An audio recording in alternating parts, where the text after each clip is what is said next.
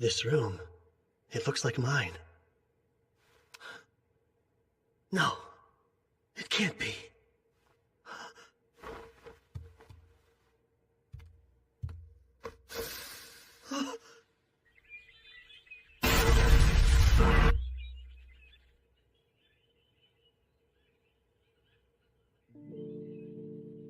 I must be dreaming. Come on, Kyle. You can't sleep all day. Gotta get up and get going. Oh, good. You are awake. Oh, please. Huh? What's wrong? Are you sick? Is it your stomach?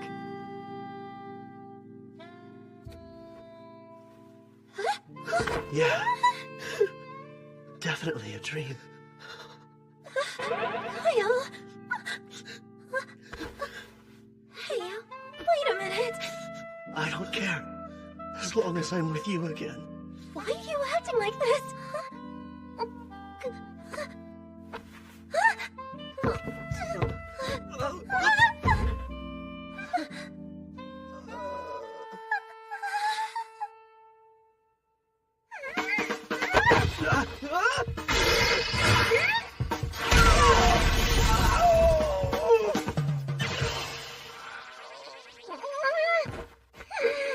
You can't be serious! I don't know where all that came from, but I need time to emotionally prepare!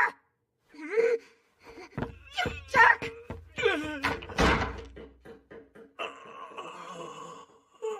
That hurt. In a dream? Pain shouldn't even be a thing here.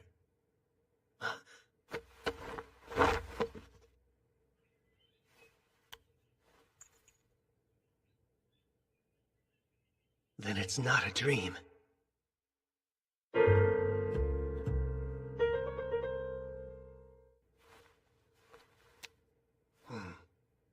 I think I look younger. And what happened to the injuries I was just dying from? If this isn't a dream, what's going on?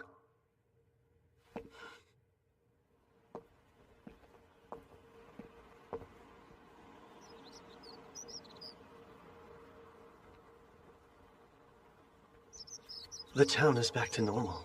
Lise is alive and well. It's almost like I was sent back through time. Am I crazy? Or did this thing pull off the impossible? No, there's no way. Time-traveling spells don't actually exist.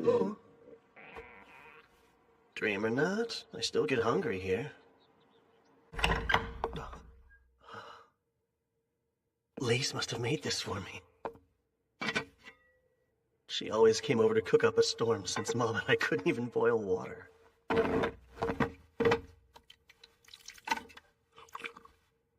Oh, that's good.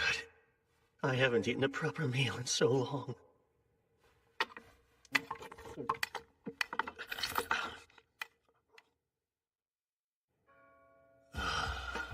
I ate too much, but worth it. What's breakfast? I'm starving. It's gone! Please tell me this is some sick prank! Did you eat everything all by yourself? Theron. Why? The one day Lise got fancy with the recipe. I was so excited for this. He's here? Even though we were just fighting for our lives. I Weren't guess we? screw Theron, am I right? Why are you staring like that? Sorry, didn't mean to. Humor me for a moment. What day, month, and year is it now? Really? Fine, I'll play along. It's the year 2823, 24th day of the 5th month. You're kidding! That's the date? Yep, it's the 24th day of the 5th month in the year 2823. I get it. That means today's your birthday. And I guess it's fine. Hey, you're welcome. That was my birthday present to you. A little on the cheap side, aren't we? Besides, that wasn't yours to give. Whatever. I'm still starving. Only Lise can save me now. I bet if I kiss the ground she walks on and beg, then she'll cook a tasty breakfast for me, too. Classic Theron. He'll do just about anything to get what he wants. But yeah, that's more proof I'm in the past. So what exactly is a time traveler supposed to do? Well, I know at least one person who might help.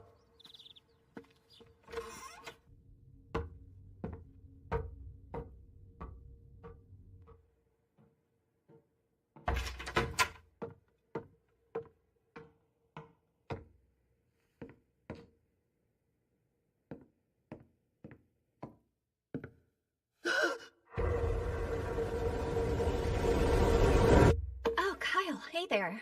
It's rare to see you here at this late hour. Except it's morning, but fair. Stay up all night reading again, Mom? I guess I did. Time's always been harder to track when I'm in this library. You conscious enough to answer a question on magic? I'll try, but I may not have the answer. Says one of the only archmages we have in the whole country.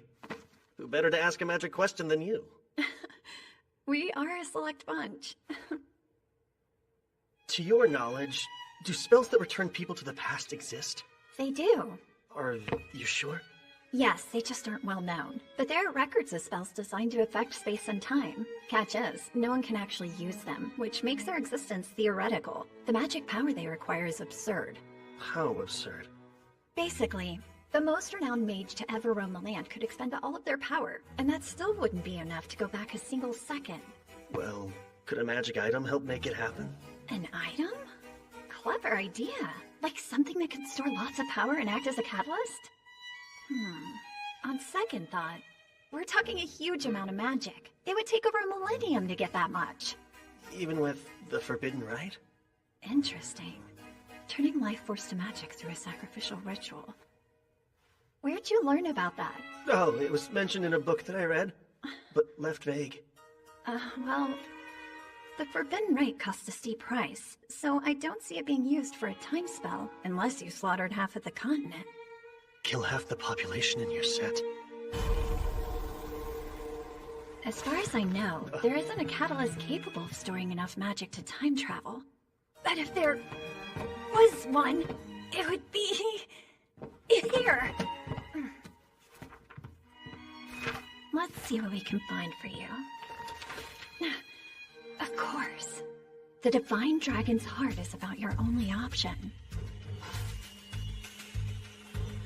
A relic worthy of the name legendary. The Divine Dragon's Heart dates back to ancient times, when the Kingdom of Zarlis used it to thrive for 1,000 years.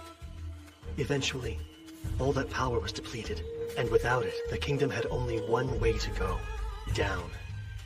I would bet that the Divine Dragon's Heart could store enough magical energy to return someone to the past. Except, it hasn't been seen in over 1,000 years since the collapse of Zarlis. Perhaps it's already fallen into demon hands. Maybe. Isn't this nice? Us too. It's been such a long time since we last talked this much. These days, you've quit your sword training, and seem to be avoiding me lately. Not on purpose. But, sorry, Mom. I swear, do you know how much I've missed you? But I will say, you've gotten more mature in our time apart. It's like you're from the future. What? I was only kidding. Speaking of the future, though, there's some good food on ours. Lise came over to cook for us again today, right? Yeah, but I kind of ate it all already. What?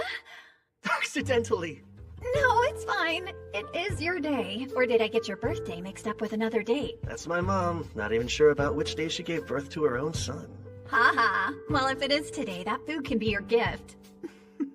Wow. First they're on, now you. Why so cheap, Mother?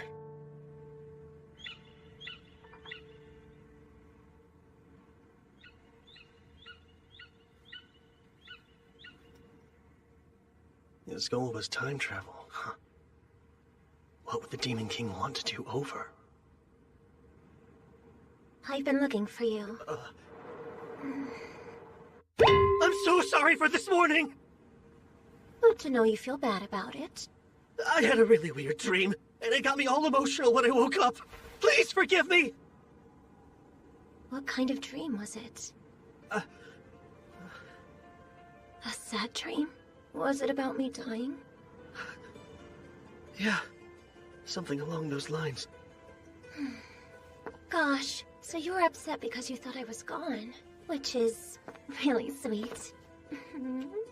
In that case, I suppose I can forgive you. Besides, it's your birthday. So you should be happy. Got it? Our town is close to demon territory, so it was first to be attacked in the Great Invasion. They struck fast, burned it to the ground, and made our home a hellscape. And I lost Lise.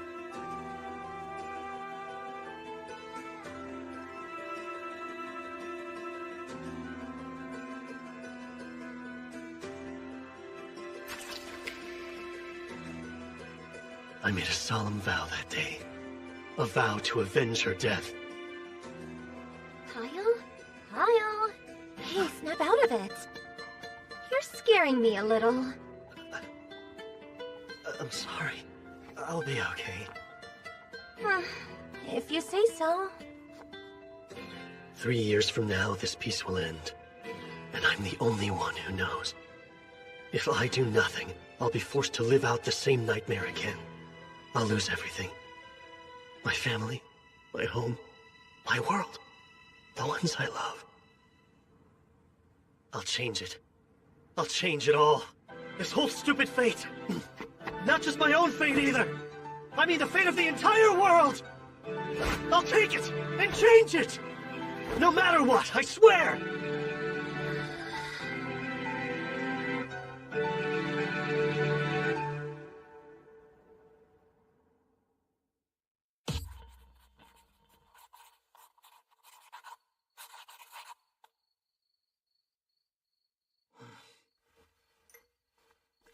That's every future event I can remember.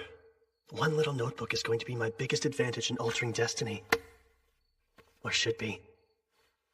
Let's think for a second. I was sent back in time 4 years.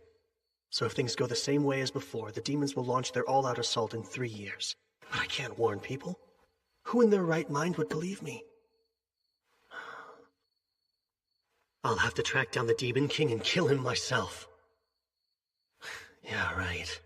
My current strength isn't enough to take him. Not even with all the luck in the world.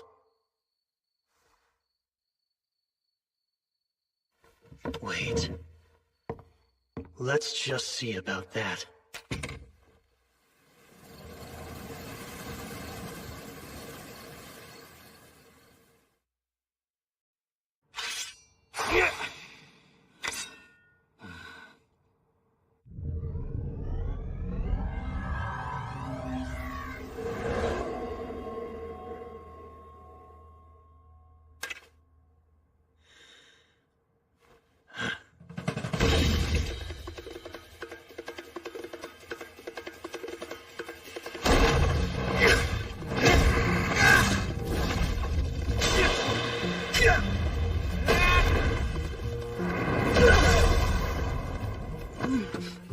Years till the Great Invasion.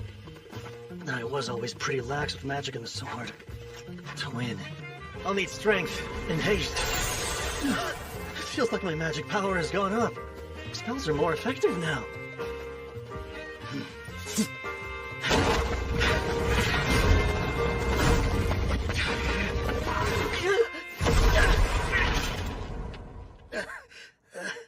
But what good is more power if my body won't keep up with it? Can't even survive a suicide charge? Wait, dying defeats the purpose. I'm getting stronger to live a happy, healthy life until I'm old and gray. How long has he been acting weird? Since yesterday, at least. Just 3 days ago, he was calling it quits after 50 staring contests in a row. I won most of them, of course. I swear, you kids are always up to no good. Welcome home, Miss Layla. Oh, hey, Mom. Has my idiot son been pulling his own weight? He mooches some food off me every day. Maybe don't rat me out immediately? Fine. I'll hear the full report later then. So what monster is Kyle fighting to hone his skills? He's moving like a completely different swordsman. Did something happen? Yeah, it's really strange. His dead fish eyes got a spark behind them out of nowhere.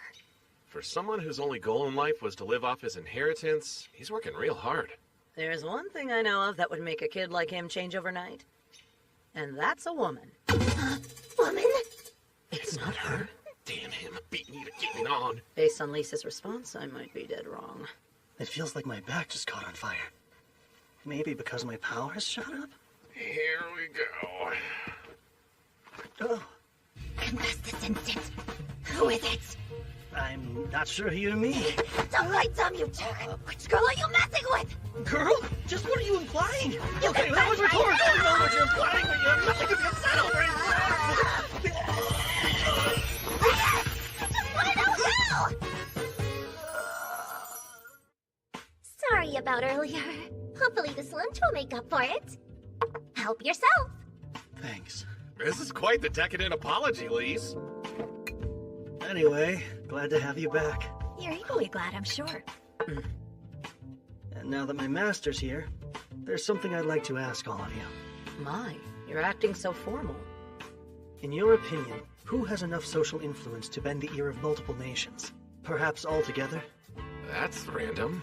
And multiple ears, huh? Wouldn't that be a reigning king? Don't forget the influence the high-streaking priests of Earth Mother Kyrie's possess too. Anyone else? People listen to Randolph the hero. He beat the Demon King in the war 3 centuries ago, so he earned that. And it wasn't just humans. Elves and dwarves would hear out Randolph if he ever asked. So kings, high priests, and heroes. The only one I can be in 2 years is... a hero. I'll become the next Randolph. I have to. Something clearly happened to that boy. Nothing bad. He's thinking about the future now. Guess you're right. And while I do like this eagerness, let's keep an eye on him. Like we have a choice. What gives? My back keeps burning for some reason. I've said it before, but knowing what's coming really is a huge help. Lucky thing my memory's so sharp. Whoa, got enough books? This is the most grateful I've ever been to have a true bookworm for a mom. Kyle, are you really aiming to become a hero? Of course, and as quickly as I possibly can. But it's not like that's something you can just decide to be. Yes, I know that. How else can I make it happen? Thoughts? Whacking the Demon King ought to do it. What if I could? But that's why I'm stumped. That is kind of tough. What do you think a hero needs to be a hero? Strength's gotta be number one. That's a given, sure, but having strength alone is kind of meaningless. Then what else does a hero need? Realistically, money should be number one. A little too realistic there. Heroes go around helping others all the time, yet they don't ask for anything in return. But they travel, and traveling the world costs money. You would also need funds to purchase all your equipment. Second is connections. When powerful or famous people like you, they give you special treatment, which increases your own renown. You're starting to sound a bit shady, Kyle. Fat coin sacks and the right friends can do wonders, but they aren't quite enough. So what's number 3? A hero also needs luck. You think so? I do. Not just any kind of luck, though. The kind when you're at the right place at the right time. Disaster rears its head and you come out of it a hero. Disaster that you create? No. I wouldn't need luck if I was planning on making my own problems to solve. That said, I'm not above using more craven means. I'll be as sly and sheep as I have to be. Yes, such stirring words to come from an aspiring hero. Kyle, why strive to be one if you think that way? Got you curious? Lately, I've paid close attention. And I have a hunch becoming a hero isn't a goal. It's a step to help you achieve something much greater. Well, I do have my reasons for all this. As a good friend, you'll just have to trust me. Right, pal? The longtime friend card's hard to argue, so I guess it's fine. You have my full support. Great. Should make recruiting him all the easier. For funds, I can use my secret weapon. And meeting her again soon would be nice. Fame will depend on the Archon incident. I'll be cutting it close, though. A journey, huh? Rather out of the blue. Does Soraya know? Yeah, she cried a little bit. Such an overprotective mom. And what did you tell Lauer? Well, learning more about the world wouldn't hurt. You should take this guy along, too. Me? I'm glad I have your blessing, as that was always the plan. It was? He's an excellent shield, you know. And lose a sacrificial soldier? I can't waste my pawns. Do either of you care what the pawn wants? You're so heartless! You're really leaving town? Mm-hmm. 2 days from now. Where are you going? My first stop will be Malad. Plenty of supplies at the capital. And after that, the real work can start. I've got a request then. Denied. I'm not taking you with me. But why not? You said you'd take Theron, right? I'm just as tough as he is, thanks to the Oracle Warriors. I won't slow you down, I swear! Think of what your mom would want. It'd break her heart to know you put yourself in harm's way. What if I go to her grave and apologize? I'd prefer you to stay safe, just like she would. But I still...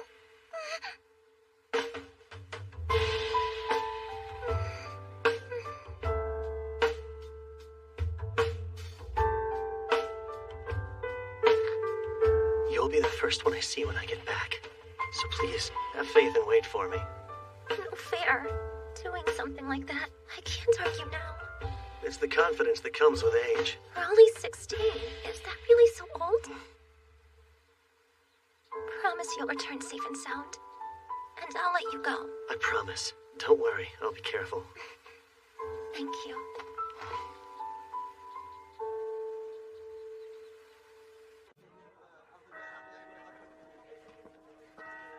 Sorry, shopping is kind of boring, huh? It's fine. I don't mind it. Oh, an elf. Don't see that every day. She's gorgeous. What's wrong? Kyle, there's a name I want you to call me whenever we're alone. My true name. Access. What did you just say? Oh, crap. We haven't even met yet. And that name's supposed to be a secret. All right, tell me who you are. Calm down! What are you doing? Let go! If she's gonna make a huge scene, I have to. Excess, go to sleep. No. How dare you? That's right. She did say she'd been to Rimarze before. Still caught me off guard. Okay. She is insanely attractive, but your moves were a tad too quick, though. Wait! It won't seem so bad once I explain it. I got really lonely without you, so... I was standing right beside you, and you want me to believe you're lonely? I'm going with you after all, and nothing you say or do will stop me!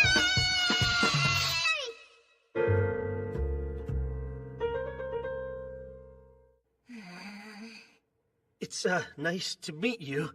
Unless I'm mistaken, you go by Miss Urza? You honestly think that'll work now? Apart from me, only my parents know my true name. Where and how did you learn it? From you. But I can't exactly say we'll fall in love in 4 years and she'll share it with me herself, even if it's true. Under normal circumstances, I'd guarantee your silence by killing you. Whoa, time out. I'll tell you the truth eventually. Don't be absurd. Elves' actual names hold far more weight than a typical title does. Yeah, I know. But I can't agree to just let you end my life. So I'll offer a suggestion. To ensure I won't ever use your name nefariously, how about we do an application of the contract? You know about the application of the contract? What?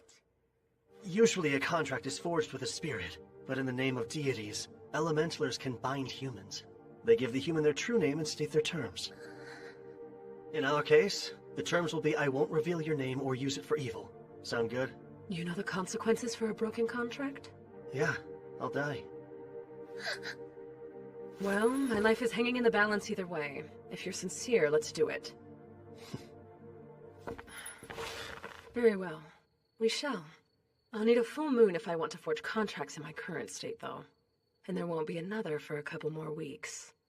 We'll have to stay here in town until then. No can do. Tomorrow's when I plan on leaving town. What? Leave? Are you joking?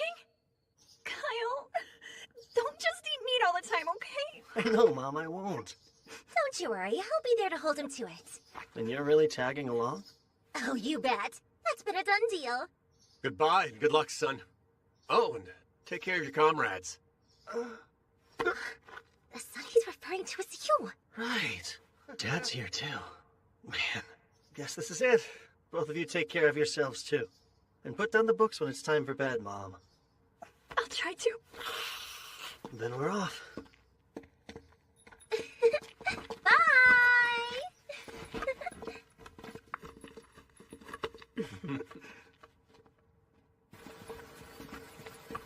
Gotta say, the sun seems to shine a touch brighter with such a beauty in our party.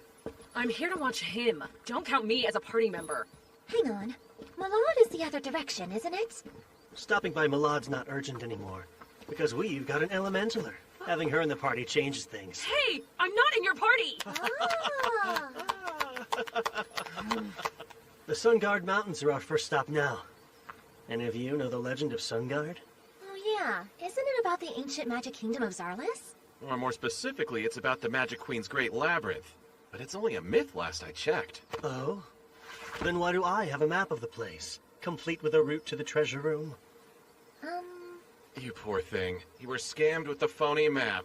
No, I wasn't. I swear it's real. Well, yeah. Of course you'd want to think that. Those obsessed with gold never find happiness. Their greed blinds them. It is kind of much to expect them to buy in so easily. This map! It came from a magic tree that was over 1,000 years old. You can't duplicate them since the technology's long been lost. No doubt it's real. What? You sure? Consider me convinced. A beauty's words are always reliable. These jerks. But look how massive it is. How long is it gonna take to actually reach the treasure trove? Don't worry, Elise. I already have a plan in mind. Which would be... We'll dig through. Are we digging again? Like I said, we're digging a shortcut to the treasure room. Not only is the maze gigantic, it's chock full of traps. It is? And don't get me started on all the riddles. Riddles too? And autonomous magic weapons. What kind of magic weapons? Was all of that explained on the map? I learned the hard way. They gave me tons of trouble last time. I just want to be prepared. This labyrinth is the stuff of legend. Yeah, I'd rather be safe than sorry. When I decided to become a hero, I didn't think it'd start with digging a tunnel. That's funny. I was thinking the same thing. Why use my gnome spirit to do grunt work? Simple. They don't have to buy magic equipment with a gnome's help. Theron, don't dig there just yet! I have to reinforce those walls. Oh, do you really? Kyle, confirm the direction of the treasure room with detect magic. Thanks, but I'm already on top of it. Why does Urza see more into this than anyone? She's a serious girl. Cut the chit-chat! Yes, ma'am!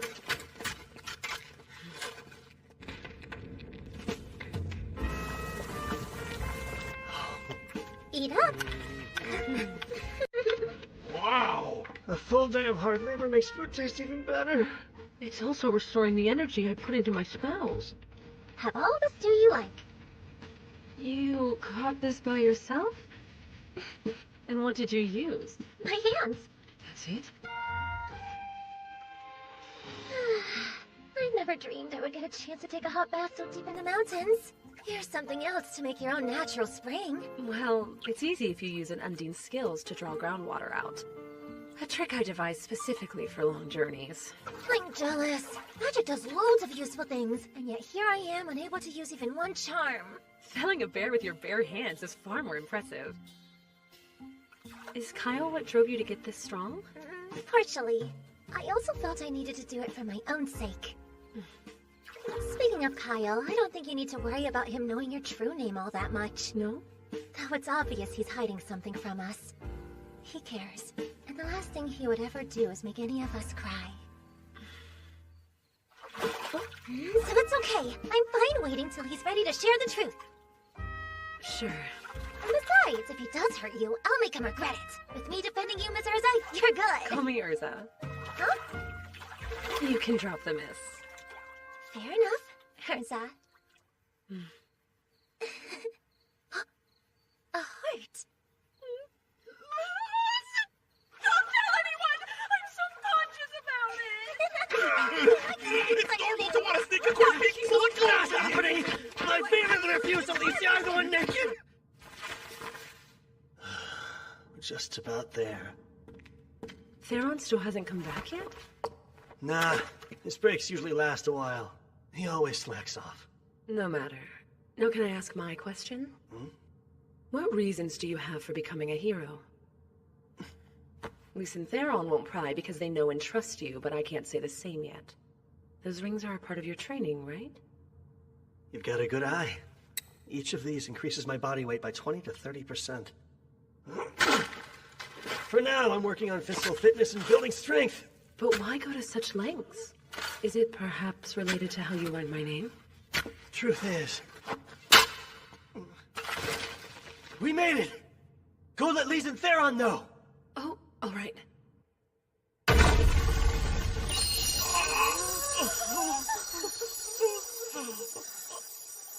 This is so... Unbelievable.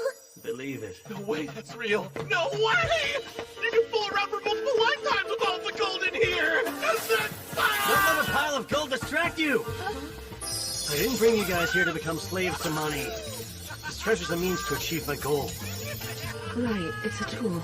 Scary how money fractures the mind. Look, this is what happens to people blinded by their greed. Yay! Money! Money, money, money! Not filthy disgraceful. No one wants to end up like that. Well done, Barrow. Because of you, their hearts will never be tainted by avarice. All right, now's my chance.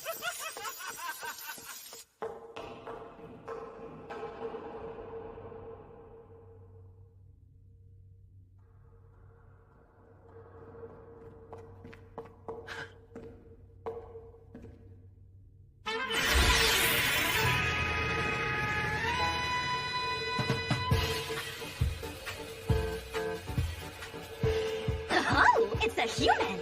I'm impressed that you made it this far. I have to commend you for making it past a myriad of perplexing challenges. A feat worthy of the highest Shush! My friends will hear you. Hey! Do you have any idea who you're shushing, Ruffy? I do, believe it or not. A very good one. You're an exact copy of Sildonia Zarlis, the queen who reigns during the ancient Magic Kingdom's peak, crafted by that very queen herself. Yes, but how would you know that? I'll explain later. By the way, we skipped all your riddles and traps. Dug ourselves a shortcut. You really dared to desecrate a royal tomb for a shortcut? Let's just get on with the final test. I'm pulling out the sword. You know about that as well? Who exactly are you? You'll see soon enough.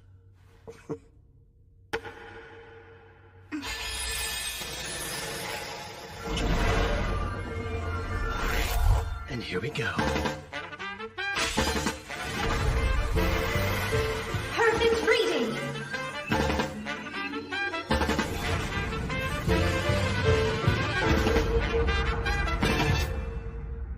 So, your past is your future?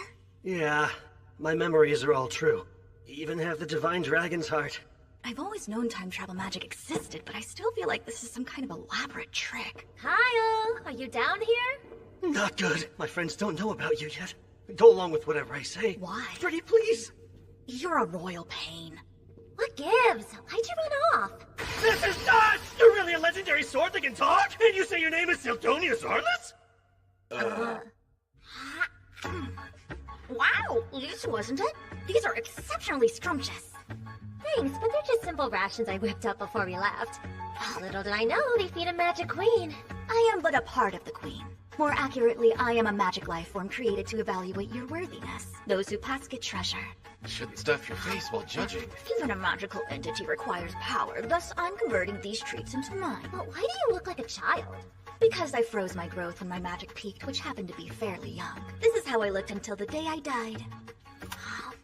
Oh, and if you hadn't proven that you were worthy of my treasure, then I would have triggered the final trap that decimates the whole labyrinth completely. But for now, you have my approval. You're deeply intriguing. You may use that sword however you see fit. Great. Then I will. Take that apport bag there, too.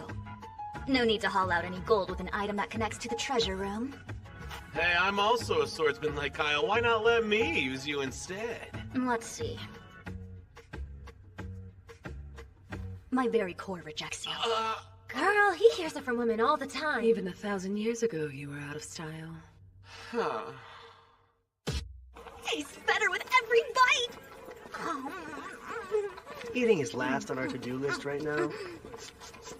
Smells like another cell has something wonderful cooking over there! You're acting like a bumpkin in the big city. Hypocrite. So, what's the next objective? We have some tough battles ahead of us. And with our new treasure, we can afford top-notch gear. Welcome in. How may I be of assistance? Hi, we're looking for gear. My apologies, but do you by chance have a referral from anyone? Oh, that's right. New customers have to pay a deposit before they can shop here. I'm sorry, sir, but I must request a payment of 10,000 gadols. Will 5 gold Zarlis coins cover it? For the 4 of us? I deeply appreciate your patronage. If you and your group would please follow me. I'm Fespa, the proud owner of this quality shop. These plates were made by Melanus. Very astute young lady. Extraordinary craftsman of the ancient Magic Kingdom, wasn't he? Extraordinarily arrogant. If I ever dared to say his work was flawed, that mediocre man's eyes would well up with tears like he was a child. Kid's got a real active imagination, so you can just ignore her. Oh, I see. She threw me for quite a loop there. My, another delectable treat to grace my palate. This here is our shop's flagship product. You said dragon leather armor? Yes. In addition to the physical and magical protections inherent to Dragonhide, we've added heat, cold, and poison resistance as well. Please also note phoenix feathers have been woven into the lining. This explains the rather handsome price. Nice. Think I'm sold. You'll buy? Want a set too? So we'd have matching outfits? Yeah, no. Go ahead and pick out everything you need. This is our main stop for equipment. Okay. What do I need, though? It's easier to move in than I expected. Look, these two gauntlets are cool, aren't they? A spirit stone amulet. Never worn one before. You make my heart throb, Theron! Got any blades that might elicit that kind of response from a cutie like you? We're not a good fit. Can I see your magic stones? Yes, by all means. These stones enchanted with explosion would pack a booming punch for your offense. Yeah, bet they would. Say I were up against a reptilian monster. What stone would I want then? The one that's most effective, sir. A blizzard stone, huh? Yes, but because of how tricky it is to enchant stones with cold spells, these cost a rather shiny coin. We'll take all you've got of both. Every explosion and blizzard stone here? Go on and bag up every single healing potion, too. You would buy our entire stock? Yes, but that would be a lot of coins. Does your shop accept gems? That's about 10 million Godol's worth. 10 million Godols, you say? Thank you for choosing to shop with us. Please pay us a visit next time you're in town. He really threw our coins around. Hope it doesn't spark nasty rumors. Let him talk. We leave tomorrow, so who cares? We aren't staying? Then I don't have a second to waste! Don't often find myself here in Malad. I want to look around too. Then I can act as your guide. I've been to this town before. Thank you, I would love that. See you later. You behave yourself. Those two really hit it off. Has me kind of conflicted. Then I shall away as well since I just spied some tasty food Wait. stuff. There's something I'd like to discuss with you first, while the others are occupied. Right. I should have figured that. Tell it to me straight. Is changing the future even humanly possible? Change is an interesting choice of verb to use. The future isn't set in stone, so with every choice comes a change. Which would mean... To put it another way, when you sent yourself through time, you went to an entirely new world. It's only a theory, but I don't think there's a singular timeline. Instead, time constantly splits off into branches like a tree. Your soul jumped from one branch to another, taking your memories with it. The Divine Dragon's heart was transported as physical evidence of this, but now there are two of something there should only be one of. So if this is a different world, then it doesn't have to follow the same history. Not identically, but still pretty close. I've got a hunch the broad strokes will play out the same. And if I'm right, the Great Invasion is very likely to occur. I see. Of course, both of us would have to do nothing for that to transpire. I believe forging a new history should be possible through our actions and involvement. It just won't be the easiest triumph. Sure. The possibility's enough. But let's back up. You talked about how there are two Divine Dragon's hearts in this world, yet only one me. Indeed. I devised a theory about that too. A fusion spell exists. A forbidden magic so taboo even naming it is prohibited. No kidding. I sure as hell don't know it. It takes two different souls and combines them to increase their magic, or rather the magic of the one entity. So it's a power boost. Magic power is determined at birth by a soul's constitution. We actually used to research ways to strengthen souls themselves in ancient Zarlis. That's how we learned fusing them would accomplish this, but not without drawbacks. You met with failure? Yes. We took the souls of innocent infants and conducted countless experiments with artificial souls. Thinking back on it, none of us even cared that it was sacrilege. But I digress. The point is there are now two Divine Dragon's hearts. So, what do you think happened to the soul of Kyle Leonard who lived in this branch of time? I am that Kyle. So his soul is... Ding! It's right here. Since it wasn't deliberate, I wouldn't overthink it. But unwittingly, you used the forbidden soul fusing spell. Surely you've noticed your soul has strengthened, right? Your magic power should have at least doubled. Well, any bells ringing? Now that you mention it... I wouldn't be surprised if your future self is able to use the most elite magic and top-level spells. Me using top-level spells? That sounds a bit much. Relax, it's only a theory. Just because you're capable doesn't mean you're able to master them. And I doubt all the effects will benefit you. So you're saying there are bad side effects? Statistically, it's unprecedented, so who knows? But if something seems abnormal, don't hesitate to tell me about it. I'll gladly give you advice again. Duly noted. Thank you.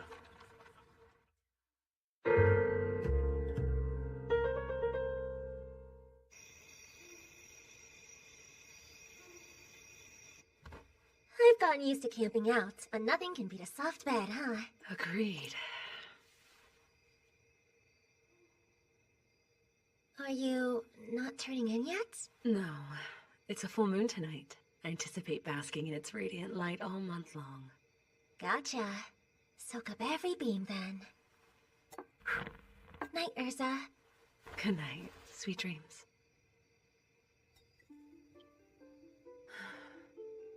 I wasn't sure how it would go at first, but this trip hasn't been so bad. Lise is a good girl. We had an instant connection, and I can always count on the well-read Sildonia to share something interesting. Theron is a good source of entertainment. And then, of course, Kyle. No denying he's strange. He looks at me as if I'm made of glass, like he sees right through me. What's stranger is it doesn't bother me. Stop it! Only I'm allowed to stand at Kyle's side. You gotta find some other guy. She sleep talks?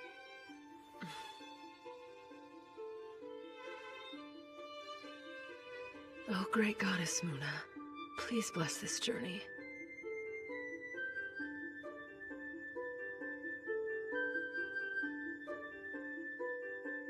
I almost forgot it's the day!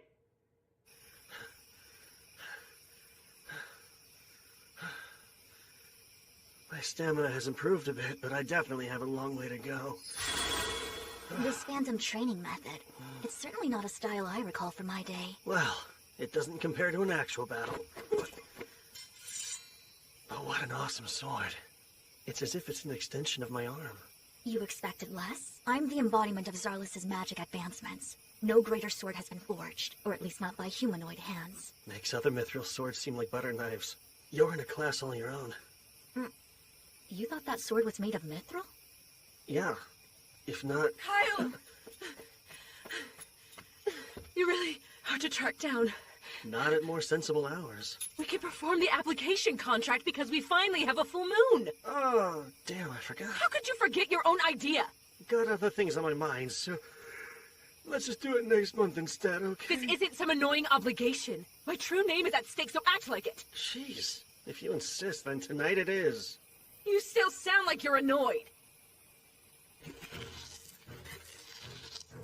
In normal application contracts, participants exchange their true names and pledge their lives to one another. Hence their inclusion at weddings. My heart fluttered when I first heard about the concept. Yet now, I'm doing one with him. An enigmatic man I've only known for half a month.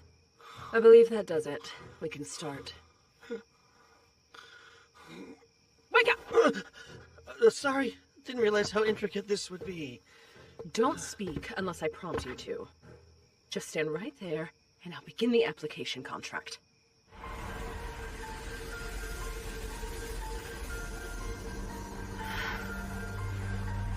It's exactly like last time.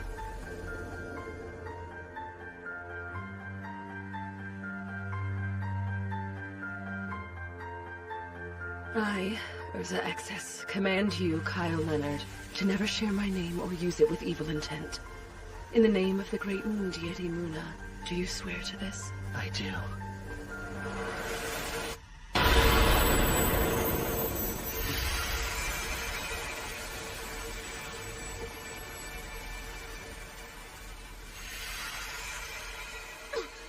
What are you doing? Why would you presume a kiss is appropriate there? Because all application contracts are sealed with a kiss, aren't they? That's a little bonus they add onto wedding ceremonies, but all you do to actually seal a contract is agree to its terms! Well, I got it now. No kissing required. Let's call it a happy accident and carry on. Since the circle is already drawn, I should perform a contract with Salamander the Fire Spirit, too. My first command is to scorch the shameless pervert until he's nothing but ash! What?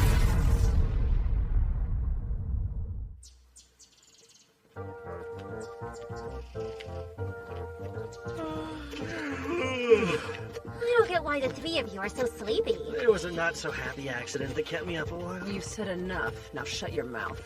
And what's up with that burnt smell, Kyle? There was a second part to the accident where never mind. Our application contract's done, yet you're still here. Am I wrong to assume you'll continue to travel with us? I have no choice. How and why you learned my true name still isn't quite clear. So until that mystery unravels, I'm staying right where I can see you, Kyle. Sure hope you enjoy the view. Care to take a stab at why I'm so sleepy, Lise? You're up late hitting on anything with a skirt and getting shot down every time. Not just up late, I was at it all night! Whoever said city women are loose is a total liar! So anyway, Kyle, why is Archon next on our epic agenda? Oh, I didn't tell you. Turns out our team's newest member has a bit of a knack for divination. According to Sildonia's reading, the next stop on our journey should be Archon. Ah, yes, I am a very talented individual, and the Eye of Foresight is one of many abilities I secretly possess. It's true. Is it me, or does she sound stiffer? Yep, it's just you.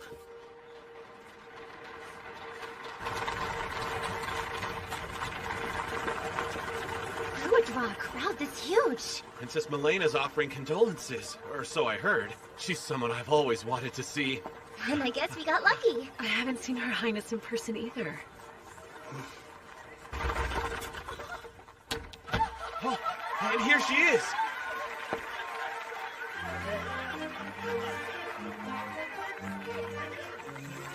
Princess Milena de Zergus.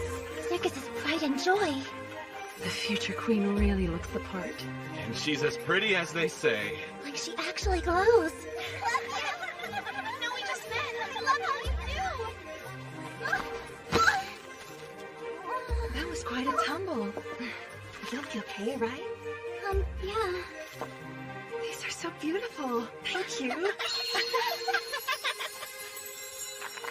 Her Highness has such a kind soul. I heard her schedule's packed, but she still made time for this visit. A gem even among royalty. Zentos.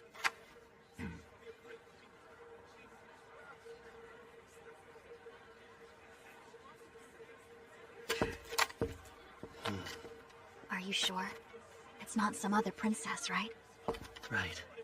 She was 16 years old when she died. And she'll meet that untimely end in 2 days.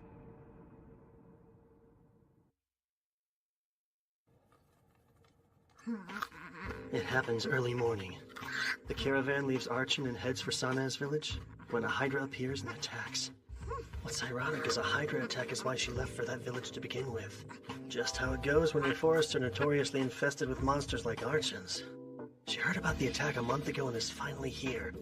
Next, she'll set out for the still dangerous Sana's village, only to be cut down on the way. People will say it's a tragedy brought about by her goodwill and bad luck. But in my humble opinion, it was her own damn fault. Reckless actions lead to stupid outcomes. True enough, unless it involved some foul play. Like an assassination with a monster attack as a cover-up or something. Well, her death certainly stirs up a whole mess of rumors. And the one people will suspect most will be the peculiar Prince Karanas, her own half-brother. Surely he would benefit. As a concubine's son, he would be behind Milena in the line of succession. What's even more suspicious is the fact Prince Karanas is in Archon right now. Is he? Yet I only heard one royal's name throughout the town. He's a shut-in and won't make public appearances. The suspicion just keeps piling on. I did say there were lots of rumors, but her death was deemed an unfortunate accident.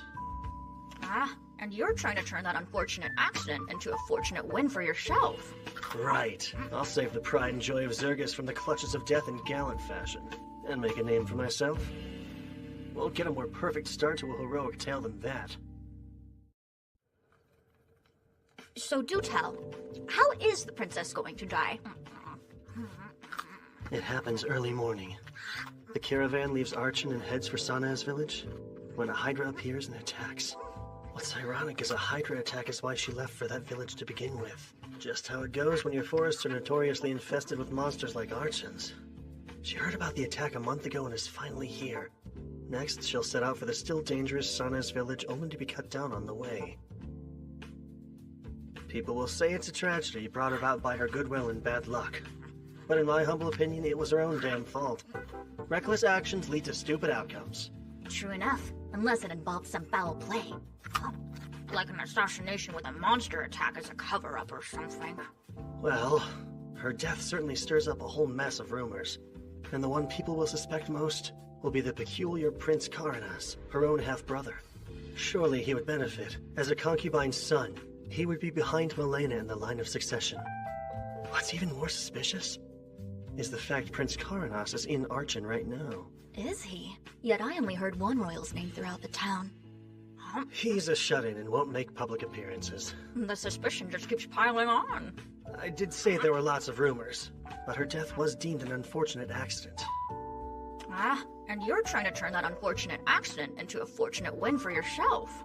Right. I'll save the pride and joy of Zergus from the clutches of death in gallant fashion, and make a name for myself. Won't get a more perfect start to a heroic tale than that. The key to success is making it look natural when I rush in to rescue her. It would help if I knew exactly where she gets attacked. All I can do is keep a close eye on her. This bites. Ask tons of people about the princess's schedule. I don't learn squat. And why were you looking into her plans? I would think it's obvious. Sometimes you take fate's reins to have a fated encounter. What? It's gotta be epic! The second she's in danger, I'll gallantly swoop in to defend her before I whisk her away! What? Nothing. Just grappling with the fact that I had the same idea as you. Kyle, stop hogging all the babes! You'll have to get in line for this one! Not like that. The princess actually is going to be in danger soon. Or so says our little seer, Seldonia. Me? Yeah, you. That's right. She might die or something. Awesome! In other words, this is my chance! Guess I'll have to be like her shadow and follow her around. Good thing that's my specialty. Not something I would brag about, man.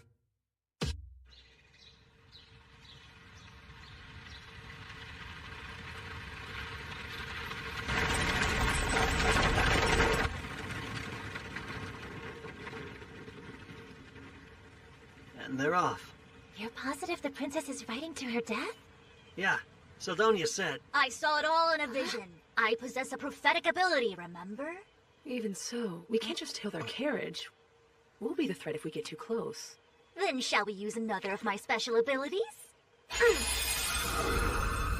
You can transform? How does a bird help? She'll follow the carriage as a hawk. They'll never notice. My true form is the gemstone and the sword. This body is an avatar made of magic, so it can be easily modified as long as I have power. What's more...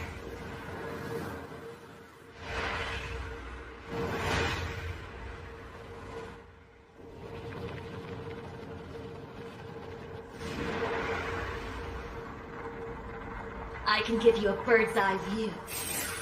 Ah, and there goes the carriage. Town guards are escorting her. They wouldn't be if they didn't have some training, but we cannot count on them. Incredible. This could be more useful than a weapon, depending on how you use it. And it's so convenient. No fair, Kyle! You can peep all you want to! Peeping? Do you spy on us while we bathe? Oh, trust me, I tried, but Kyle stopped me. He's got your naked backs covered. Lowlife. I thought Ursa's other secret might have been revealed for a second. You mean her heart-shaped birthmark? Huh? How do you know about that? You peeped on them without me! No, definitely not! Hey, we have a strange situation. What? Did a Hydra attack them? No, the coachman did. They suddenly stopped the horses and drew their blades on the guards. That isn't just strange. Let's move out!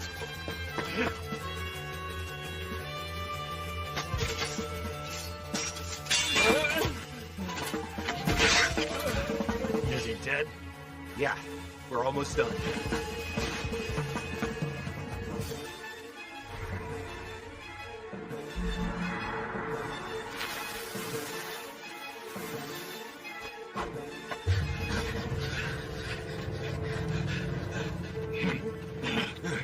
Now haste!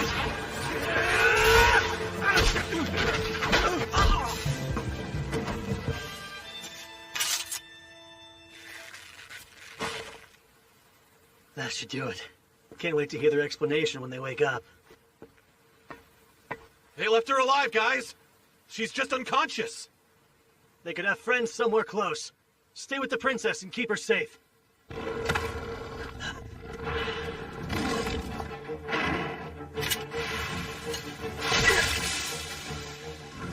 whole pack of hellhounds. Lovely.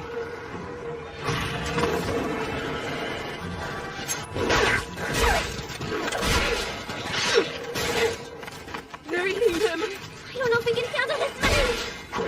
Farah! Think you can get this thing moving? I could, if they hadn't cut the damn reins. It'll take time to fix.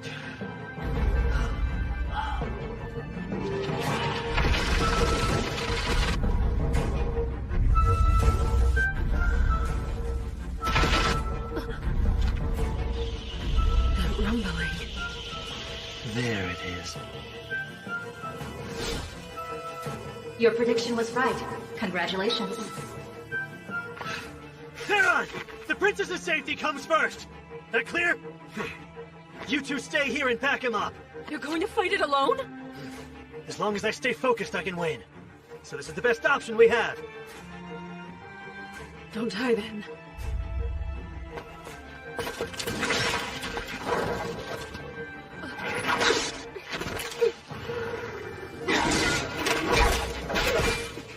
Salamander!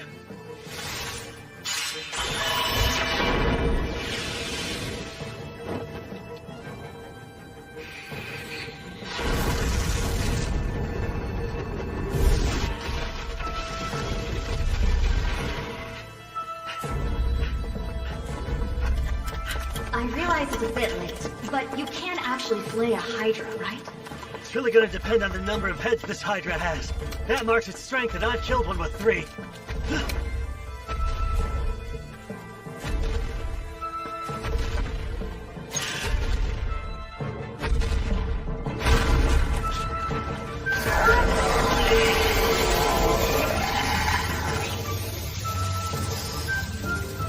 Okay, I'm not counting a lot more than 3.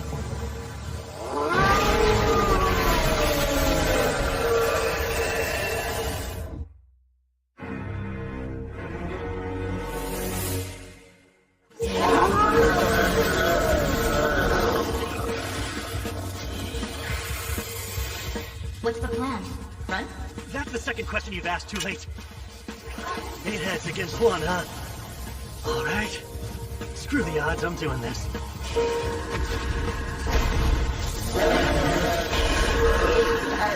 The Hydra's moves are straightforward and easy to read. Catch is, those tough scales make it practically immune to sword attacks. Of course, the biggest danger when facing a Hydra is poison breath.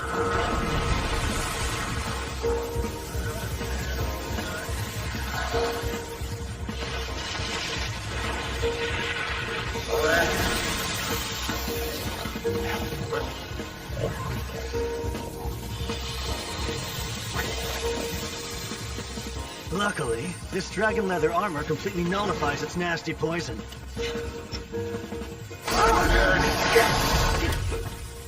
Blizzard first!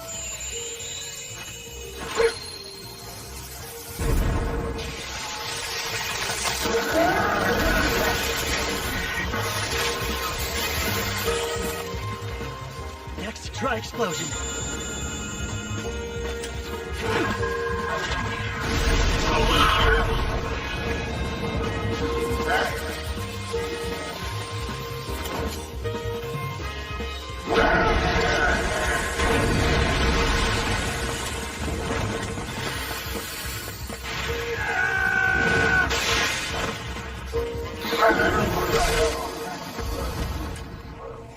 Wow, you're doing much better than I expected. Well, I have been preparing for this. Or I tried to.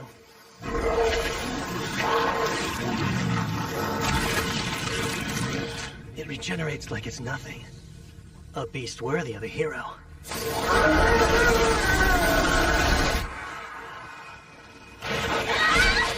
No matter how many we kill, they keep coming! I'm worried about Kyle. Can he actually fight a Hydra without any help? Hard to say, but still, we can't help him until we take care of these! Gotta give these mutts points for persistence. I mean, damn.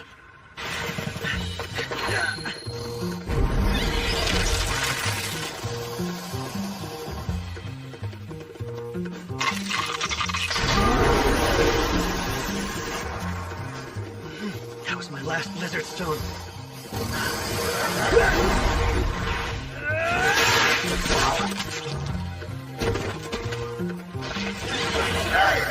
The three-headed Hydra didn't revive near as quick as you. It's not even run down or weakened yet. Guess I'll have to get under its skin. Literally. Taste!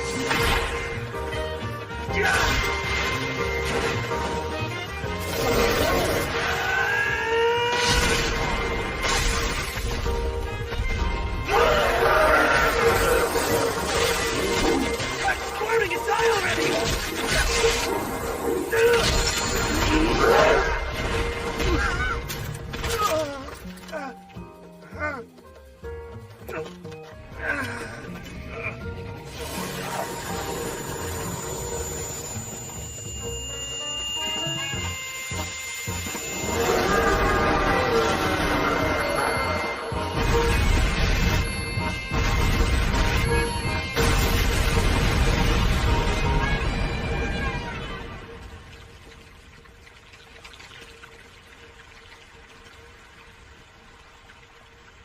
Try to regenerate now!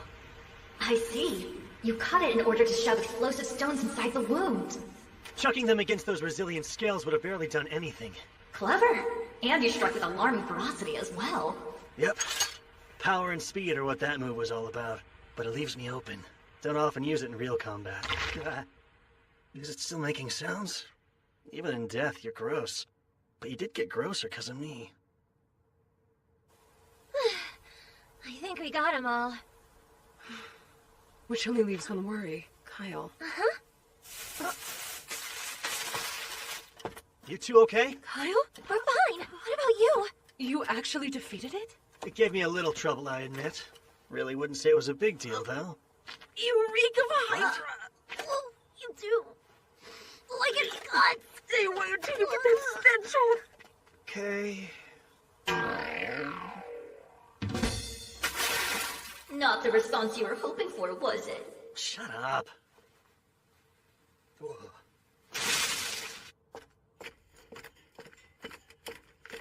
How's the princess? She's still sound asleep. I suspect she and both her ladies-in-waiting were drugged.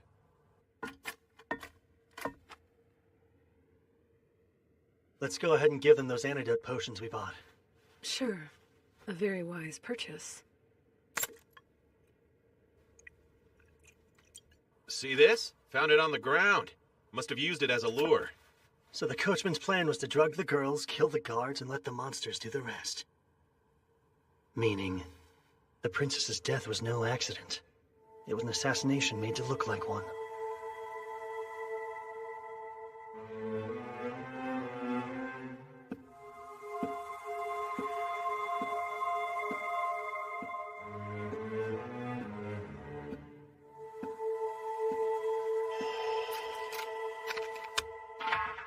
Send out a squad.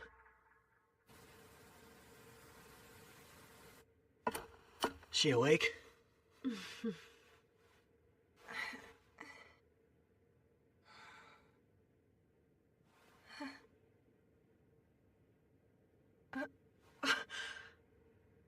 Oh my, I survived somehow. Be careful not to push yourself. I distinctly remember thinking I might never wake again. Yet I'm alive and well. My luck hasn't run out, it seems. You must be the ones responsible for my rescue. It was all me! I saved you from certain...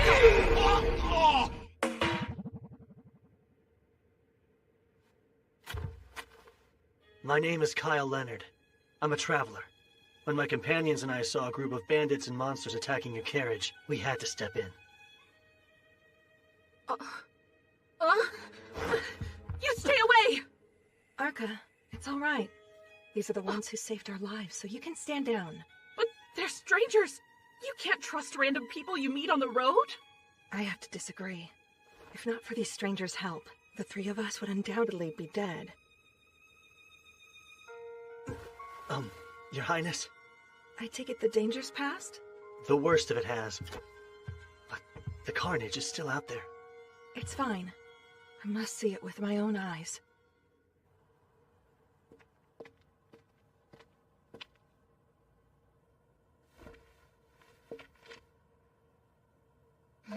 Pardon me. We're still on the road from Archon to Sana's, yes? Yes, that's right. And the guards who attended me were slain? Yes. They were gone by the time we got here.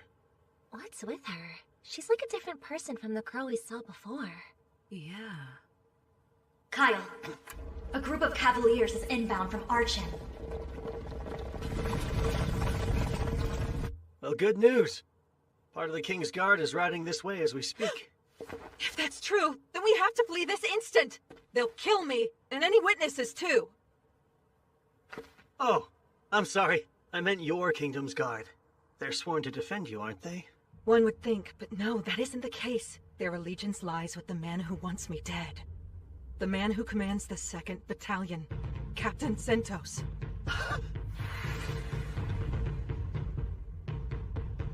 There's no way.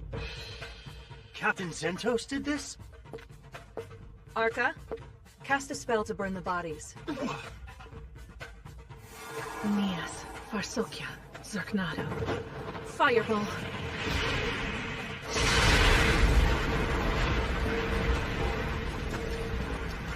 He'll be looking to identify my corpse. But with all these scorched bodies, it'll be harder to tell I'm not here. We need to buy as much time as possible now. Minos, you're with me. Arca, you'll drive. We'll leave immediately. I suggest you get in too. I shall explain on the way.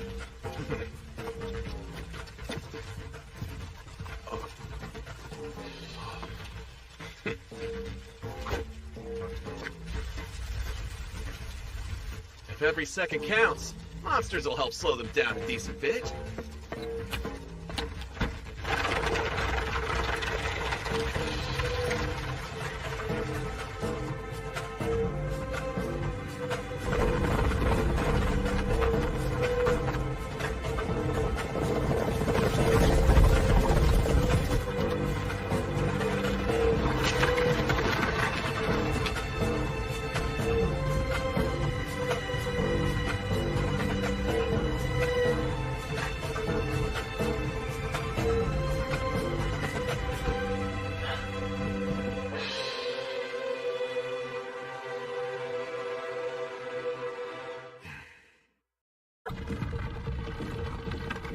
First, let me thank you formally for my rescue and escape.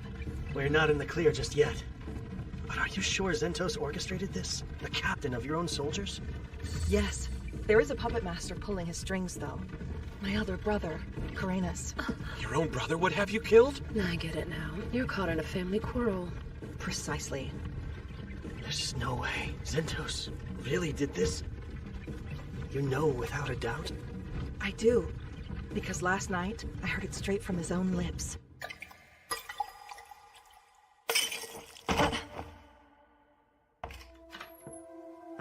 Did it work? Yes. At the very least, she won't come to until tomorrow afternoon. Plenty of time for a ride into the woods. We'll leave her there and let the monsters feast on her. But the story we tell will be that she left Versan's village despite the danger. The beloved princess tragically attacked and killed while on her way to visit the citizens she loved so dearly. That's perfect. Pure poetry, I'd say. The fact that my brother held such ambitions was no revelation. I'm only surprised that he was willing to act on them. I thought he lacked the nerve. I'm sorry, Princess, but are you oversharing just a bit? It's all right, Minos.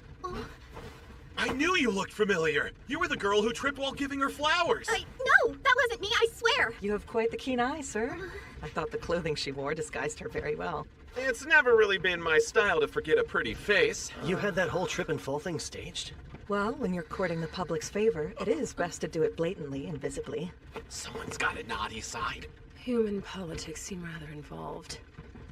But Zentos managed to catch me off guard, which rarely happens. I never once suspected him. My brother is the pinnacle of incompetence. Having Zentos on his side, however, changes things. The captain's an admired and capable man. Naturally, I've been wary of my brother for as long as I can remember. That's why I insist on certain escorts when I go out. Namely, Kilren and the 5th Battalion. The 5th? Isn't that unit entirely comprised of women? It is. Due to their elegant grandeur, they're often summoned for ceremonies in the royal capital. One such ceremony is being held now, so Zentos was assigned to me in their stead. What really should have roused my suspicions, though, was my brother coming along. I can't believe Zentos played a part in the assassination. But at the same time, I can tell the princess isn't lying. As much as I wish it wasn't true, he's the enemy. Now that their assassination attempt has failed, they're going to have to change course somehow. Indeed. Strategist that he is, I'm sure Zentos planned ahead for all outcomes. One possibility is that he'll try to make it look like we attacked you. What? You think he'll pin it on us? Yeah.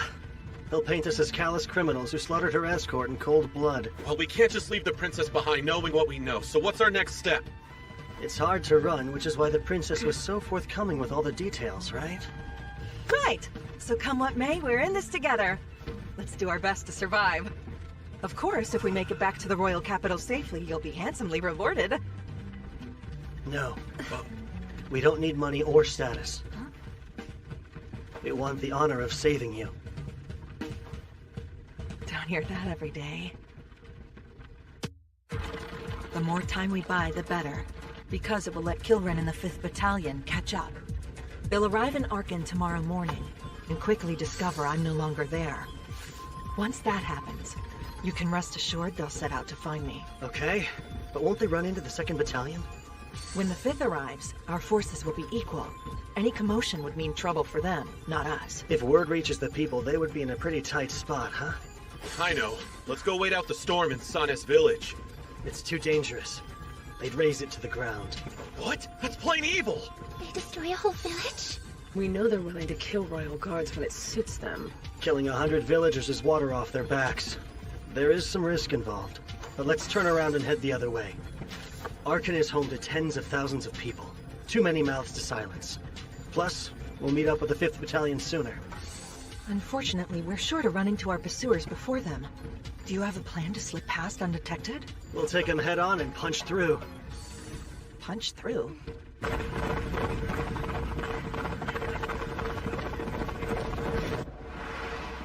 Zentos isn't with them?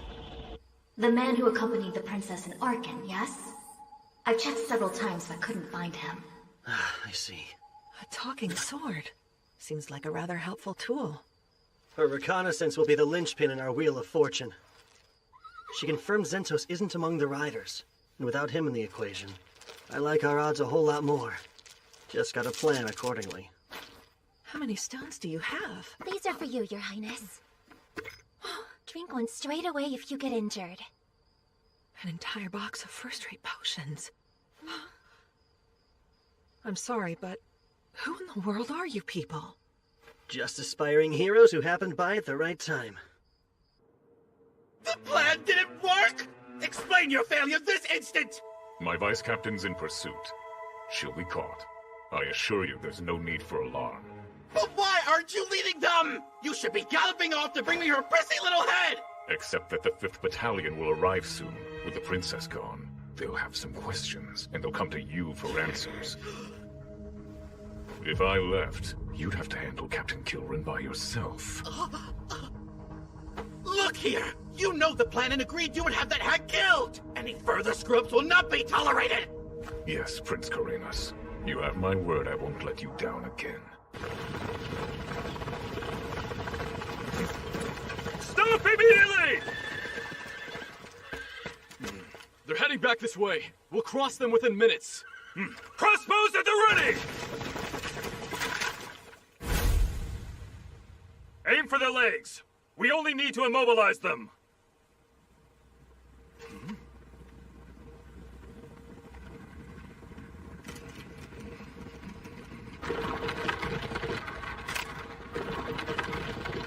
Steady! Wait!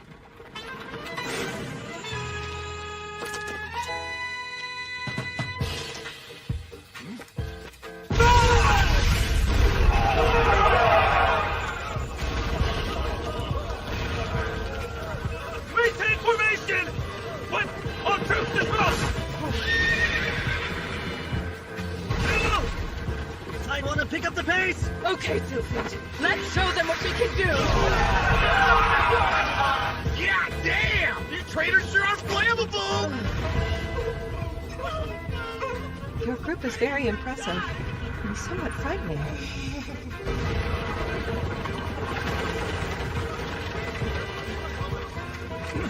Grab anyone left standing. We'll give chase with whoever can move. Yes, sir. It's amazing what you can do when you've got the money to fuel your crazy dreams. You think that awful plan was amazing? Well, I guess pulling it off was. I'm just glad we're safe. For the time being, at least. Are we under attack? The price of being reckless. And boy, is it costly. We'll have to abandon the carriage and walk. You and your two ladies should ride the horses. All right. Urza, can you use Windwalker? Sure. But even with a burst of speed, I doubt we'll shake them. Where are they? Close. About 30 have regrouped and are on our trail. Good. That's much less. Bet they'll also have a squad waiting at the city entrance. Let's avoid getting pincered if we can. Someone's got to stay and slow down all those incoming soldiers. Alone? The rest of us need to protect the princess. We're talking 30 royal guards. Fighting a squad that size alone is suicide. It'll be fine. You'll see. Be rational. Theron's got this. Who? Oh, sorry, I wasn't listening. We're counting on you to stall the royal guard. Kyle, ready to go when you are. Well, how about that speed spell? I still don't like this. No time to talk. Hurry. Windwalker!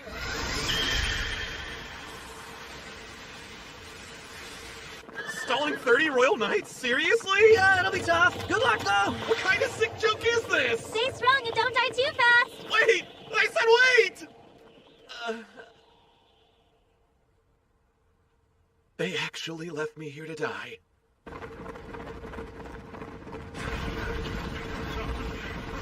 There! We've got him now! I surrender! I do not want to fight! Please have mercy and spare me! And long live Prince Karadas!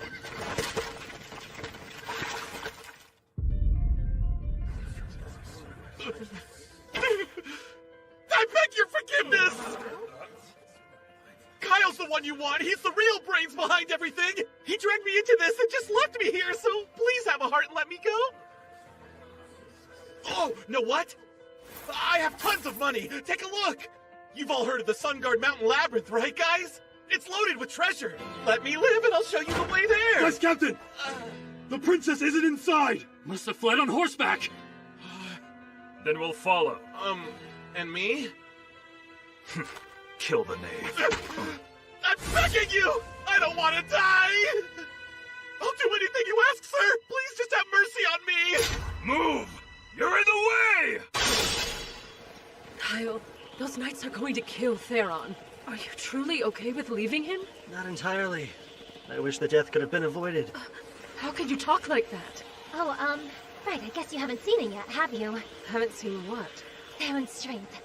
Compared to what he can do in a fight, Kyle and I look like novices.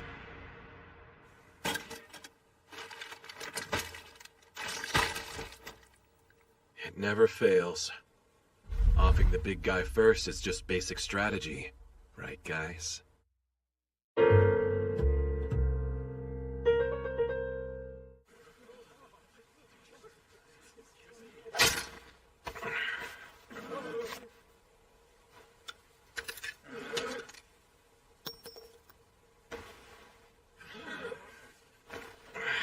I'm light as a feather without those.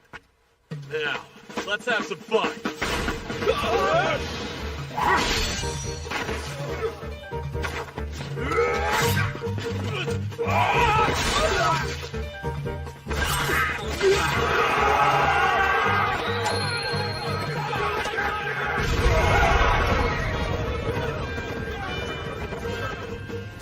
That takes care of the horses. And that first move was slick as steel. How do I close? Okay. Know how he's always disappearing? Most of the time it's because he's off practicing with a sword. He has zero aptitude for magic and a personality that's highly questionable. But in swordsmanship, he's a full-on genius who eclipses me. He acts like a slacker, but not when it comes to training. He got those gravity accessories that he's always wearing too. Not to mention, the man's absolutely ruthless in a fight. I'd never want to cross blades with him. But his demeanor's so frivolous. Made you underestimate him, didn't it? And when people who fight him think the same... It means instant death. So his nonchalant attitude is an act to fool his enemies? Kind of? I'd say it's about half-act. No, it's more like 10%. It's not a complete lie, then. I'm glad. Theron's good at restraining himself, but even he won't hold back against 30 trained royal guards. They're merely following orders. Shame they have to die. 8 nights left. Certainly a determined bunch. I'll give them that. Alright, screw this fight. It's a huge pain. What? I wasn't tasked with killing you. I just had to slow you down, which I did. We wasted time fighting and your horses are gone. No way are you catching up now. If you want to run, you'd better hop to it. The quicker you are, the more likely you'll live. All good points. Should we fight or should we flee? Dying here would be meaningless. Can you stand? Hang in there.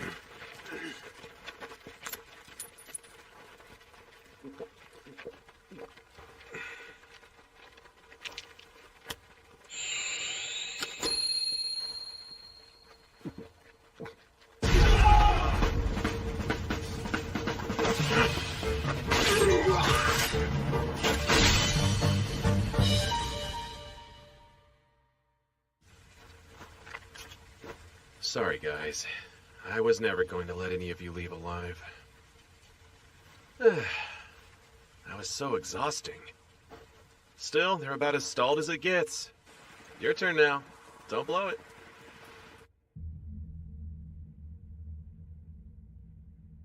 The lack of response suggests interference.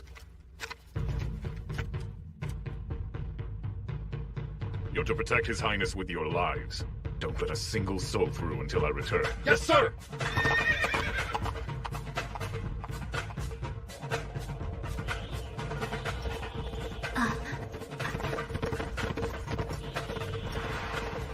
Kyle! What is it?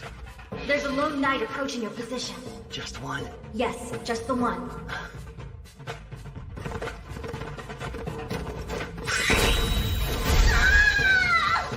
Hey, you okay? What's wrong? I was blown from the sky by an energy bolt. Think I'll live, though. I have to applaud his power and accuracy. Quite the marksman. It's him. Princess Milena, lay low and hide out here for a while. If anything strikes you two as strange, you all double back and find Theron. Sure. Right, we will. Captain Zentos is coming, isn't he? Yes. He is Zirgus's finest knight. Can you defeat him one-on-one?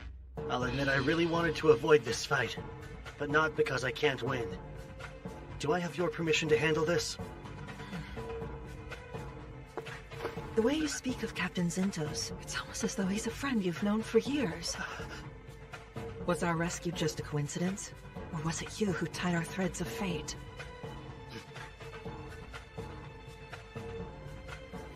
Either way, we've more pressing matters to solve before discussing such things. My threads of fate are in your hands. Godspeed, Sir Kyle. I'll beat him. I swear it.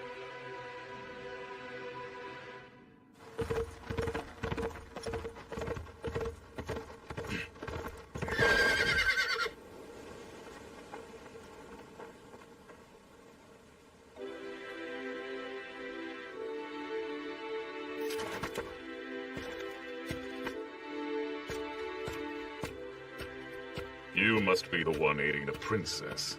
Yeah. Why'd you come alone? Surely you have other knights.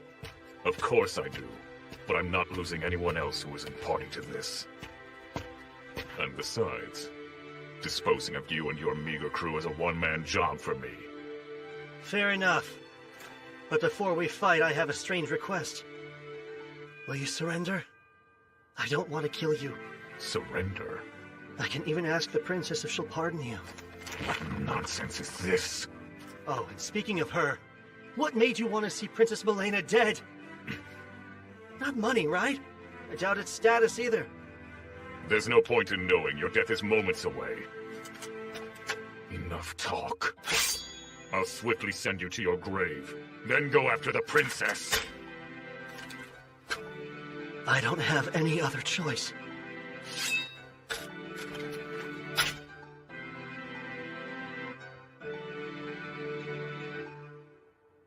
Haste fast and strike fast!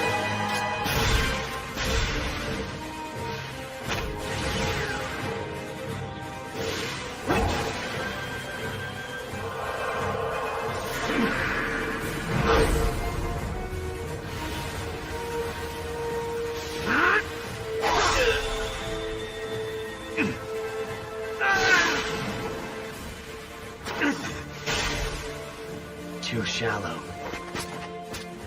He parried my illusion magic feint. The first to do so before falling victim to it. I know exactly how you fight.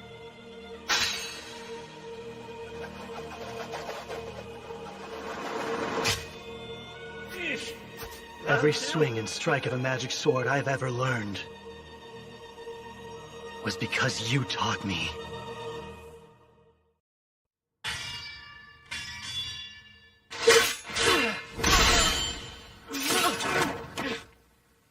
That captain title's not just for show.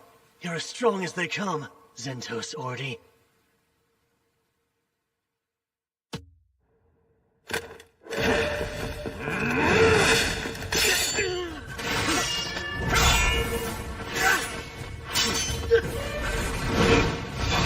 His physical abilities are flat out better than mine.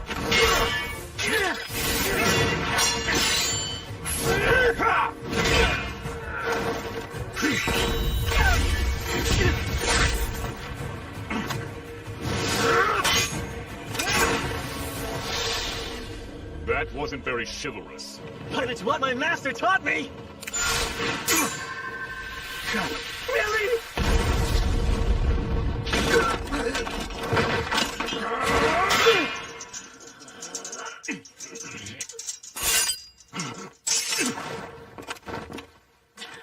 That's a fine blade. I like it well enough. Look, I'll ask once more. Will you surrender? I don't want you to die. If you're truly so eager to save me, then stand still and let me kill you. Well, let's not be too greedy here. I can't allow our fight to drag on any longer. And I know just the move to put a swift end to this. Here it comes. Now it's my turn for a request. Before you die, may I know your name? It's Kyle. Kyle Leonard. I hope you'll remember it. Zentos Ordi. Yes, indeed I shall. Farewell, Kyle Leonard!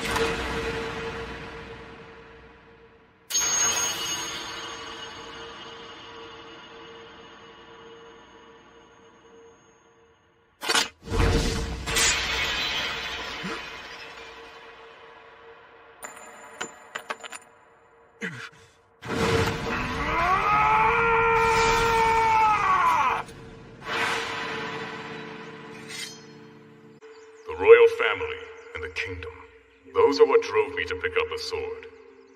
Protecting them was my role, and I was proud to fulfill it. Giving everything for the kingdom? Honestly, the King of Zirgas didn't really make a favorable impression on me. Either way, all that I swore my life to is gone. Now I wield the sword for myself and my own ends. Is that hard for you? No. It's as if I've been liberated.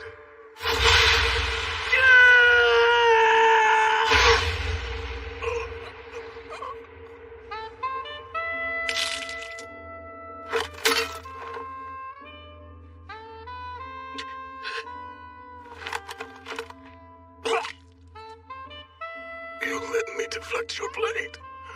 It was deliberate. No, that was my full strength.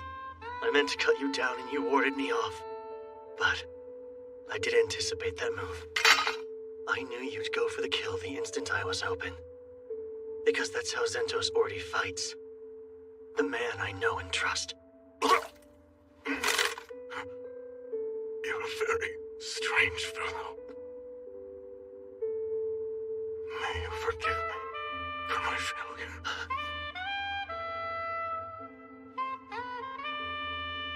I'm sorry. There are people I want to protect. People I have to protect, no matter what it takes. Worst part about this is, one of those people was you.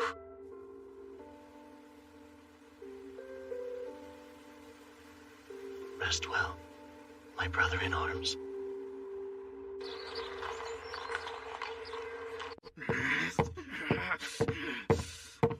What's taking him so long? He should be here by now. You're late, Z! Oh, wait, you're Good not. day, Highness. Search every nook and cranny. Yes, ma'am! What? Just who are you? And who gave you the right? That would be me, brother.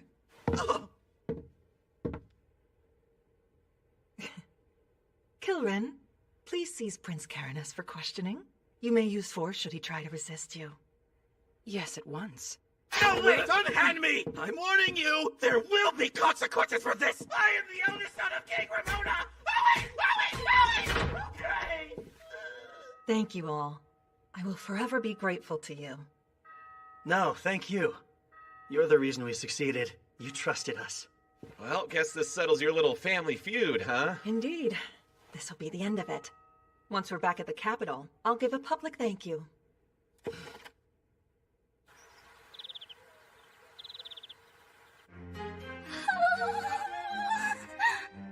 How is castle life even real? I feel very ill at ease here. I don't. Those scrumptious as I hope to it be. Like tea? Because my tea bags are brewing. More pastries! I'm sorry. They all clearly lack restraint. You might try loosening up a little yourself. Milena! Father! Good. You look well enough. Yes, I apologize for worrying you. Okay, so if he's wearing a crown and she's calling him Dad... He has to be the king. My dear, you were quite certain in your report. Yes, they're the ones who saved Minos, Arca, and me. Please, no need to bow in such a private setting. While I am the king of Zirgus, I stand before you all as a relieved father. You are too kind, Your Grace. My son's actions were cruel and shameful. Why Zentos was abetting his crimes is beyond me. I'm baffled as well. Perhaps demons or the meddling of another nation. We must investigate discreetly. Yes. If we're to maintain such discretion, we must speak of this to no one. Understood. Oh, of course. We'd never want to cause Zirgus harm. If you wish to keep this secret, then our lips are sealed. We can trust in what these people say. I see. If you believe in them, then I shall as well. You have my solemn word that you will be appropriately rewarded for your deeds.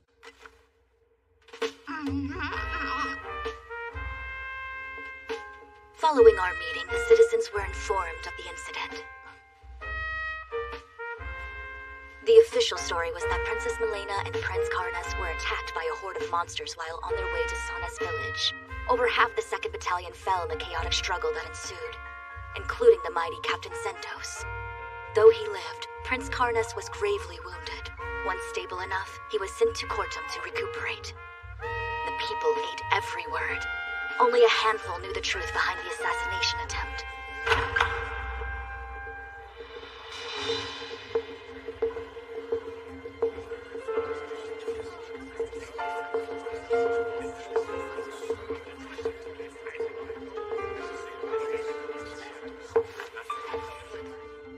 Kyle, Leonard, and companions, you charged into battle with no thought for your own lives and saved Princess Milena. For this hard-won feat, I bestow upon you the Saint Raidenair Medal. An honor I humbly accept.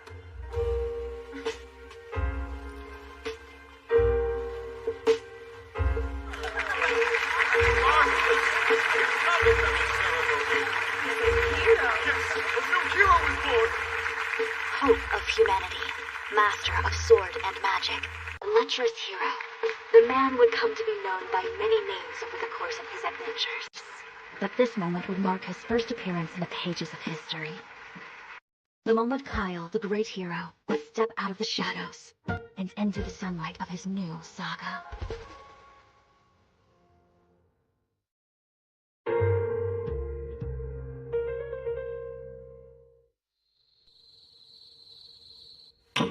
Karenis and Zentos, what utterly useless fools you turned out to be. When it's time for me to relinquish the throne, my successor is guaranteed to be Milena. As extraordinary as she is, she's bound to build a better Zergus. As for me, I'll be remembered as her father, a mere footnote. No, I can't be second to her. I just can't. I have to act fast before my window to strike is closed. Good evening, King Ramonas. Who are you? How did you get in here?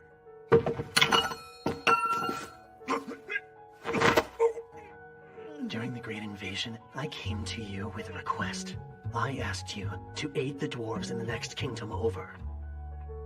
However, wanting to have the upper hand in diplomatic relations, you insisted you'd only help once they were in danger, and withheld your support until then. That delay sealed the dwarves' fate. It was a loss with lasting impact, and Zergus eventually met its downfall because of it. Of course, I wasn't gonna hold something you haven't even done yet against you. But now... May you forgive me for my failure. Wait! Don't be rash here! Oh, this is anything but rash.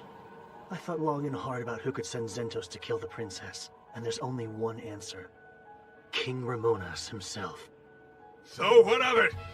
Had he succeeded, there wouldn't be any problems at all! The problem, sire, was that he couldn't choose which nation he served. Stay back! You'll be hanged for this! The princess is a bit of a schemer, but she's smart. A vast improvement over a coward only concerned with self-preservation. Wait! You're... Goodbye. Long live the queen.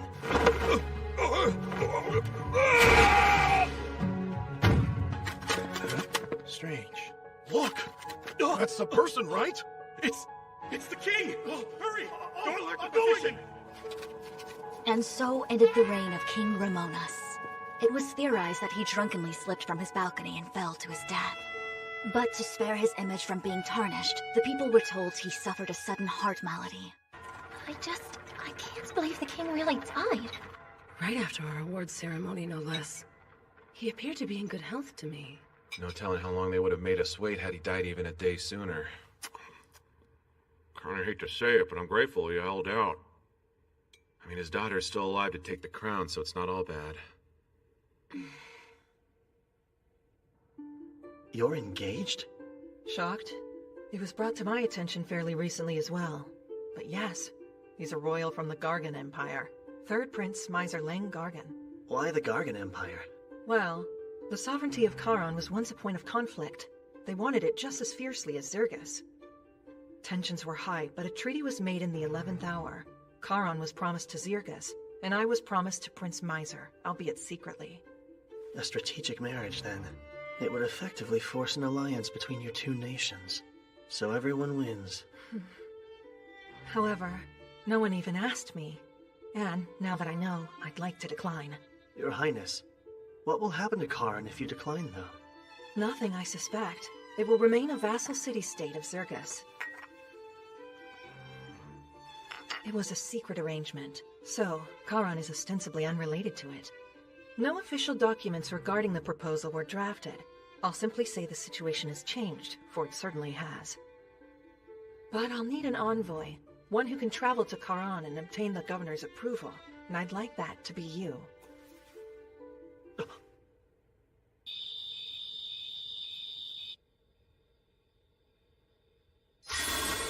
What is it? Something on your mind? Yeah, I don't know how the Gargan Empire will respond. Makes it tough to strategize. I see. This is just speculation, so don't overthink it. But what if Charon is having problems? Ones the Gargan Empire has nothing to do with. I'm listening. The king of their adjacent suzerain nation just passed away. But for some unexplained reason, Charon's governor hasn't come to pay his respects yet. Don't you find that odd? Actually, I do. I don't have solid proof, but the princess's silence on the matter speaks volumes. Something foul is afoot in that city-state, and she's hoping you'll look into it. Maybe even resolve it before you make your return. So in other words, she's testing us. Displeased? No, not at all. I'm meeting Karin's governor. It's a great opportunity for me. Plus, I want to keep as much distance between me and the princess as possible. Well, it means she has high hopes for you if she named you her envoy. Yeah, you're right. Sir Kyle, you must think me a cold, emotionless woman. Huh? I'm carrying on as if everything's fine, despite just losing my father. I don't think you're cold. Thank you, because I truly am sad. He was equally kind to both my half-brother and me, and I did love him very deeply. But I fear my father did not reciprocate that love. Your Highness. Oh, and since I have you here, are you interested in joining the Royal Guard, Sir Kyle? Huh? As my knight, you would be able to serve me in a more official capacity. Me? As a knight? I feel like you just want to keep an eye on me because of what I know.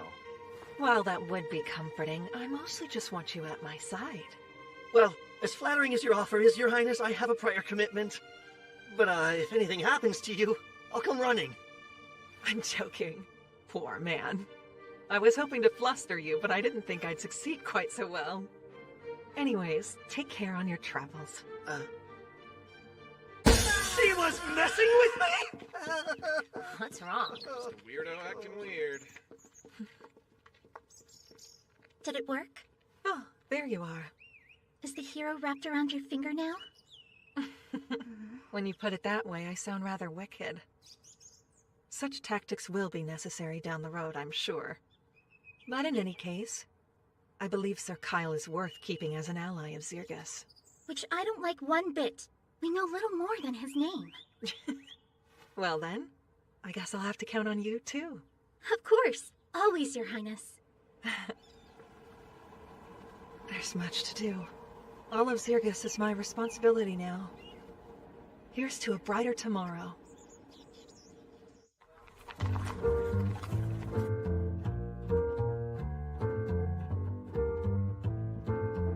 Thanks for waiting. Sure. Congratulations. A Randonnair medal is something else. Thank you. It didn't really get anyone talking, though. I'm sure they will in time. Once you've gotten some more accomplishments under your belt. Okay, so can I have my sword now? Oh, right you are. The craftsman who repaired it said it looked like it had seen years of use. Many years of use. Yeah, I could have taken it easier. While I do really like this sword, I'll take a better one if you've got it on hand. I'm terribly sorry. You won't find a higher quality blade than that one. At least not here in the royal capital. Too bad.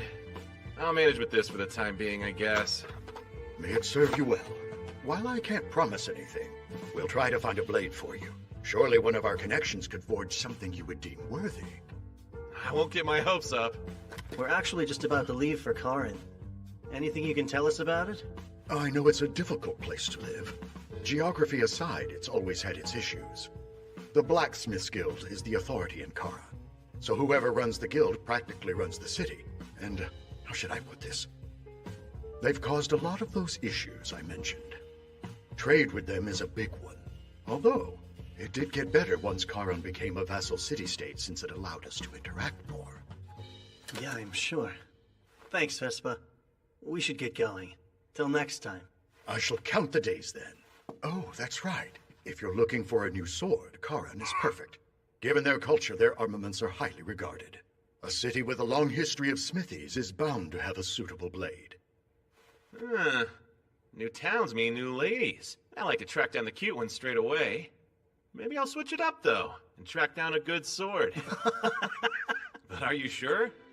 They really won't bother you if I shop around? Oh, don't worry. We can find other ways to profit when clients have pockets as deep as yours. So yes, safe travels and best of luck to you in Kara. Thanks again. Okay, so Karan's a mining town, right? I bet the girls there are some real gems, huh? That will ignore you like all the others. Hey, you don't always ignore me. I got some attention a few days ago. In which town did this miracle take place? Miracle Town. There it is. The city-state of Charon. I'd heard this place was deep in the mountains, but... They look essentially combined, don't they? How they build a city smack dab in the middle of a mountain range? Ah, you have it backwards. Though you'd assume the mountains were here long before. They were really constructed around the city's walls. They built mountains? Charon was originally founded in the Zarlus era, built as an outpost and first line of defense against demons. Later on, high-quality ore veins were discovered beneath the city's land. Since they weren't accessible, we pushed them up ourselves. So you see, the mountains are ore veins brought to the surface with well-placed tremors. Wow, magic was something else in those days.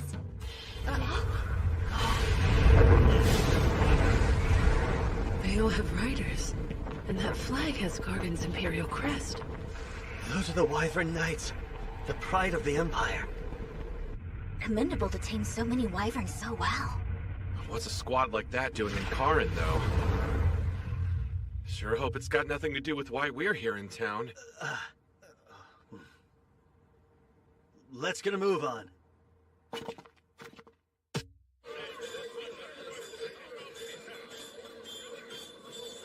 We're envoys from Zirgus.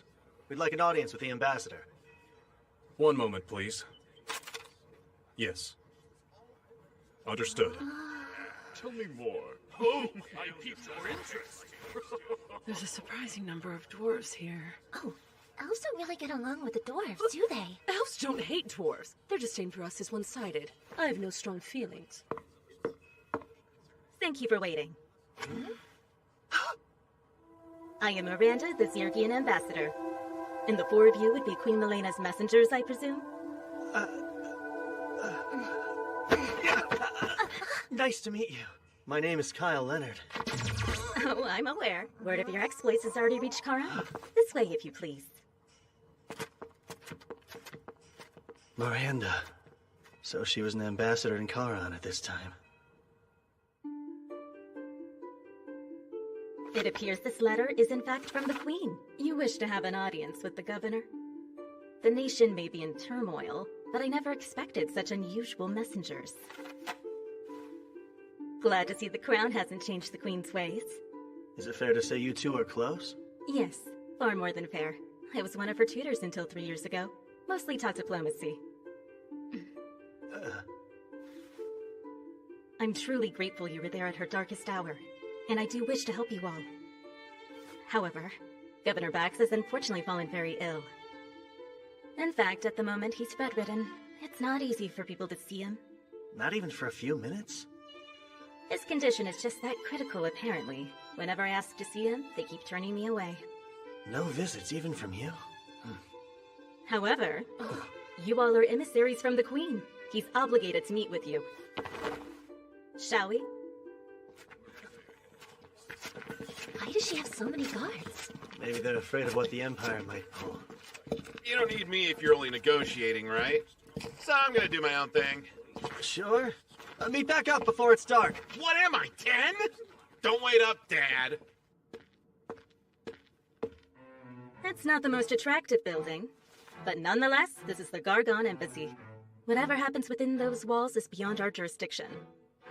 Please use due caution. Why, if it isn't Lady Miranda, I wasn't expecting to see you here. My, the Gargon Ambassador himself.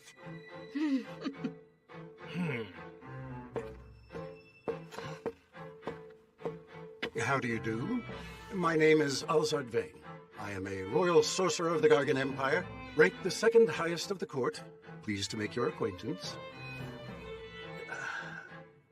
Sorry to cut this short, but we're on our way to see the governor. Really?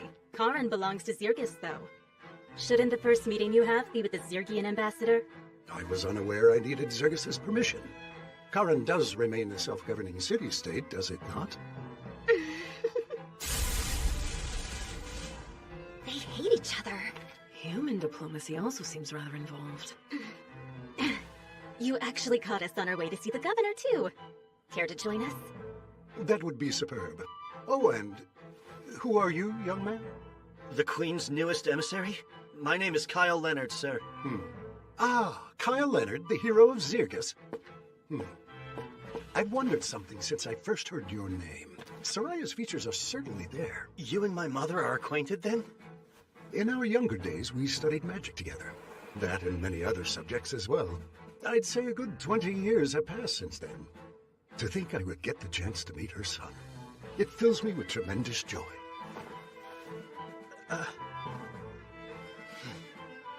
The pleasure's all mine.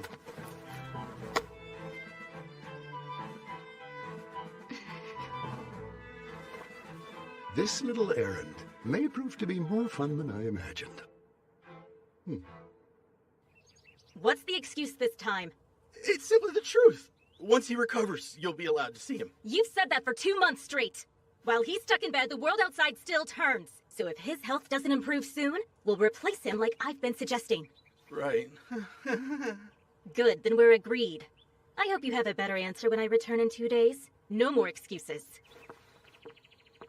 I'm sure you heard, but the governor won't be seeing us. An unlucky setback. The Gargan Empire wants to establish an even friendlier relationship with Karan. It shall have to wait for another time, though.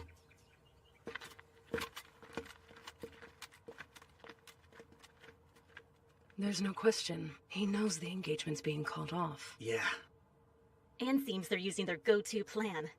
Getting what they want through means of intimidation and force. Coercion tactics aside, Alzard was rather keen to curry favor with our hero as well. But it's fine. We still have the advantage. I'll see to it the new governor is better equipped to contend with the Empire's threats. Do you already have somebody in mind, then? Yes.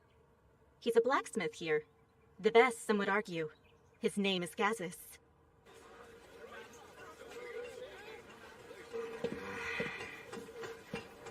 I should have known I wouldn't find a better sword in a plain old street shop.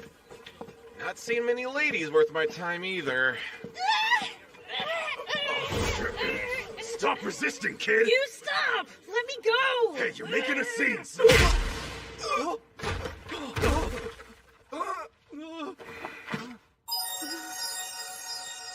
Hey there. Are you alright, miss? Oh, Hmm? I'm a he, not a she. You're a guy? Don't feel bad. Lots of people make that mistake. No! What have I done? Huh? You're just some outsider then! This ain't your business, so keep walking, pal! Yeah, you're right. Carry on, men. Huh? I thought you were going to help me! Hang on. Do you by chance have an older sister who resembles you? Yeah, she's 5 years older and looks just like me. It's crazy. Prepare my odious selves! This beating will leave a scar or two! Wait, so you are gonna help him out? We'll waste him before he can!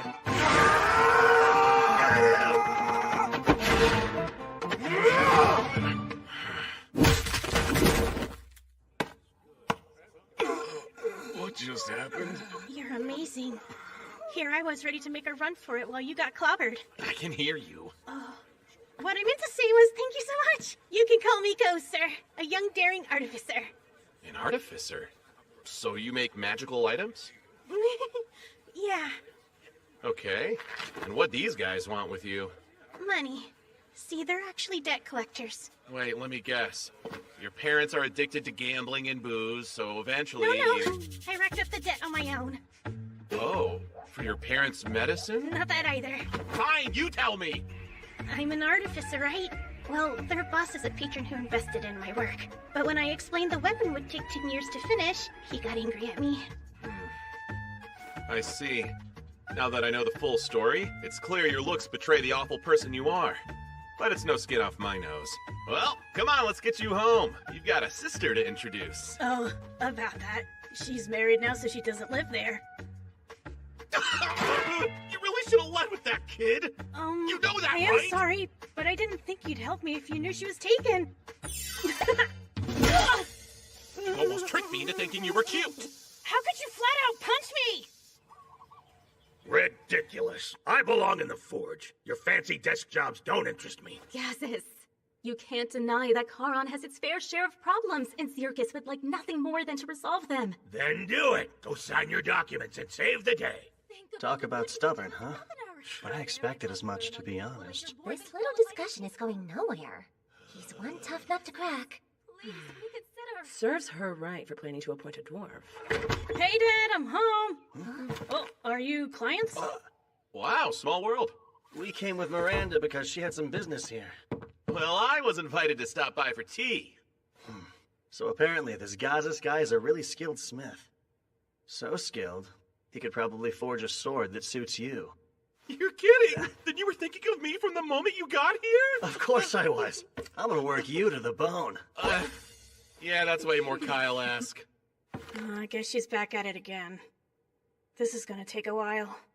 Come with me. Sorry about the mess, you guys. You look human, but your dad's a dwarf. Not to pry, but what am I missing? Well, my sister and I aren't his kids by blood. He, married Mom and adopted us.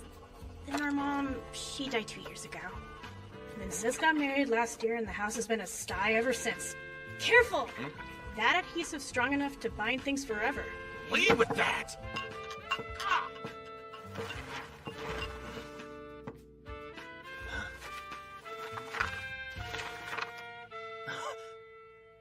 Oh, those are some of my schematics. I'm attempting to restore this ancient magic weapon at the moment.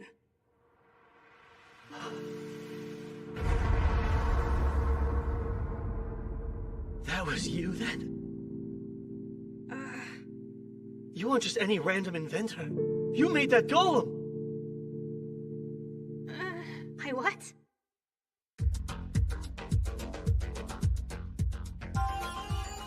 Golems.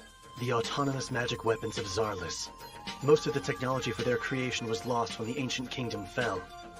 But toward the end of the Great Invasion, the Gargan Empire deployed a prototype of their own making against the demons. And it achieved far more in battle than humanoid soldiers ever could. Whew! Very well done. And so it's modeled after the Titan's design? Man, good eye! I did tweak it a smidge, based on the ancient text I read. Yes, I see no issue swapping the power source from magical to mundane with these tweaks. So what are the odds it'll function? High, I would say. I can't believe it. Mass-producing these would be a huge boon to our forces. Go! You finish restoring this golem as soon as possible, understand? That's kind of the drawback here. As soon as possible would be 10 years from now. You have to go faster! Crank it out within a year, okay? But making it that fast would cost money. I'll cover everything you need. Here, spend away! Thank you for your patronage! Catches! This all stays between us. It can't. I've already gotten a couple sponsors to invest. You're gonna tell them all you failed and return their investments in full because I'm gonna cover that too! You're my hero! Yeah. All right. I got myself a godly patron.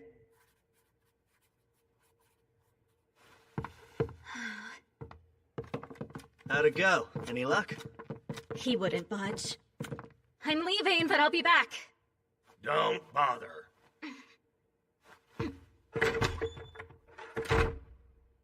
Gazas, I have my own request, and it's not about governing. Then you must want a sword, huh? Only jobs I'll take now are from regulars. Sorry.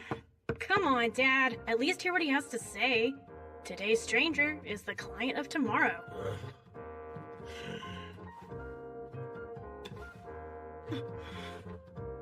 You're all right. Some dwarves would reject elves, but I don't. Oh, I see. Very commendable, as far as dwarves go. I'm the one who'd like a sword. This one's good, but not great. That's Dortos' handiwork. Not many swordsmen can say his weapons aren't good enough. He can. I saw Theron fight with my own eyes. He crushed 4 guys in seconds. Oh, did he? Ideally, a sword that's like Kyle's would do.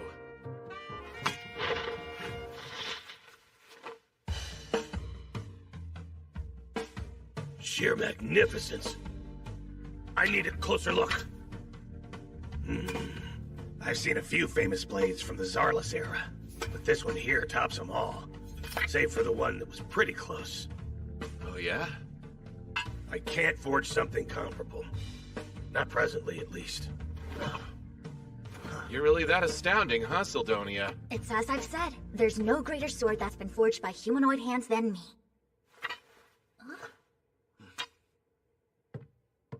I'm sorry, but could you leave?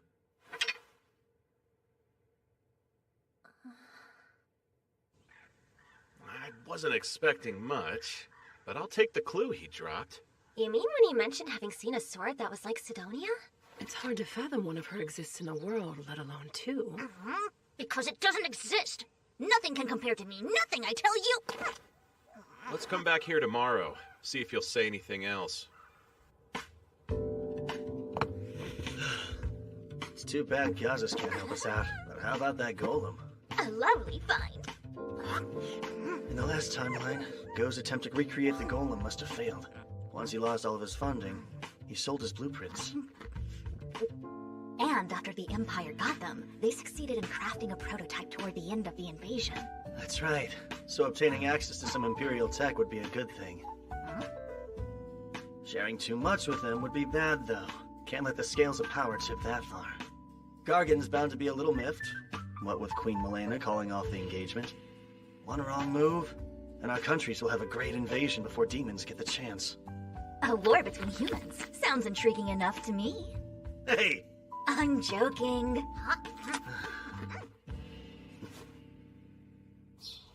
Hello. I do hope it's not too early. Kyle, would you care to chat with your mother's old friend? Sure. In that case, perhaps we can have lunch together. And later, we'll soar the skies on wyverns. The ambassador and your friends are welcome to join us. Would that be allowed? Aren't the skills to ride them a state secret? Well, exceptions can be made. After all, the one who established those skills was your dear mother. She never said. Soraya's brilliance often stunned me. It may sound strange coming from me since I'm her senior, but I always aspired to be like her. So you aspired to be a lethargic housewife? That's also quite like her, in a sense. Lunch at the embassy. It'll be a real treat. Just so you're aware, the power he wields is substantial. You can tell? Indeed. High-level spells would be quite easy for a sorcerer of his caliber. He might even be able to cast special grade enchantments someday. That sounds intense.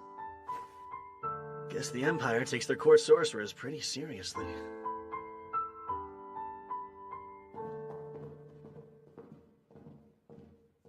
I can't believe nobody else wished to come. The others aren't that fond of more formal meals.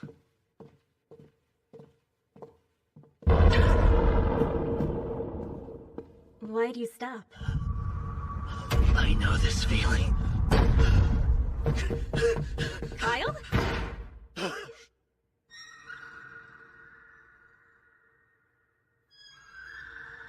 What's gotten into you?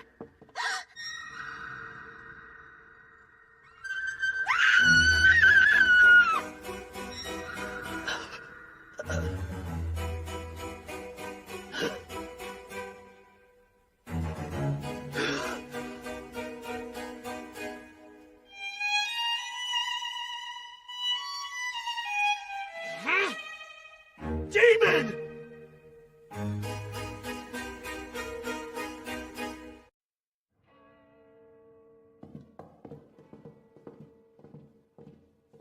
I can't believe nobody else wished to come.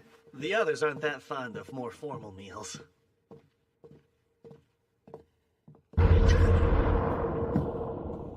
Why'd you stop? I know this feeling. Kyle?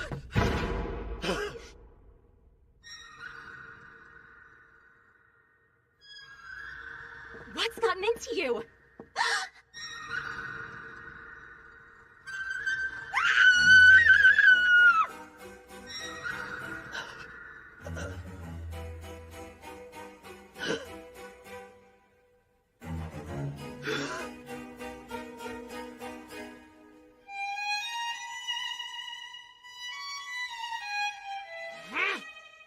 demon!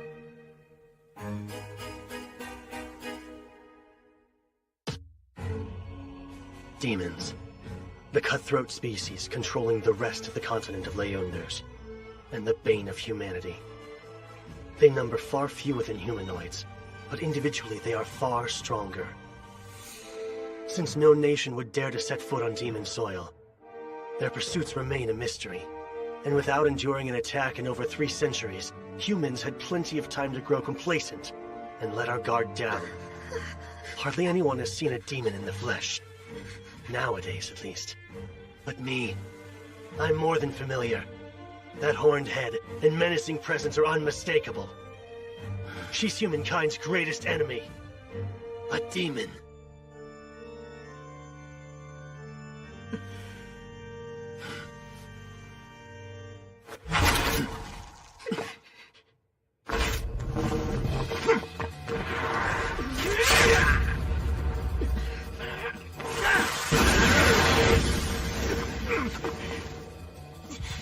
Not as weak as you thought, huh? If you want another taste, come and get it. No armor, no Sildonia, and a scarce supply of magic power. I was careless. Wouldn't catch me screwing up like this during the Great Invasion. Hey! We heard screams! My lady! What's all the fuss? Lord Alzard! Wait! She actually ran? Summon the other soldiers! Sir! Sorry, Elzard. Screams continued to echo through the halls as more than half of the soldiers and officials at the Empire's embassy were found brutally murdered. Some on duty survived, but none of them witnessed anything strange or heard a sound. They were all left dumbfounded. Today alone, I've made months' worth of progress. I'm just in awe of how much you know, Sildonia. I could say the exact same thing about you. It's rather inspiring to see one who's so young yet so informed. And how old are you? Can't be much older than I am. Ah, yes, well, you see. Break time, Brainiacs. You want tea? Yeah, sure. How embarrassing. The plate should have been clean. Oh, it's fine. I'm used to looking after Kyle and Theron. Still, I appreciate it. Where is Kyle, by the way? Having lunch with a man from the Empire. You know, we're not much for formal meetings, so we passed. Man, where'd Gazas go? Sorry Dad picked today to leave the house so early, Theron. That makes 2 of us. Wait, you're here. You've tucked shop with your dad, right? Know anything about a sword like Kyle's? Because Gazas apparently does. It's just a guess, but the Holy Sword Rand might be what he was referring to. The Holy Sword Rand? Yes. It was forged in Charon 2 millennia ago by a dwarf heralded as an extraordinary smith. They say Randolph the hero used it to defeat the Demon King of his day. So, in Randolph's honor, they dubbed his weapon Holy Sword Rand. Supposedly, it now rests here in Charon. That might be the sword Dad meant since he did see it once. Well, where's this awesome sword now? If it really is held somewhere in the city, Governor Bax is probably the one who has it. Though I can't say for sure. Thanks for the tip. Yes, thanks indeed. This weapon sounds right up my alley. But I doubt you can just waltz in and take it, since it's kinda sorta a state treasure and all that. You still here? Go. Does anyone have it out for you? Those debt collectors did. My finances weren't the greatest, as you already know. The house is surrounded. Just under 10 men, I'd say. There's bloodlust in the air those guys from yesterday didn't have. But are we the targets? Well, only one way to find out. I'll keep most of them occupied. That said, 1 or 2 might make it inside. Stay sharp. Wait, are you positive? He wouldn't say it otherwise. Trust me, Theron's got a real nose for sensing this sort of stuff. And only this stuff. You hide in the back, Go. But surely there's something I can do to help you, right? A novice like you needn't stay here and fight. Come along and take shelter with me. Yeah, okay. You're pretty composed given the circumstances, Sildonia.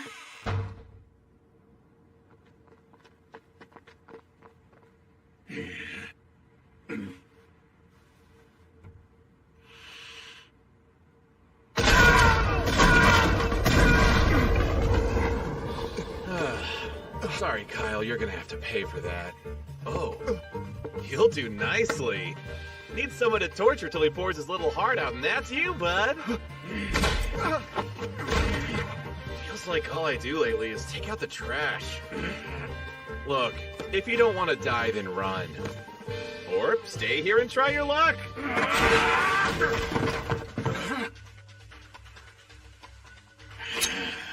Burrata poison.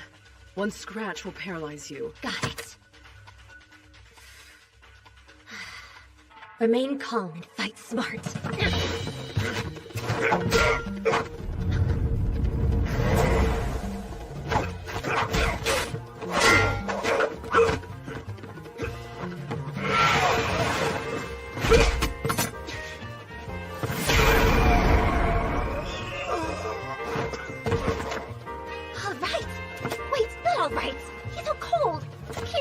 If he isn't awake. Well, maybe we can use Urza's guy.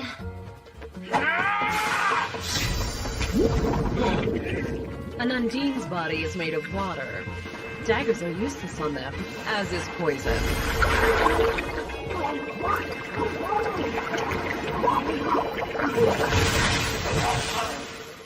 May have gone a little too far. Either way, thank you. You saved the day. Yeesh, poor guy. Hey, it's not like you went much easier than I did. I think yours is dead. What? No. I mean, not yet.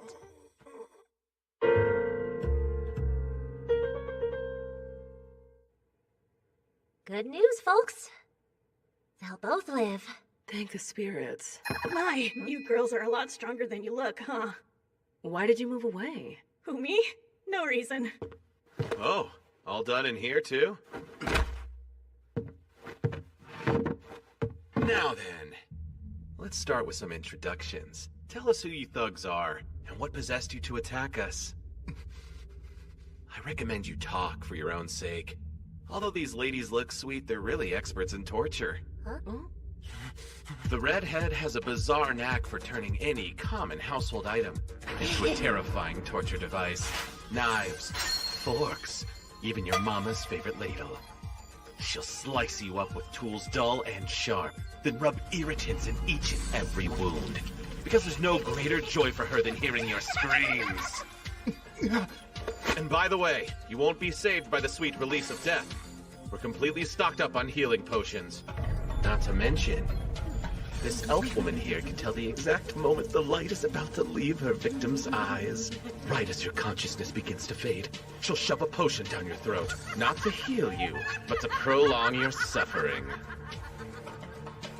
Then, you'll look at me and say with a voice hoarse from shrieking, "Just put me out of my misery already." But I am far from a cruel man, and that fate is something I don't even wish on my foes. You're the one we're gonna kill. So yeah, answer me honestly and I'll let you go free.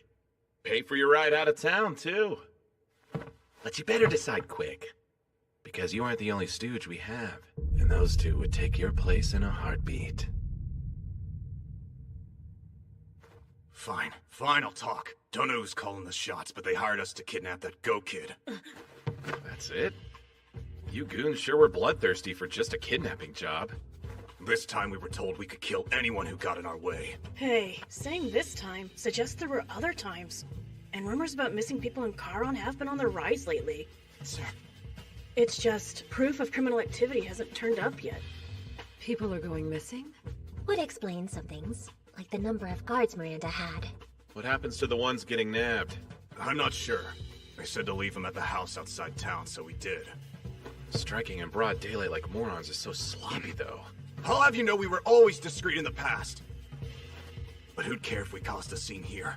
Who'd run to help when you're outsiders? He's got a point.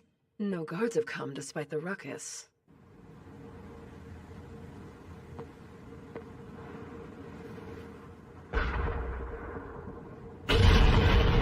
So, remember who hired you? I swear I don't know. They tell us who they want snatched, but nothing's ever come of it. It's like a cover-up job. Then your employer sounds like they could be Charon's top brass. Yeah, It makes sense, right? If they're powerful, I'm thinking they might be... Get down!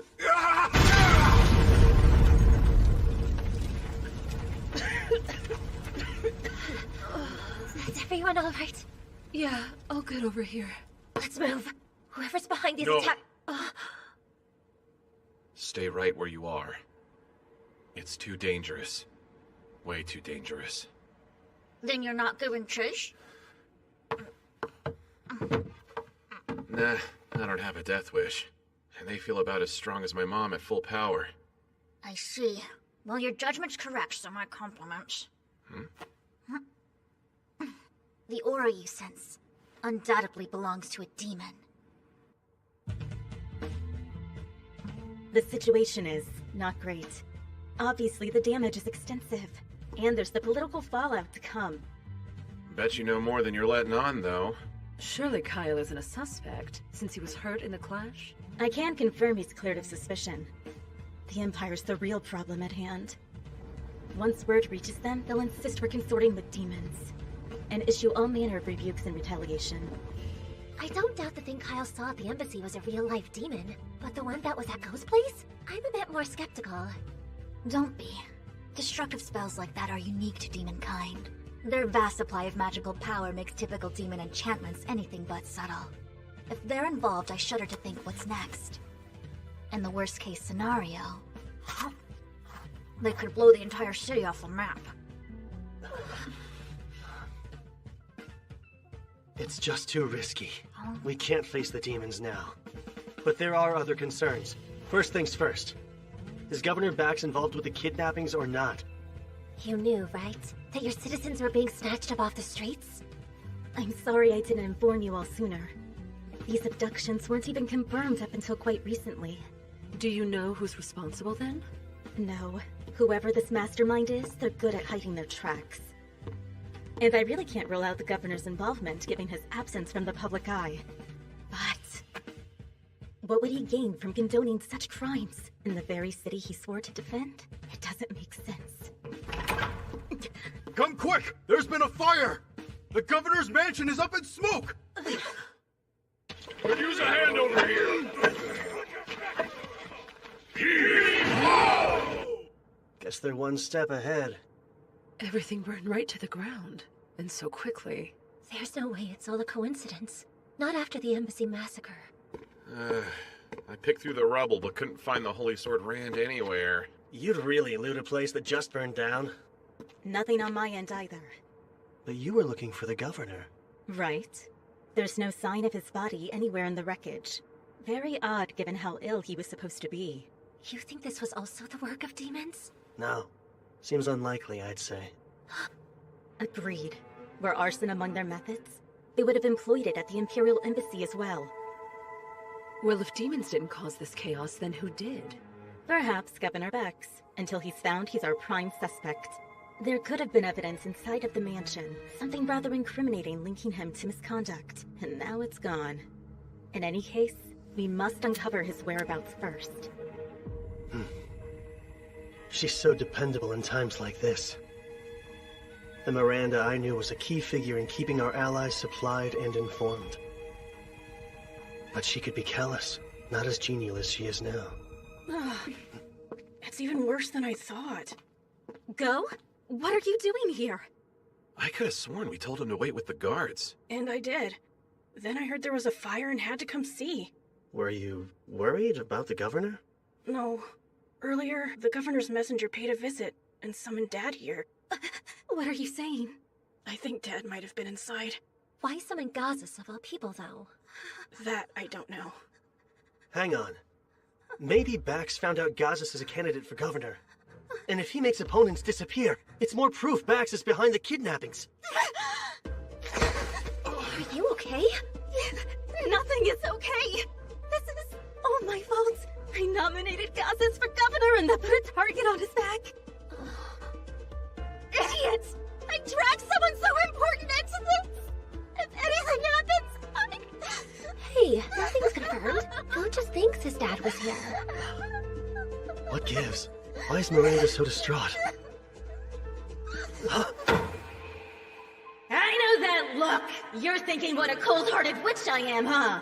I'm not looking or thinking. You listen here, Kyle. Once upon a time, this witch was a delight. Had a lover and everything. But he died. All because of something stupid and selfish I did. And after that, I gave up on ever finding love again. Became a stone-cold calculating commander instead. So, Miranda's life-changing lover Was really Gaza this whole time? But yeah, they're together. I guess that's news to you guys, huh? It's still hard to picture, honestly. Dad's prickly disposition does make it a challenge. But he is nice. Just get to know him and you'll see it too. Lately, though, things have been kinda awkward for those two. By that, I mean Dad's been avoiding her left and right. How romantic. But see, she's stubborn, so she'll come over and feed me on occasion. Like, she's trying to score points or something. In a losing game? Not for her. You know what her personality is like, right? She probably thinks this is her last chance at love. Please don't say that to her face. If her lover in my previous life was Gaz's, this must be the incident where he dies. Think. What else did she say that night? Hey, don't sleep here. This is why I hate drugs. Back then, Huh? I could have helped. If I'd found those stairs leading underground sooner. Huh? What's with the armor? You going somewhere? I'm getting a second look. Of the mansion ruins? Yeah, I realized something. But I could use Urza's magic. Come with me. Fine, let's go. I volunteer as your third wheel. There's a sword to be found, one suited for a hero. Then I'm tagging along too. Of course. Go. You're in charge here. Don't leave until we return. And look after Miranda. Oh, sure. If I'm right about what Miranda said, there's a hidden staircase that leads straight to all the answers we're looking for.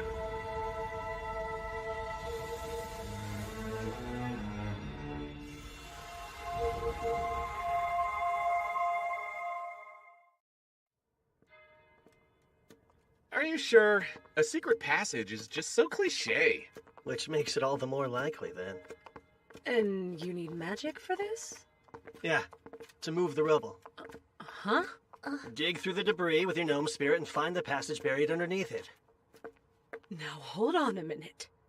Though I can alter the composition of stone just as I did in Suncard, it requires immense magical power to summon a gnome for long periods. Yet here you are, asking me to find a path which may not exist by digging through this colossal heap till we've covered every inch!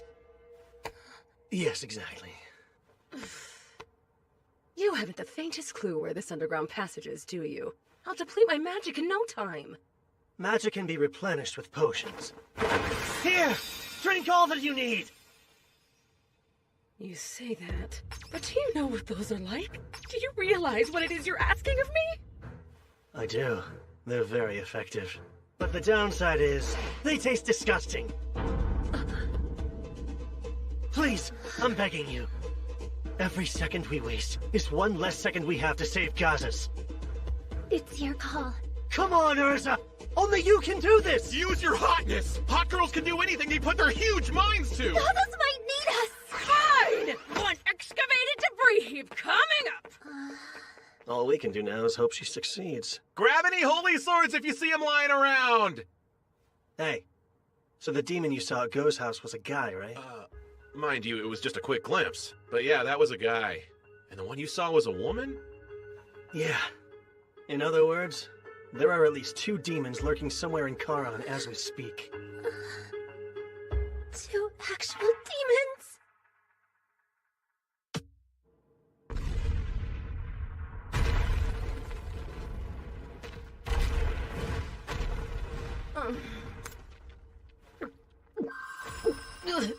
So gross. Think I'm gonna be sick. Wait, stop!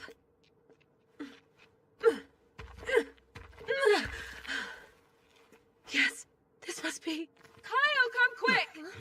Did you find something?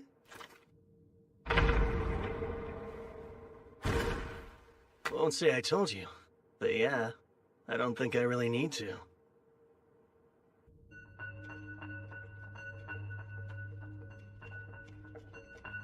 Stay on your guard.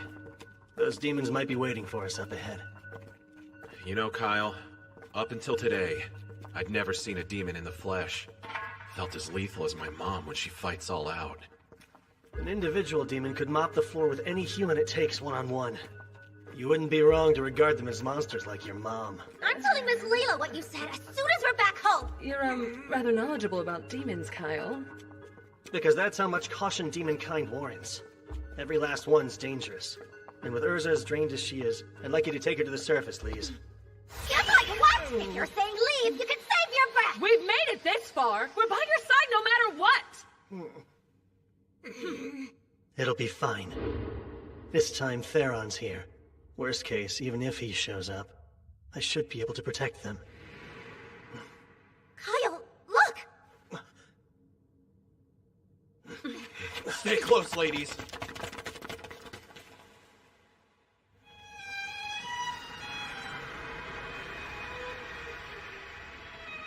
No way.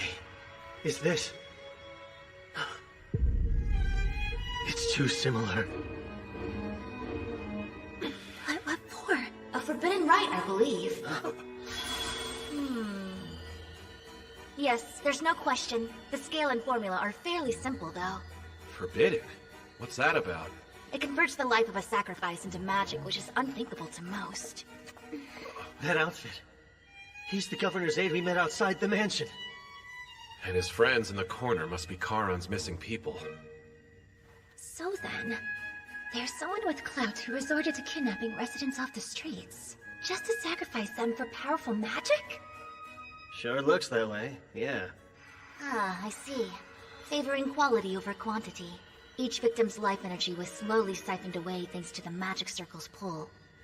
And yet, since they chose this paltry catalyst here, well, they've ensured this device will blow the instant its volume is exceeded. When you say blow, do you mean it'll explode?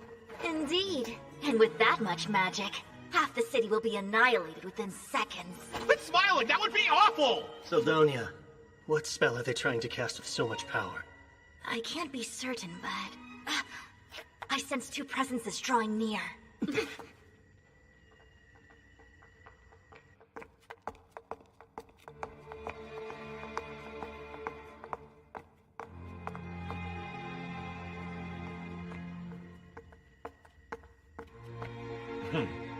It appears the extraction is complete. No comment. It's not as if talking would kill you, right? Or has your discontentment for our mission soured your words? We're just collaborating with one human to gather intel peacefully. Could have sworn that you agreed to those terms. I don't see how this is peaceful. I'm simply following the humans' lead on this. Their barbaric ways truly astound. I was referring to the killing spree you went on at the embassy. It wasn't peaceful or necessary. But that was at our collaborator's request too, and I just couldn't refuse him. I followed our order to minimize casualties well enough. We were also ordered not to attract attention. That demon... Remember, that was part of the request. The embassy was cover for the capture that took place elsewhere. Even so... You also forget the one objective that comes first. Our king desires an item, and we're to claim it. Yes. Working together with a human for it just irritates me to no end. Vexing or not, we have to cooperate with him to obtain what we need. And in doing so, we prove our loyalty to our magnificent ruler!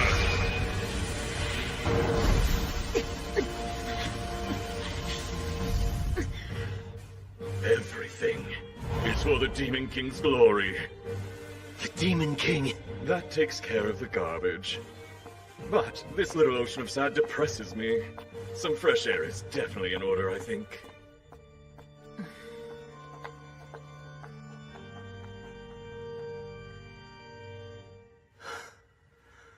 Can't believe neither of them noticed us. It was tense for a moment there, though. Both sounded like condescending morons to me. Even if they weren't demons, we never get along. Reducing casualties at the king's command? How odd. I've heard the current ruler of the demons is more moderate, but to call for less bloodshed is strange. We'll think through all the intel that jerk dropped later. For now, let's focus on tracking down Gazas and Governor Bax.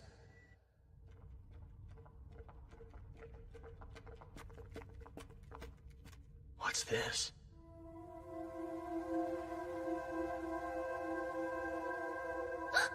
Guys, look! Where? Is that... Gazas? Oh, thank goodness! He's alive! Who are you people, and what are you doing here? I could ask the same thing. You're Governor Bax, aren't you? Brilliant deduction. Should someone so sick be down in this cave, or have you healed since you snubbed our group? I see. The circus dogs.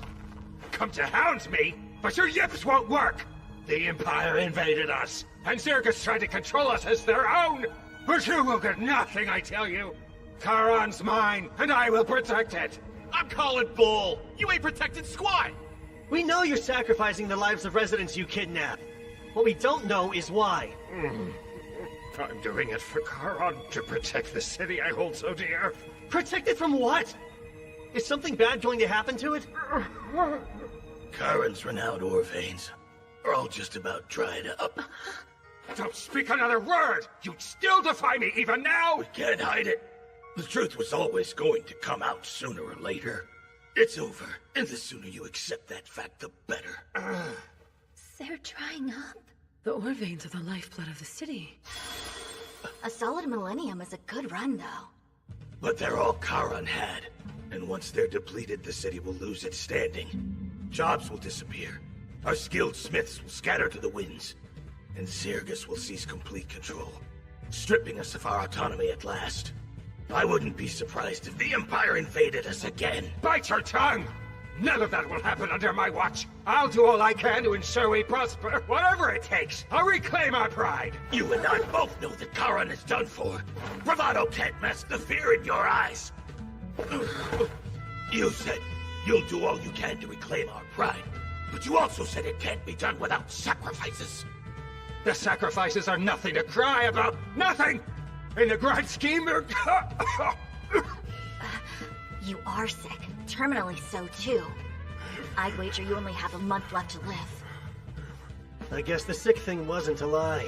You were vulnerable and the demons took full advantage. I would prefer not to be judged so crudely. We didn't take advantage of anyone, so cast that dubious light elsewhere if you would. We merely approached the governor with a proposition.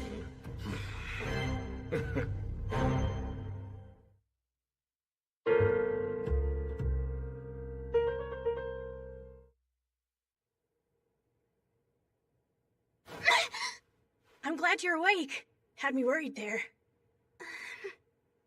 Go. If you're here, then he's really... Kyle got a lead. They were out all night. I'm sure they'll find my dad. You'll see.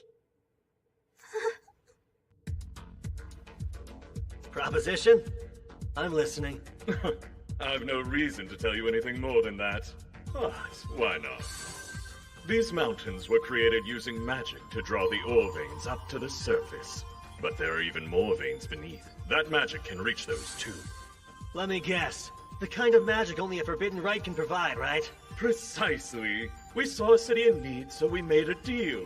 And a deal would imply you asked for something in return. The question is what? Oh yes, the sword's all we want. The one that felled the previous Demon King, of course. It's known among your kind as the Holy Sword Rand, unless I'm misremembering.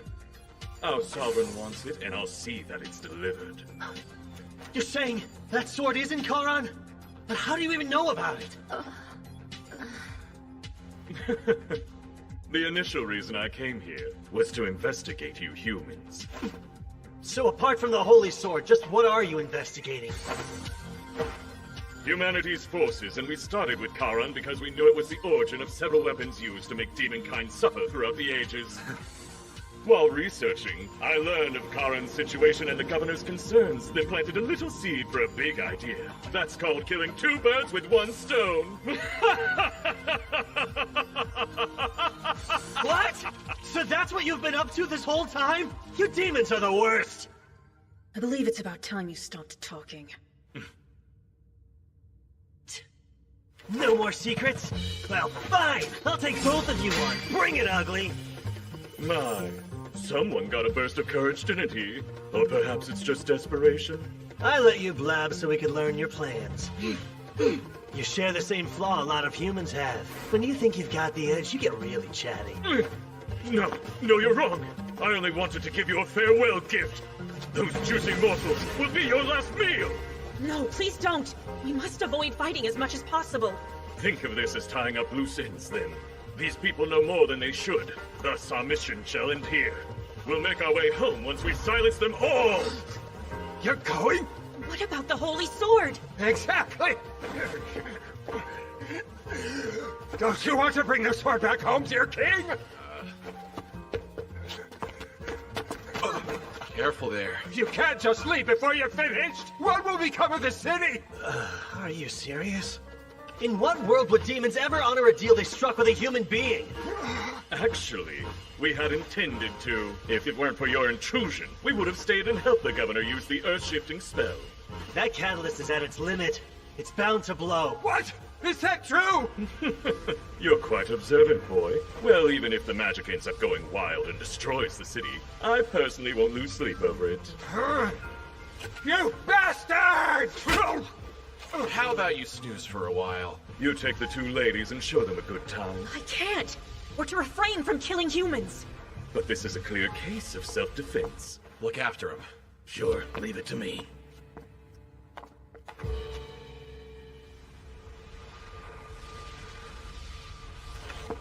I like your spark, but you're going to burn quick! New plan. You stick with the girls, okay? I would, but my curiosity was just piqued. Doing my own thing for this one. Wait, hey, what do you mean? Jeez, they're on. Guess I'll do my own thing too, then. And punch a hole in this windbag. So zealous. If you're that impatient to play, let's get to it, shall we?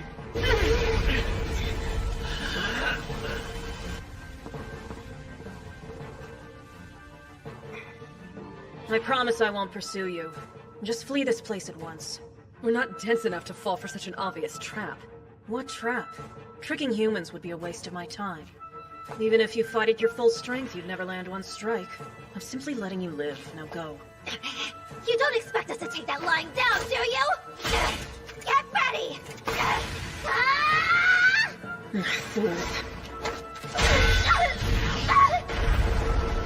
No, Lise! Don't feel left out. You're next! Salamander!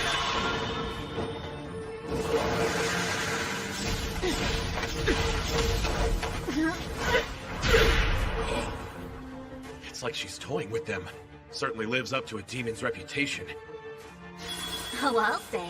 She can see their every move before they make it. It's evident how this will end. You're not going to lend a hand? Nah, she's not trying to kill them, and she's also holding back. To be honest, it's perfect training for fighting demons. That's true. Couldn't ask for better. Since I have you right here, you know what this cube does? Which cube?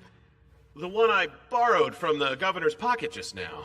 Who knew that your fingers were so sticky? Well, well. This cube has a nifty little secret.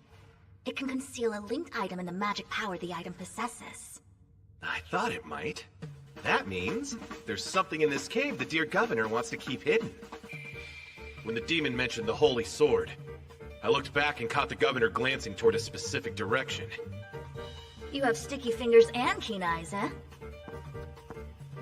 But yes, it's highly likely your theory is correct. Ah!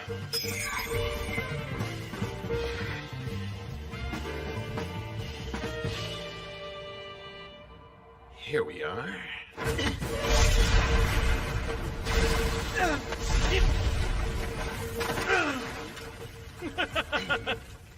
What happened to all that arrogant confidence? He's got as much magic power as they said. And his ability to cast without incantations is gonna hurt. How many can you fire in a row? No way am I getting close. Hold still while I kill you!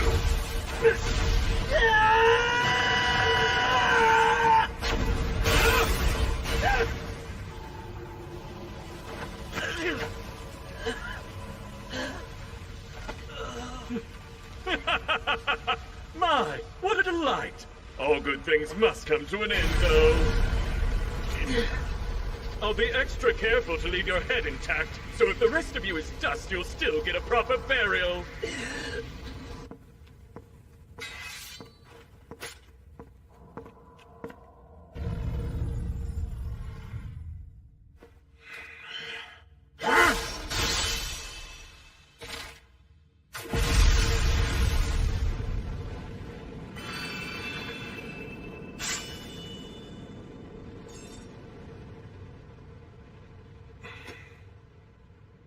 This is it. Jackpot.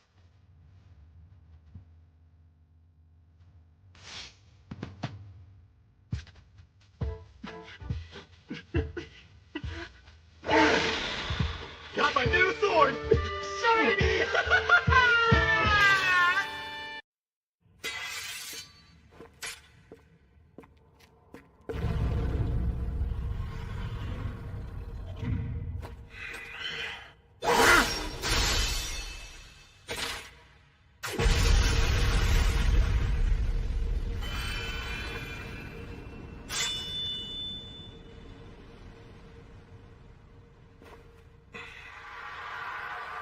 This is it.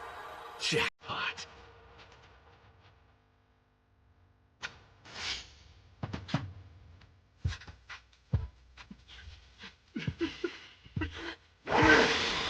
Got my new sword! Shiny!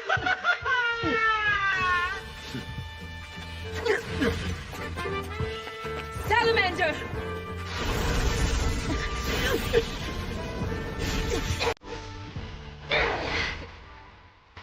She thought that too?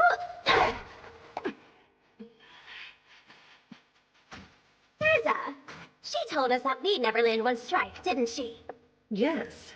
Yet now she's bleeding. Guess we aren't as weak as she assumed. I'd say your prayers.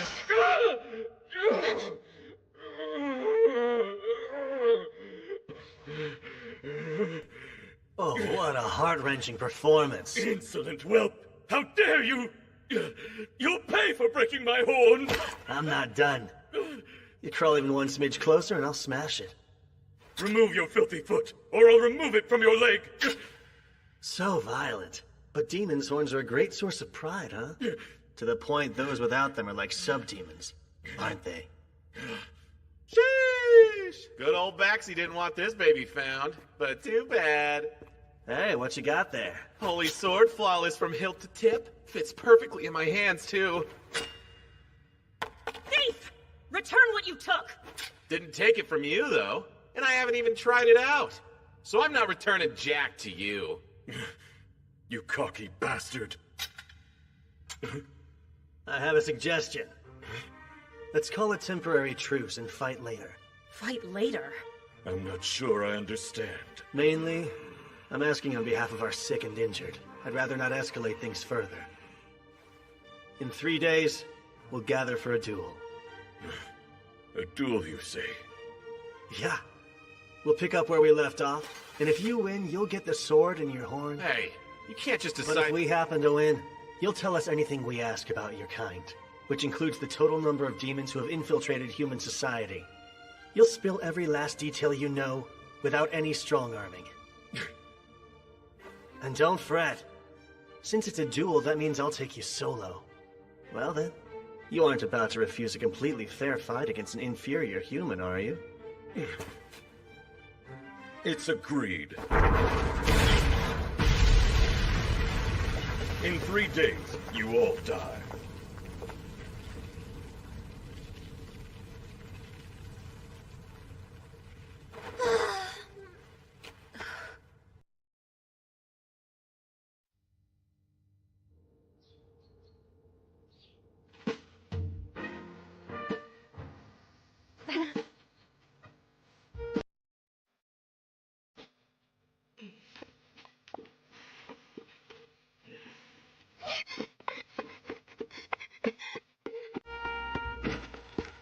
Hey, were you just... Sorry I made you worry.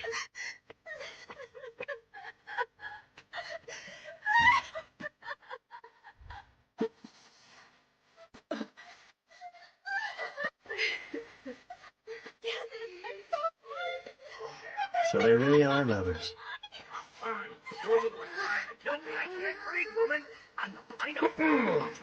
I hate to interrupt your reunion, but I've got a couple questions, so shall we head to the embassy? Sure. Bax, he wasn't always this way. You may not see it, but that man's heart beats for Charon something fierce. Yeah, he went about it the wrong way. As someone born and raised in this city, though, I do get where he's coming from. So when did you learn about the kidnappings? About a month ago now. I begged him to quit countless times, but he just wouldn't listen. We had to act carefully, or he'd silence us too. Don't mean to blow my own horn, but I've been the top blacksmith in the city for years. In other words, you're vital to Charon's prosperity. Right. Yet that role wasn't enough to budge him an inch. Instead, he demanded my cooperation. And if I didn't do as he said, he warned I'd wake up to find Go and Miranda dead one day. Scared me, so I kept them both at arm's length, hoping the distance might actually keep them safe.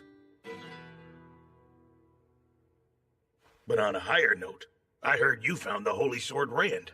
Oh, Theron tracked it down in the cave. And finders keepers, right? That blade belongs to Charon. It's a priceless national treasure. Yeah, that may be.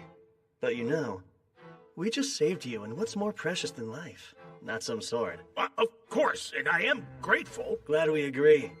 Because when your home was attacked, Theron and my friends made sure that Go was safe. And Miranda was at the embassy during the massacre. Before the demon could harm her, though, I charged in and drove it off. We've saved 3 lives, including yours. I think that deserves some type of reward.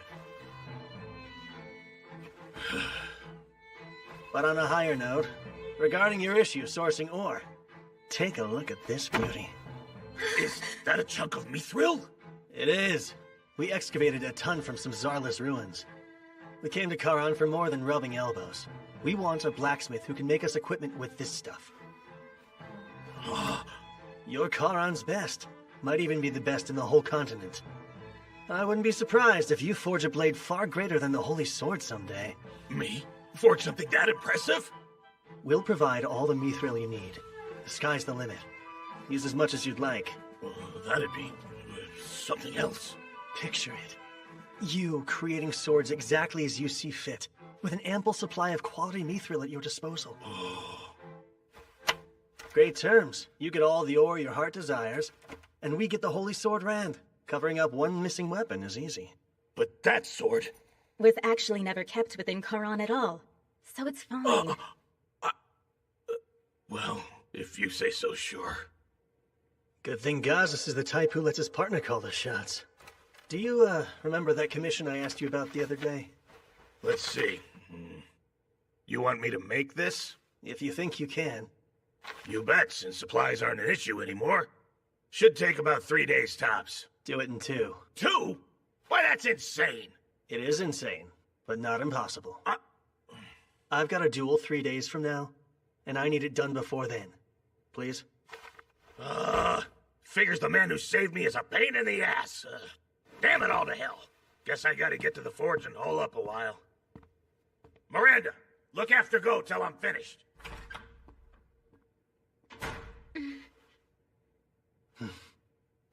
We're almost set then.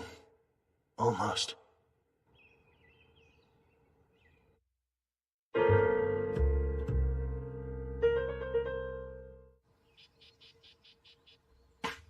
You okay? Any injuries? Nope. We're both pretty much unscathed. Yes, we lucked out. Our opponent took it fairly easy on us. She said I wouldn't land a hit, and she was right. Never knew how strong demons were. The elders of my home village painted an alarming picture of demons. It seems they were correct. Alarming is one word for them, but don't force yourselves to fight if you don't want to. It's all okay, Kyle. We'll win next time, no contest, won't we, Urza? Yes. They believe we're well beneath them. Egos that big can be exploited. I was planning on only taking Theron with me. Didn't think they'd be so motivated. So what? Do I just sit here and wait? No. If it comes to it, you'll kill him from behind. Always stuck with the dirty work. You told him it'd be a completely fair fight. All part of the grand plan. You're one nasty little sneak, Kyle. Was pausing the fight and scheduling a rematch really necessary? Yes. A cornered demon is also a desperate demon. Oh, and they have that bomb thing. I get the caution, but still. About nothing. You're just bummed you couldn't test your sword. Well, yeah, man, obviously. The snag was, the Holy Sword didn't seem to pique the male demon's interest too much. So we needed to get our hands on something that did. Then you were after his horn from the very start? You're good, but so are those two demons. We might lose even if it's the fairest fight ever. I know. Hence the 3 extra days.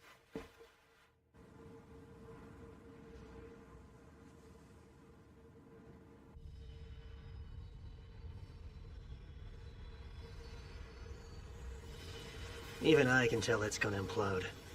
So how do we prevent that? Releasing magic power is simple. Here, even a novice like you will grasp it once you observe it. No? Instead of setting it free, what if we transferred it into this? Ah, yes, the Divine Dragon's Heart. It could store it all and still have room for more. But storing it will require time. You'd have to allow it several days to transfer. Out of curiosity, his plan? To use an earth-shifting spell to draw up more ore veins. Do you think it would have worked? It couldn't. They depleted every vein that exists in the area. Yeah, I thought so.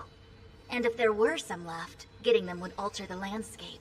Either outcome would have spelled the city's doom. I wonder how much that hurts, to sell his soul for nothing at all.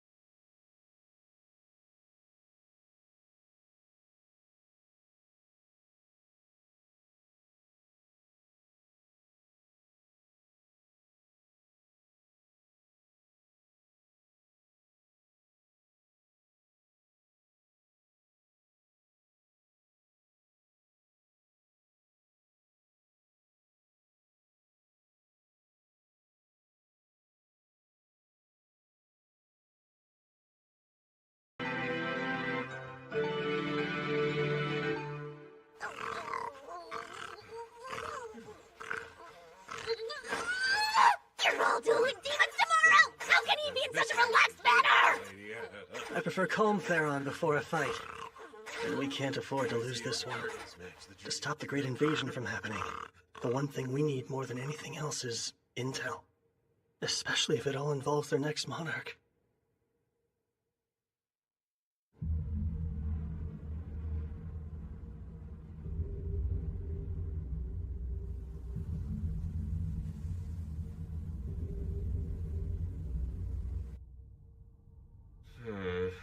I guess we beat him here? Not specifying a time to meet may have been a mistake. Even when you're cool, you're still Kyle. Always blanking on the details. At least we have stuff for tea. We'll kill time the fun way. So, you girls have a plan? Yeah, of course we do. I am far from arrogant enough to claim we'll triumph. But we've a decent shot.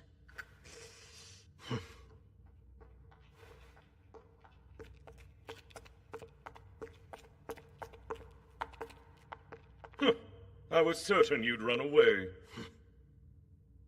Where have you been? Having crumbs on your face is not intimidating. You're such a slob. Sheesh. Don't just sit there, Theron. There's cleanup to be done. Why is the sword the messiest? I'm sorry. But the real question is, why have a tea party before you duel your fiercest foes yet? No one made you have tea! Yes, but I'm not the one fighting here!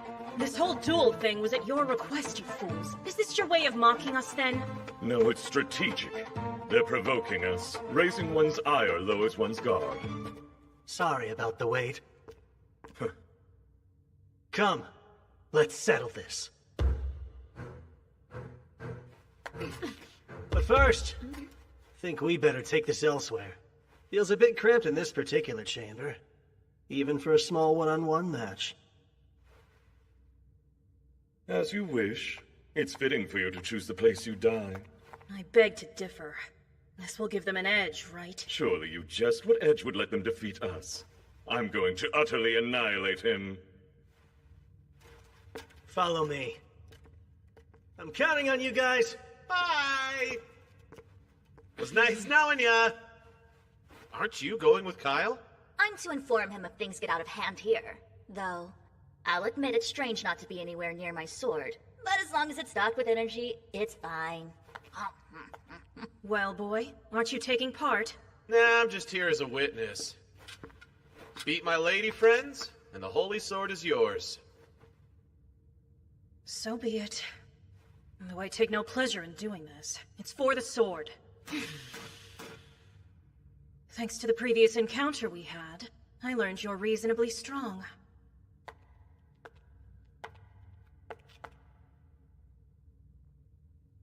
I'll fight you without holding back this time.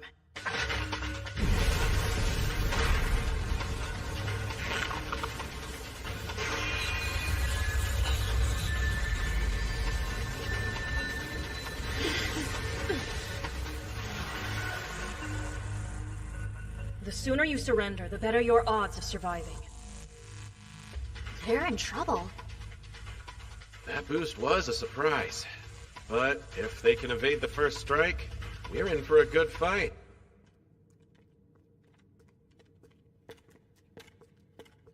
She's so fast! Way faster than before! Salamander!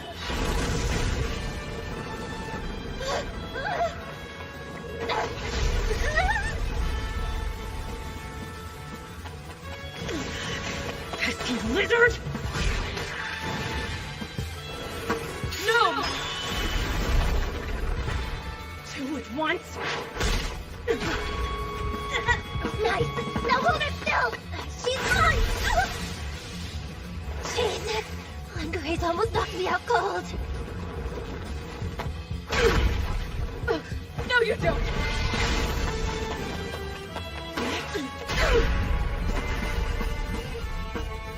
Such strength!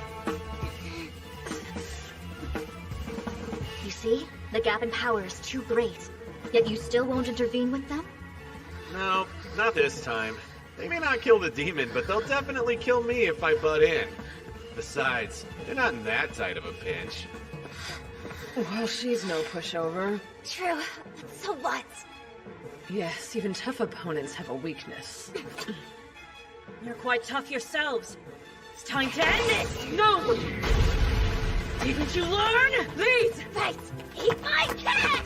Crush you, then I'll crush your spirit as well! Wait! What? That's where that came from!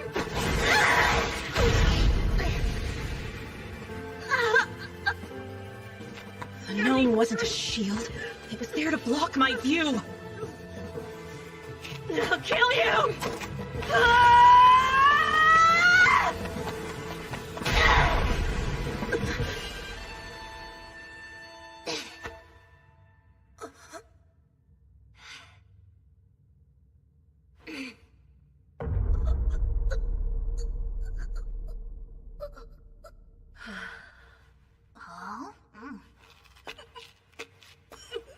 You don't know what...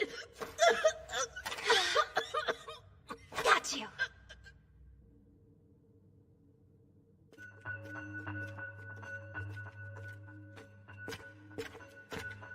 This place will do. So, shall we start?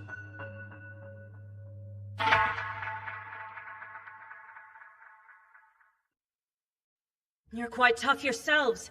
It's time to end it! No! Didn't you learn? Please! Right! Eat my cat! I'll crush you, then I'll crush your spirit as well! Wait! What? That's where that came from!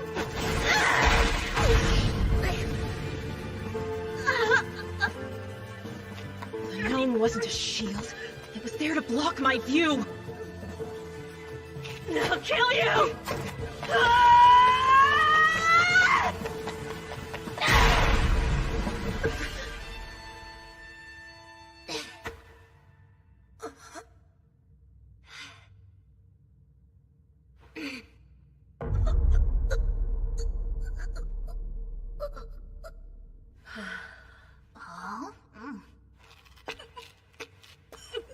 You don't know what... Got you!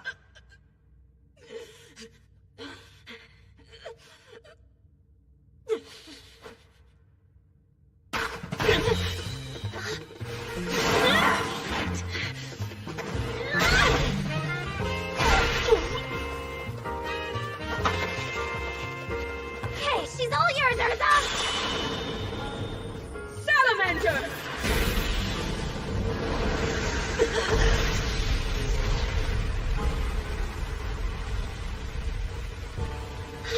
That was the salamander's full power.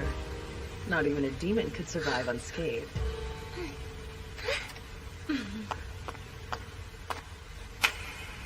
Nice combo. Good thing we practiced. You two were remarkable. Thank you. That was a little underwhelming, actually.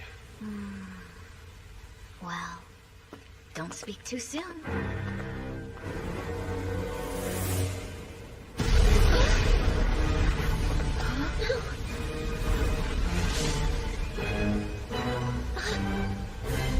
Brace yourself.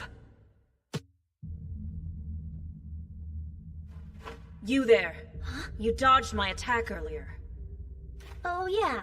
Now that you mention it. Between us, I should be faster by far. How did you do that? Well, let me think. You're kind of a one-trick pony. A one-trick what? Like, yeah, you're fast, but you're also real stiff. And your attacks are kind of boring. You fought much better when you were holding back. It made you less predictable. Ridiculous. You know what? I bet this is the first time you've actually put your life on the line in a fight. You're scared. Or rather, you lack experience. When we do something unexpected, you let it shake you rather than adapt. You seem sincere, which is great, but you expect everyone else to be too. People like you are easy to read, and that personality is expressed in the way you fight. I mean, granted. We only get to say that because our strategy worked. I understand. Thank you for your feedback. Well, shall we continue? Yeah. No, it's serious. No, it's fine. This battle is over. Huh? Wait, is she giving up? I don't believe that for a second. I underestimated you. I didn't imagine I could possibly lose to you at my full strength. And yet here we are. So, I surrender. Don't get the wrong impression. I fear neither defeat nor death. And to surrender to mere humanoids, even talented ones, makes my blood boil. But I am under strict orders. My liege is expecting me to return alive. If it would risk my life, I can no longer engage. I shall give up on the Holy Sword for now. Well, if that's what you want to do. Then so be it. Tell me, as your prisoner, what would you have me do for you? As our what? Any thoughts? No, it's not like I do this often. Let's just let her go. Seems fair if she gave up. Hey, slow down! You're gonna let a demon waltz out of here? Yeah, I get what you're saying, but just because you're happy as a clam to cut down a foe begging for their life doesn't mean we're okay with it. I barely enjoy that! I can't imagine being so heartless. My heart is just fine! Here's an idea. Didn't Kyle want some intel on her accomplice? Intel, eh? About demons infiltrating humanoid lands. Can you speak to that? We are the only two operating under such orders. There are no more of us. Wait, are you sure? It's possible others have trespassed of their own volition, but I wouldn't know about it. No, I suppose you wouldn't. What else is there? You'd have to ask Kyle for specifics. I see. Had you two been men, I would have been willing to sleep with you. Well, that was forward. But if you demanded it, perhaps that man Kyle would make a good substitute. That's not gonna happen! Thank you for the offer, but we are totally good! Okay, we've heard enough out of you, now be gone! Very well. I will take my leave. She was totally bluffing and you two freaked! One more thing. I would like to know the names of those who bested me. Sure, I'm Lee. I'm Urza. Many thanks. My name is Yuliga. Should it please you to remember it?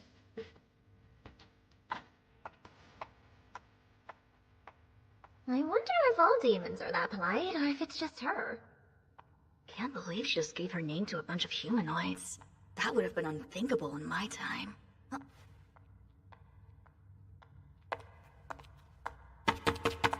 Hold still, will ya? I need to test this blade!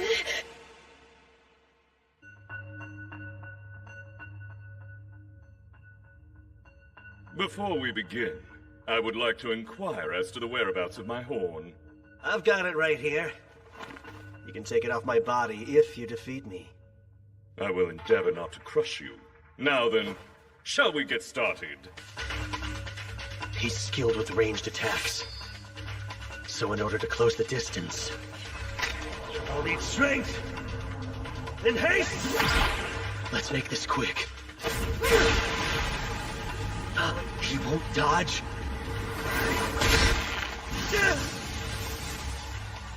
What are you? Right where I want you. Point blank!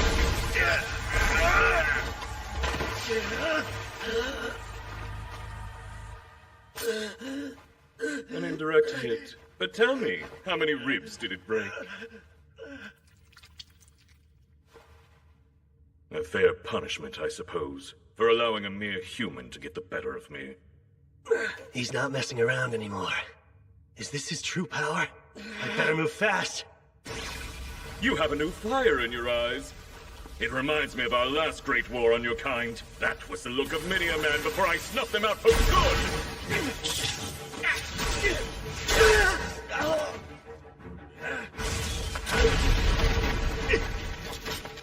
You're quite agile, but you can't keep running forever. I need to think of a distraction. A suicide charge. How pitiful!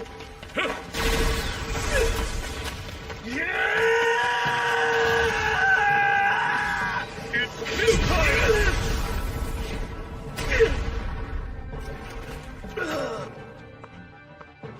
I've had enough of watching you writhe like the insect you are. Stay right there! Any closer and I'll break it. You wouldn't! I know you value this. Any sudden movements and you'll never get it back. There is a gulf between value and worth. I won't be risking my life to reclaim that from you. Good. I'm glad you feel that way!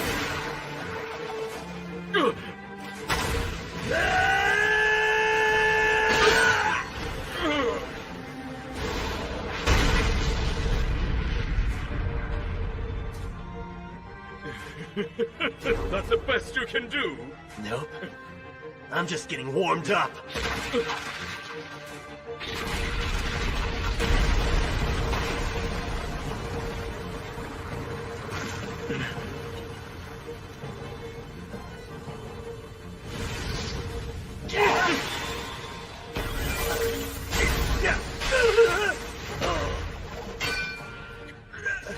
This was the ace up your sleeve. I must commend you on your tenacity for surviving so long. However, it's time to end this. You have been a surprisingly troublesome foe. Alas, between the two of us, your skills simply cannot compare. I hope you'll reflect on that as you die. I'll pass, thanks. I know all too well how powerful and terrifying you and your kind can be. Which is why I know the only way to win is to fight dirty!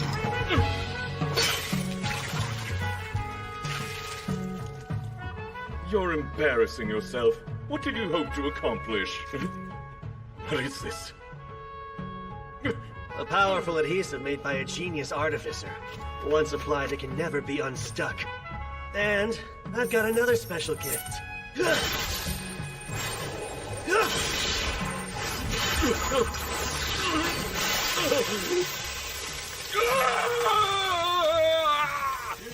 chain was forged by a dwarf. Looks good on you. This is nothing. Give it a rest. It can withstand magma, so a little squirming won't help. You don't mean... Mithril, baby. An entire chain forged of mithril? Every link custom made just for you. Now then, as we agreed, you're going to tell me what I want to know.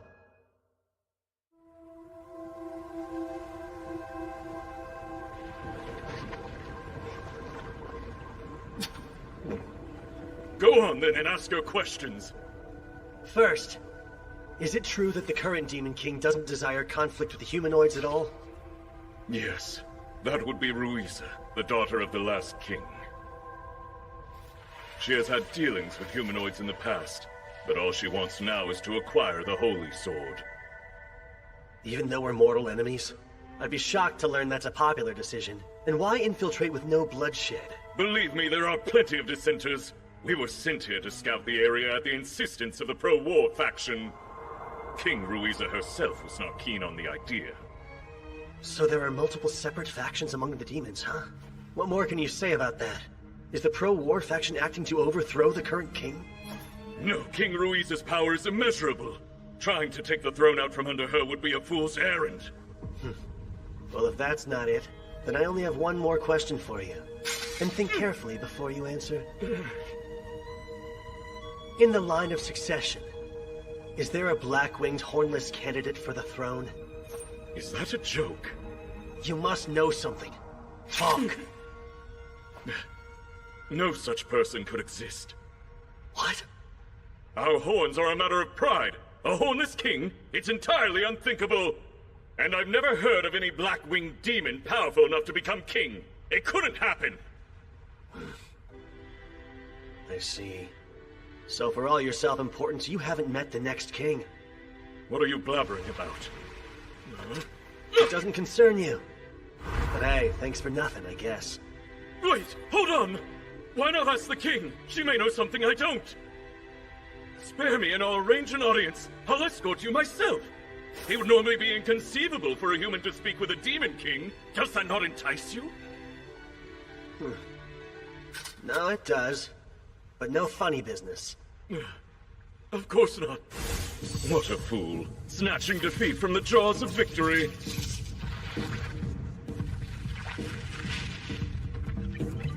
Kill him.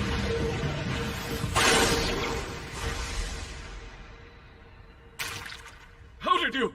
You were staring right at it. I didn't even have to look to know where it was. It's kind of a shame. If you hadn't lied and taken me to your king, you could have lived a bit longer. I assume your little pets here were responsible for the embassy massacre. Conjuring and puppeteering several at a time is the only way you could have managed it that quickly, isn't it? Invisible assassins, you call them, right? No! How? How do you know about my secret weapon? You seemed familiar to me when we first met. But that was at our collaborator's request too, and I just couldn't refuse him. That demon. Of course, you have no way of knowing. But we've actually crossed paths before. Garnius. But I've never told you my name! What do you mean we've met before? I've had this feeling like something is off about you, and it just clicked. During the Great Invasion, I felt a mysterious gripping fear of your kind, and I felt your fierce loyalty to your ruler, the Demon King. But I sense none of that in you now. You're still strong, but you don't scare me anymore. I don't understand what you're saying. Quit spouting nonsense and stay away! I have no further use for you. Wait, don't! Bye, Garnius. Good riddance.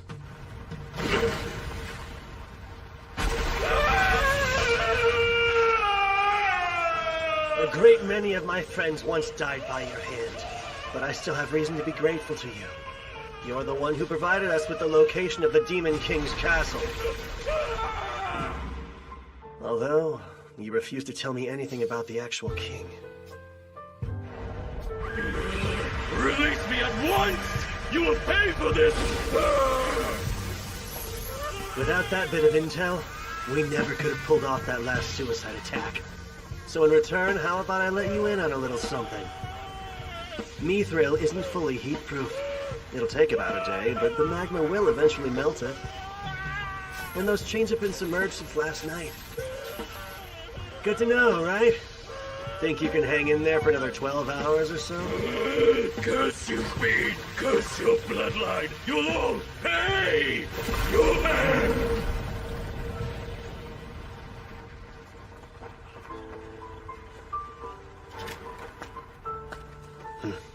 Not much different from the last time I heard him die.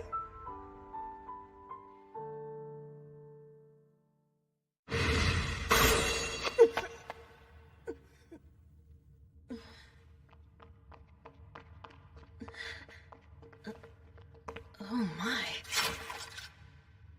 I don't know what this is, but it looked like it was gonna try to eat you.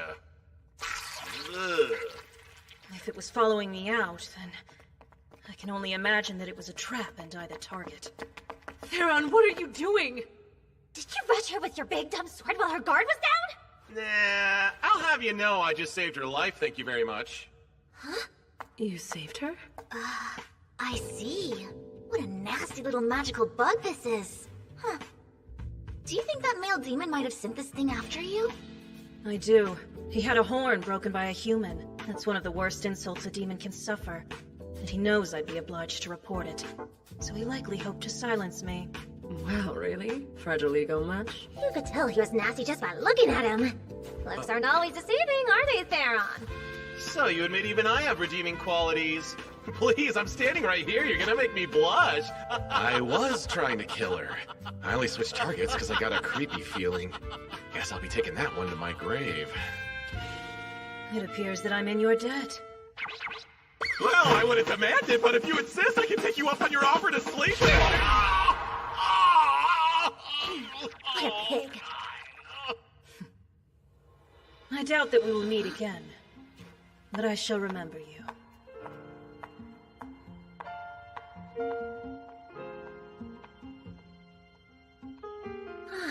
She was pretty fun to fight, huh? She was. I would like to face her again. Me too. She'll be way stronger if we do, and we won't have the element of surprise on our side. You're not wrong. Losing to us was probably a long overdue wake-up call for her. The next time we meet, she'll be a vastly different warrior. Kyle really didn't want to let her out of here alive, but... Actually, yeah. That's a problem for future Kyle.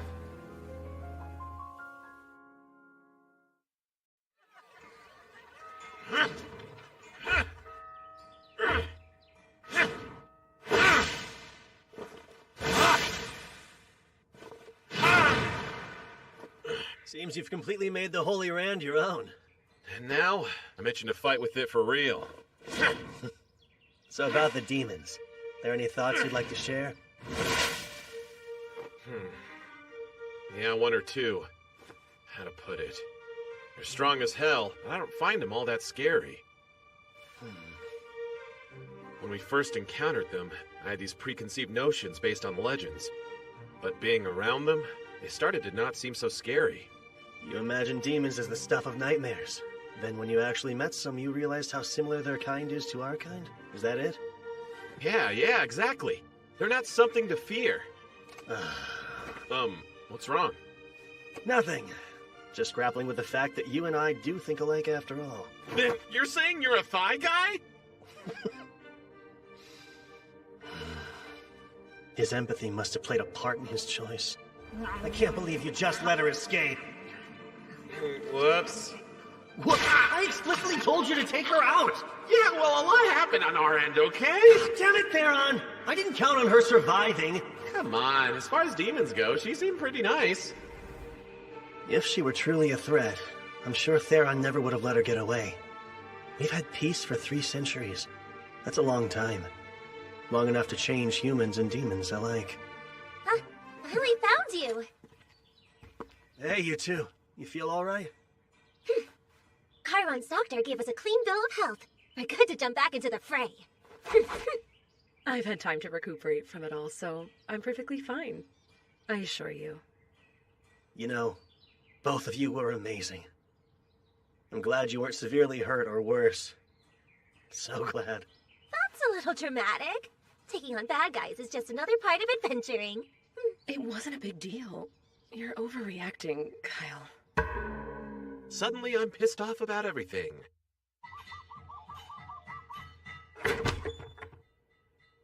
Good to see you, Kyle. You can find Dad in the back. Thanks. If you have a second or two to spare, there's something I'd like to discuss with you, Sidonia.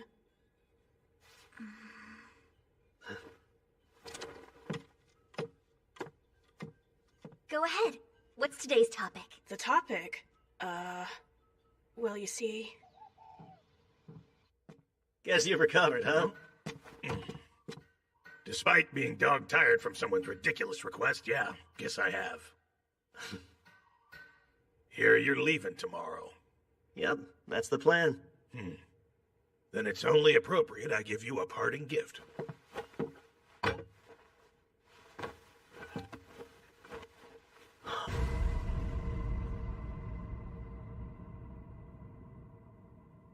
Sheaths? One for you, and of course one for the Holy Sword Rand. Got no shortage of mithril, thanks to you. So, made these to practice. This is great. Sidonia's a stickler for sheaths and has expensive taste. Well, you've certainly earned that one. I won't waste what you gave. You have my word on that. You're leaving, right? Even though you only just got here? Correct. Kyle said we should depart early tomorrow.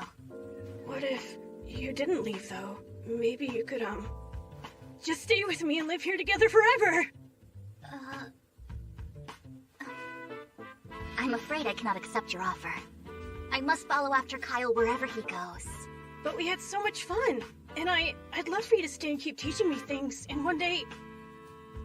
Oh. Never fear, Go. I've taught you all you need to know about golems. And with the help of Kyle's patronage, your golem will be built in no time flat. You wait and see. So it's settled. You can't stay? No, but don't take it personally. I remain at Kyle's side because I belong to him.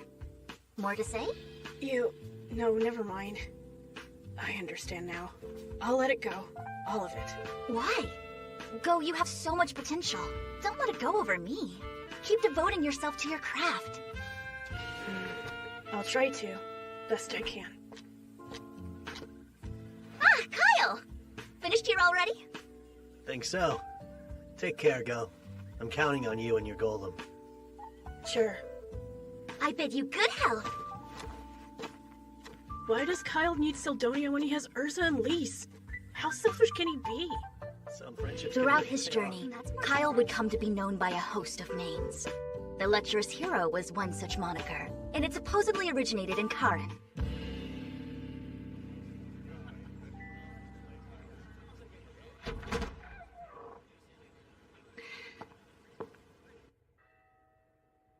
Though Gazas made a full recovery, I learned from Miranda that Governor Bax did not. All the glory to Kara. No, hang in there! He didn't have long to begin with. Then upon finding out his efforts were in vain, he took a turn for the worse. Before he died, he confessed everything. He paid rogues to kidnap people and drain their bodies of life. So, case closed then? Yes, quite. Or at least for Zergis and Karan. One problem still remains, though. Which would be the Gargon Embassy Massacre. And what a problem it is. Very. Though the governor was acting independently, the Empire will blame Zergus and put the squeeze on us. Since Queen Melina elected to call off her engagement, who knows what sort of demands they'll have. The headaches never end here. It's a tough situation for sure, but I can't help you with this one. Yes, I know. Just grousing aloud. Sorry. No, grouse away. Oh, right. There's good news, too. Gazas took the role of Karan's governor. I saw him earlier, though, and he was cooped up at his workshop making stuff like always. Of course. That was his demand in accepting the role. I'll handle the day-to-day duties and desk work while he spends as much time in the forge as he wants. And the world makes sense again. He already forged Theron and me sheaths for our swords. Said it was to practice. Sounds like something he'd do. Making a thoughtful gift seemed trivial, but I trust he saw through that. He's well aware of how many lives were saved because of you. Those sheaths are a sign of thanks. From him, and from me. Mind if I broach a more personal subject? Broach and we'll see. Go got caught up in a little financial trouble recently, and you were the one pulling the strings behind it. What? Governor Bax was using you to threaten Gazas, so he distanced himself from you. An act of love not even you could comprehend. That's why you devised a plan that would bring you two closer. A plan using his adoptive son, who was eagerly seeking investors. It was perfect. You didn't even have to act as an intermediary. Just tell the right people about a promising venture, then let their impatience and Go's naivete take care of the rest. And once it reached a tipping point, you'd bail Go out, swooping straight back into Gazas' good graces in the process. I may be off the mark, but I bet I'm close. You continue to amaze. Hats off to your deductive skills. Although, I'm curious to know what concrete proof you have. Unfortunately, you left a very clean trail. I see. Most unfortunate, yes. So all of that to say, this rather elaborate yarn you've been spinning is merely conjecture. It would appear so. Let's forget I ever brought it up, shall we? Oh, please, Kyle. I can't forget such a serious accusation. Not until you clarify how you came to it. That's easy. When it comes to manipulative and unscrupulous schemes, you're an ultimate mastermind. If the guilt's starting to creep in, this favor might subdue it. Keep the details of Go's project a secret. No one needs to know he's restoring a golem. And when I say no one, that includes Zergus. I don't see why withholding that now would be detrimental, so you have a deal. Exactly what I wanted to hear. But between you and me, do you actually believe you'll succeed? Don't know many investors who would back a project they think will fail. I suppose you've got a point there. That said, this golem would be a colossal boon to our troops. If all of it goes well, Zergus will have to be informed about it. Well, the secret's bound to come out one day. Just not anytime soon. Once Go's research is on track, and the final stage is in sight, then we'll talk. He'll get there. Might take a little while, but not more than 3 years. We won't have a reason to keep it secret after that. Why not? Oh, come on now, Miranda. Don't frown. You shouldn't make that face when you have so much to be happy about. I should be happy? An unscrupulous schemer like me? I guess you've got a point there. It's just, your smile's a vast improvement over your survival face. I like seeing it. What? I'm sorry. I know this is an odd question to ask, but have we possibly met before? Because you give that impression. No. We met for the first time right here in Karan.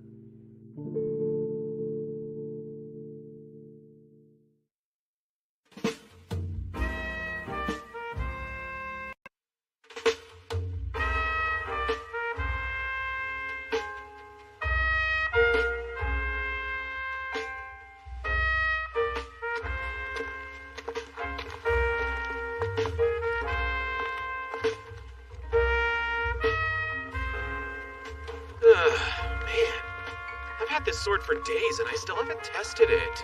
I'm sure you'll get your chance. It's only a matter of time. For now, we're Zergus bound. We've got to report to the Queen. Ooh, perhaps I'll have them treat me to some more of their mouth-watering pastries then. Is food all you think about? Our poisonings. answering questions about our trip. Yes, there's really no avoiding it at this point. Obviously, the Empire's already felt burned by Zirgus due to the struggle over Charon's territory. An assassination of a key figure on top of a bloodbath might fan burning embers into flames of war. We know the demons are up to something. That's a much bigger problem. They could be planning an attack. If we're busy fighting amongst ourselves, that could spell the worst possible outcome. But we can change it. We'll unite the humanoids before the demons can divide us. Our fate isn't set in stone. Damn, Kyle. Always so stoked. Makes me look bad.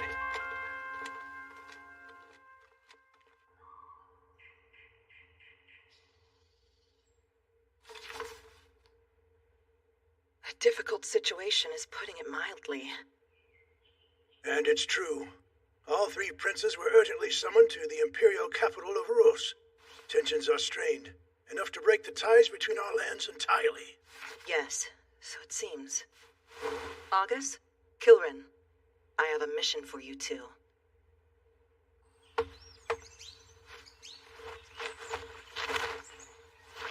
All done. Oh, Kyle, I hope you're doing okay.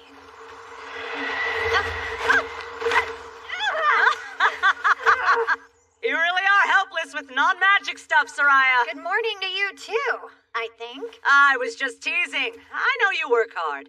Are you leaving? Yeah. If I run into the kids, I'll tell them you say hello. Promise you'll be careful out there, Layla. Lots can happen. I'll promise to be careful as long as you promise you'll do the same. It's a crucial time.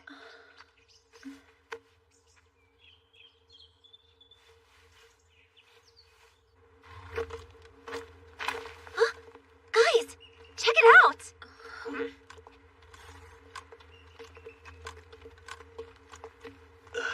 Wait, are they?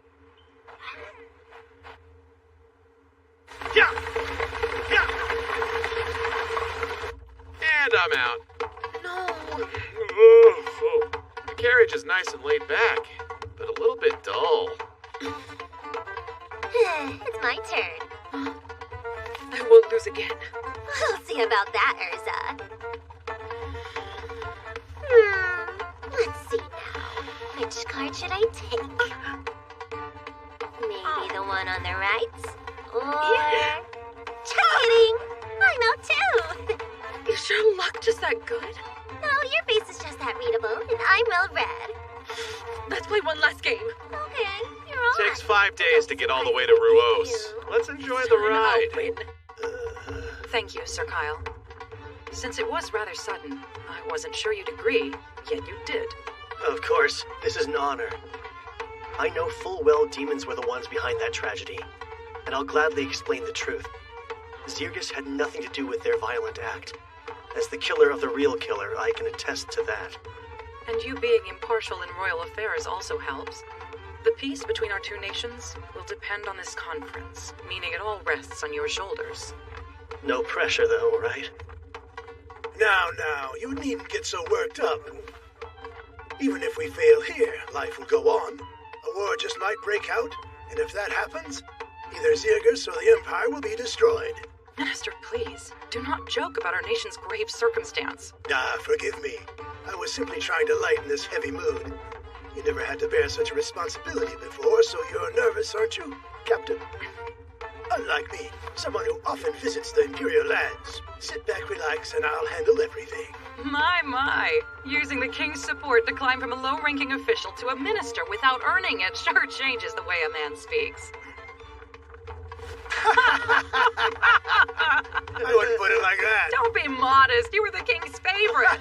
I really don't see how that's relevant, though. Maybe if you had earned your job, you would.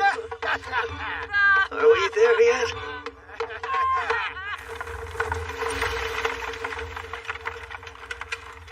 Look, there's the city.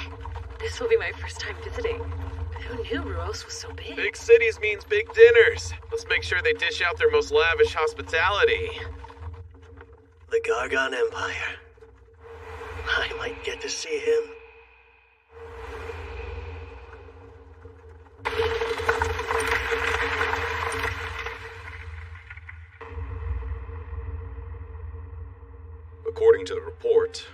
Zergus insists that they too were victims of the Embassy massacre. They claim it was all the work of demons. What kind of fools do they take us for? Demons on human soil? That hasn't happened in well over 3 centuries. What I find most incredulous about this is that someone actually slew the demon responsible. Alzard was a victim, our Wyvern Knights as well. So if it's true, this demon slayer would be one of humanity's strongest. Stronger than a squad of Wyvern Knights? And Alzard Vane, the second most powerful court sorcerer in the Empire? Brother, I won't entertain their lies anymore. And you, sprawled out like a slob, don't you care that our authority is being threatened, Meister? Could release some brain cells if you tried unclenching too. I heard there's a hero in Zergus. Maybe he's the one who defeated the demon. And what makes you say that? Just a hunch. Well now. Whenever you have a hunch, Miser, it's usually right.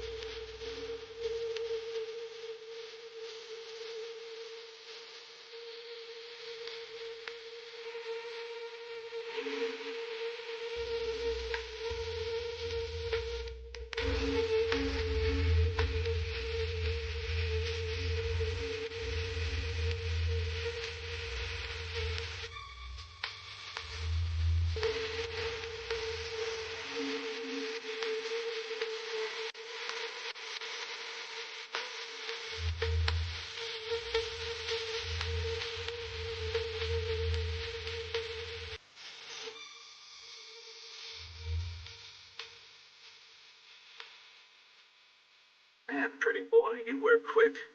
I interrupt? No, it was only small talk. Did you come out to make small talk too? Kind of. I just prefer to be direct. So I'll cut to the chase here. Serve me, as an Imperial.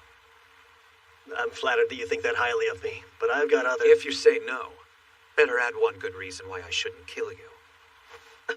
I can't afford to have you around at all unless you're my faithful ally. You're too capable. So, Kyle Leonard, which will it be?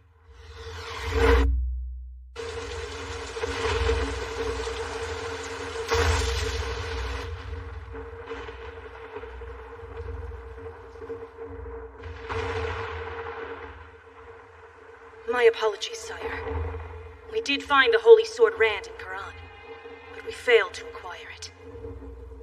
I believe Garnius has perished as well.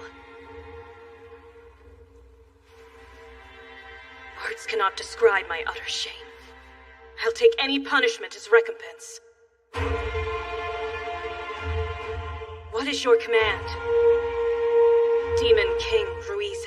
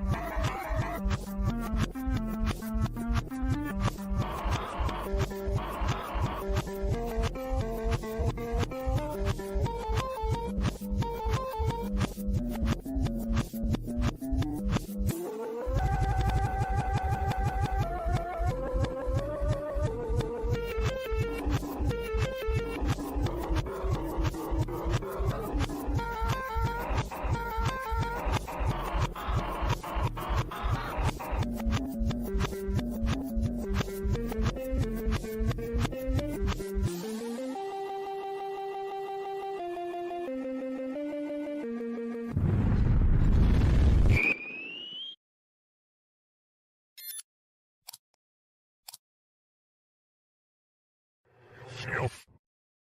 What? No. What? You.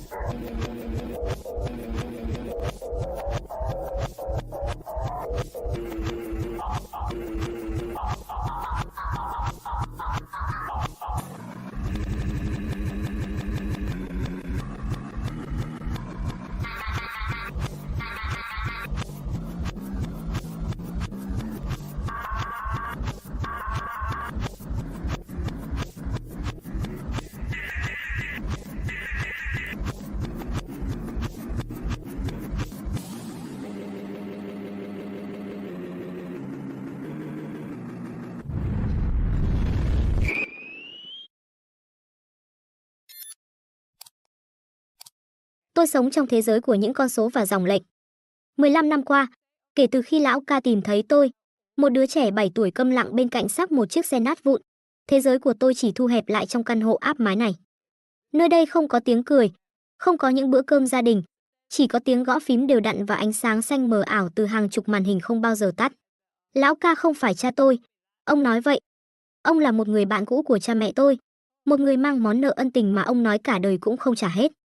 Ông dạy tôi mọi thứ ông biết, cách bẻ khóa một hệ thống, cách mã hóa dữ liệu đến mức không thể truy vết, cách lần theo dấu chân kỹ thuật số của một người và cách xóa sạch sự tồn tại của chính mình trên mạng. Ông nói, đó là những kỹ năng duy nhất có thể giúp tôi sống sót. Lộ Tuyết, ông thường nói, giọng khan đặc vì khói thuốc, thế giới bên ngoài là một khu rừng. Kẻ yếu sẽ bị ăn thịt. Con không thể là con mồi. Con phải trở thành thợ săn. Và tôi đã trở thành một thợ săn. Năm 15 tuổi, tôi đã có thể xâm nhập vào hệ thống ngân hàng trung ương chỉ để lại một lời nhắn trêu chọc. Năm 18 tuổi, dưới bí danh Nemesis trong mạng lưới Bắc Cực, tôi đã đánh sập một tổ chức buôn người xuyên quốc gia bằng cách phơi bày toàn bộ đường dây của chúng ra ánh sáng. Tôi lạnh lùng, chính xác và vô hình. Tôi là một bóng ma trong thế giới số, một truyền thuyết mà không ai biết mặt. Nhưng tôi chưa bao giờ quên lý do mình tồn tại. Đằng sau những bức tường lửa tôi dựng lên, trong sâu thẳm trái tim tôi là hình ảnh của vụ tai nạn năm đó. Tiếng kim loại xoắn vặn, mùi xăng và máu, và ánh mắt vô hồn của mẹ khi bà cố đẩy tôi ra khỏi chiếc xe đang bốc cháy. Báo chí gọi đó là một bi kịch. Cảnh sát kết luận đó là tai nạn do tài xế mất lái. Nhưng tôi biết, đó là một lời nói dối. Và hôm nay, lời nói dối đó hiện ra trơ trẽn trên màn hình TV lớn nhất trong phòng khách. Tập đoàn công nghệ Triệu Thị, gã khổng lồ của thành phố Kinh Đô, đang tổ chức một buổi họp báo ra mắt sản phẩm mới.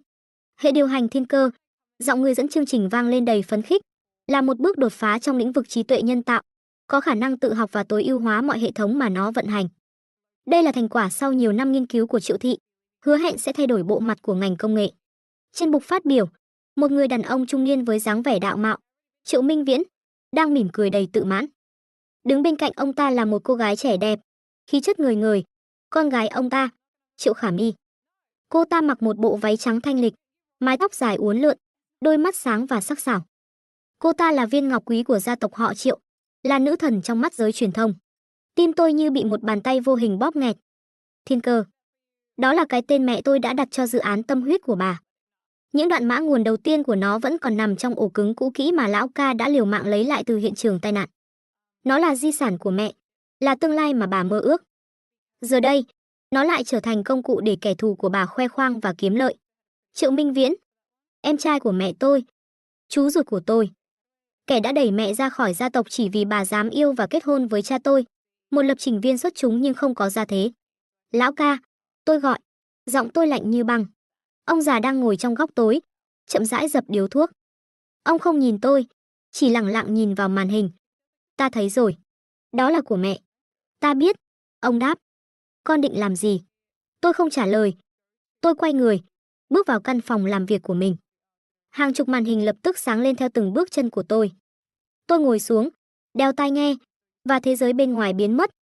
Chỉ còn lại tôi và những dòng mã. Mục tiêu, hệ thống máy chủ trung tâm của tập đoàn Triệu Thị. Thời gian, ngay bây giờ. Tôi không hành động ngu ngốc.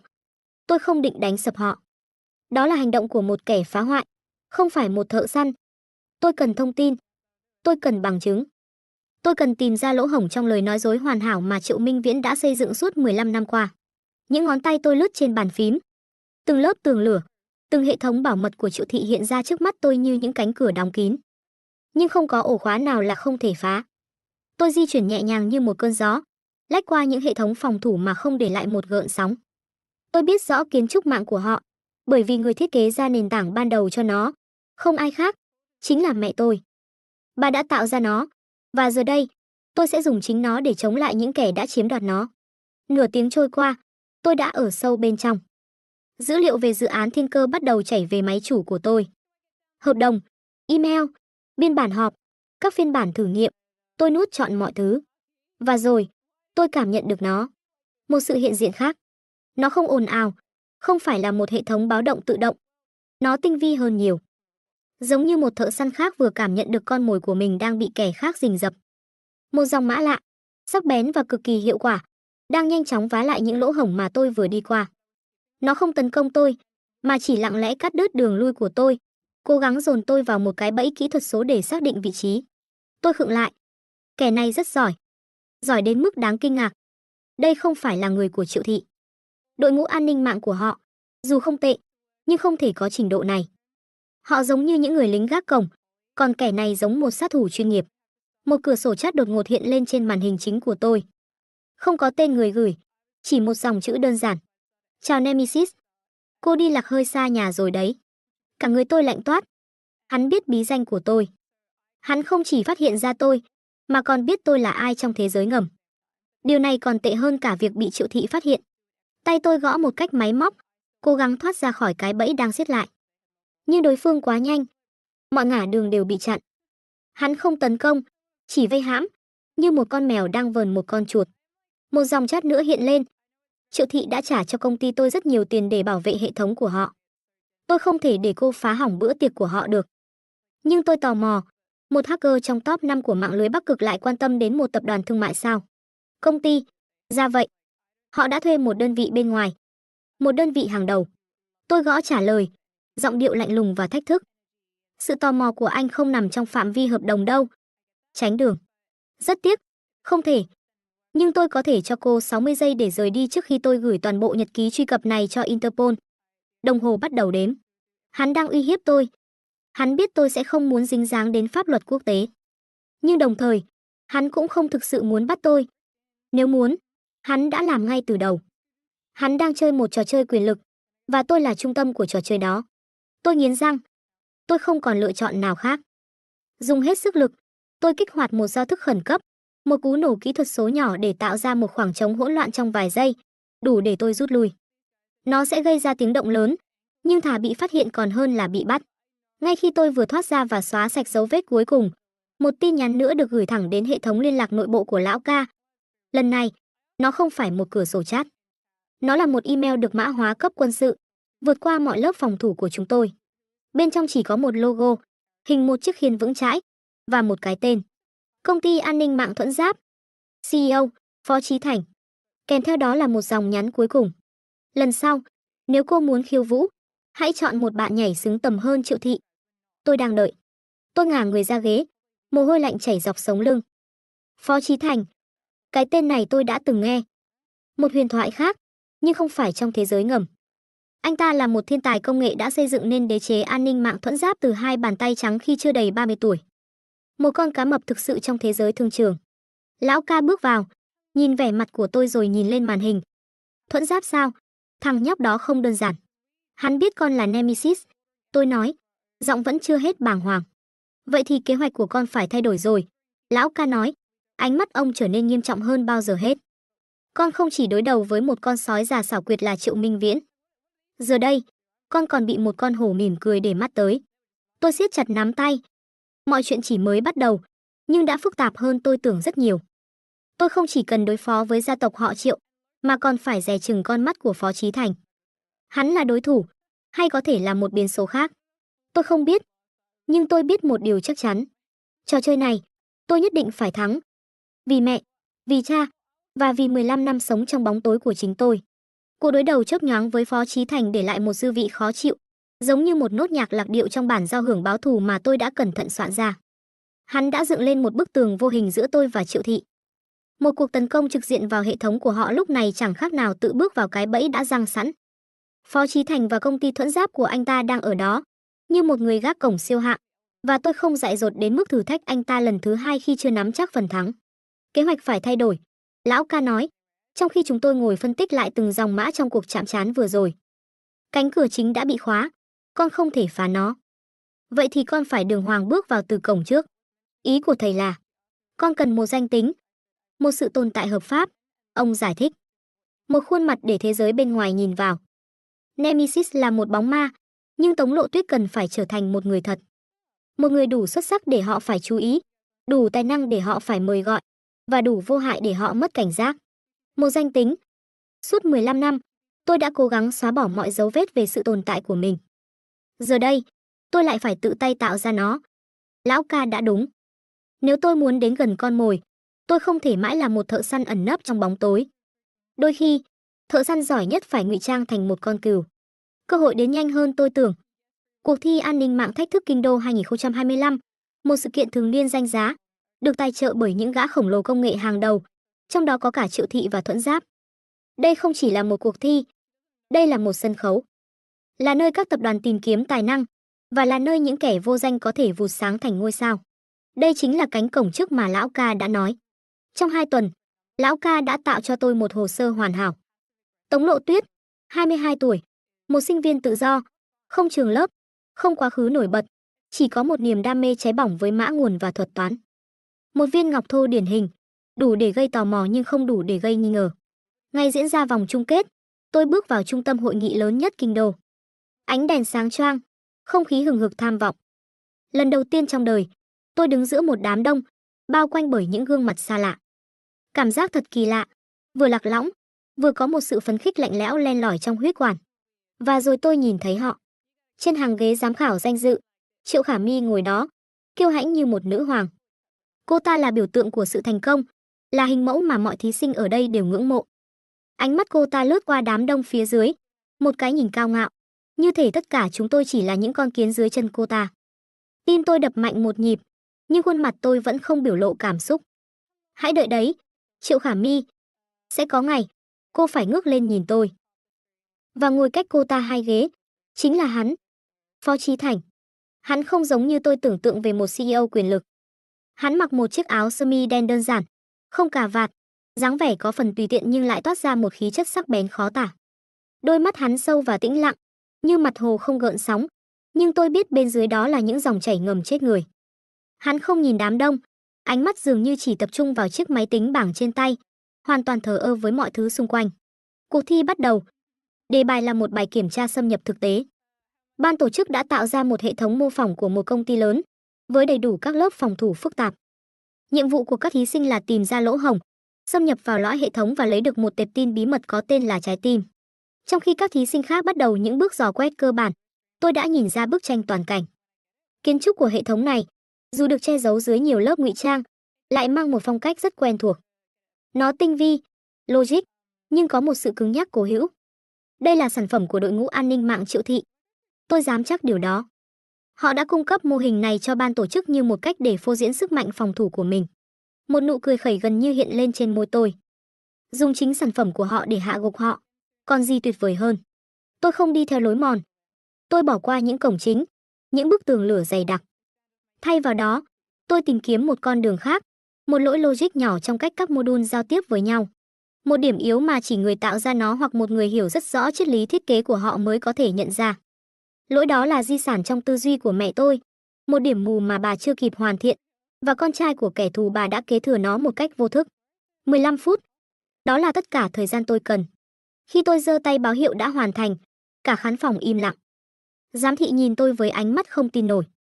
Trên màn hình lớn, tên của thí sinh vô danh Tống Lộ Tuyết nhảy vọt lên vị trí số 1, với thời gian hoàn thành nhanh đến mức phi lý.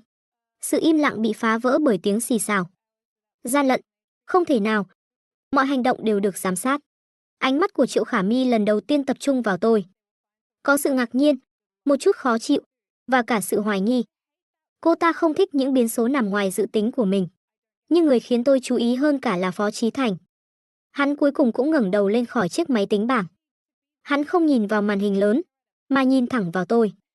Ánh mắt chúng tôi giao nhau giữa không gian rộng lớn. Trong một khoảnh khắc, tôi có cảm giác hắn đã nhìn xuyên qua lớp vỏ bọc sinh viên tự do của tôi. Đôi mắt tĩnh lặng đó khẽ nheo lại, một tia sáng lóe lên rồi biến mất. Hắn biết. Tôi không chắc hắn biết chính xác điều gì, nhưng hắn biết tôi không phải là một người bình thường. Vòng thi vấn đáp, tôi được gọi lên sân khấu đầu tiên. Triệu Khả Mi cầm micro, giọng nói ngọt ngào nhưng đầy vẻ bề trên.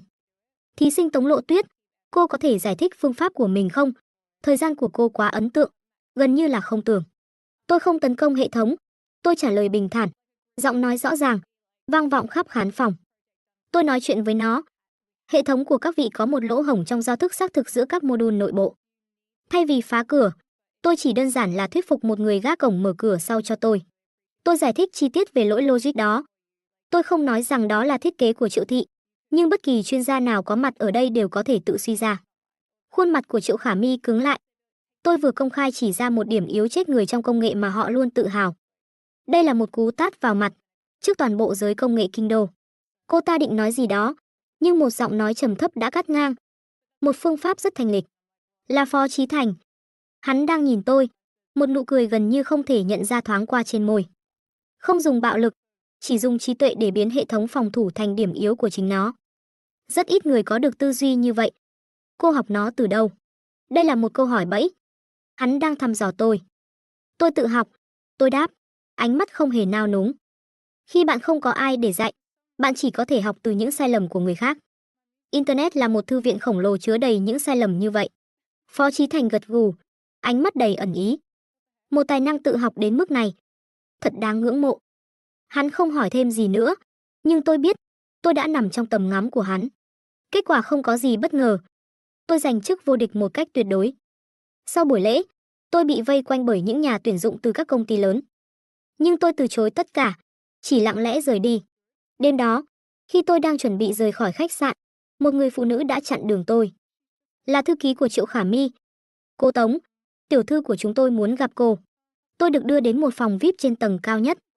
Triệu Khả Mi ngồi đó, ly rượu vang đỏ trên tay, ánh mắt không còn vẻ bề trên như trên sân khấu, mà là sự đánh giá sắc lạnh của một nhà quản lý.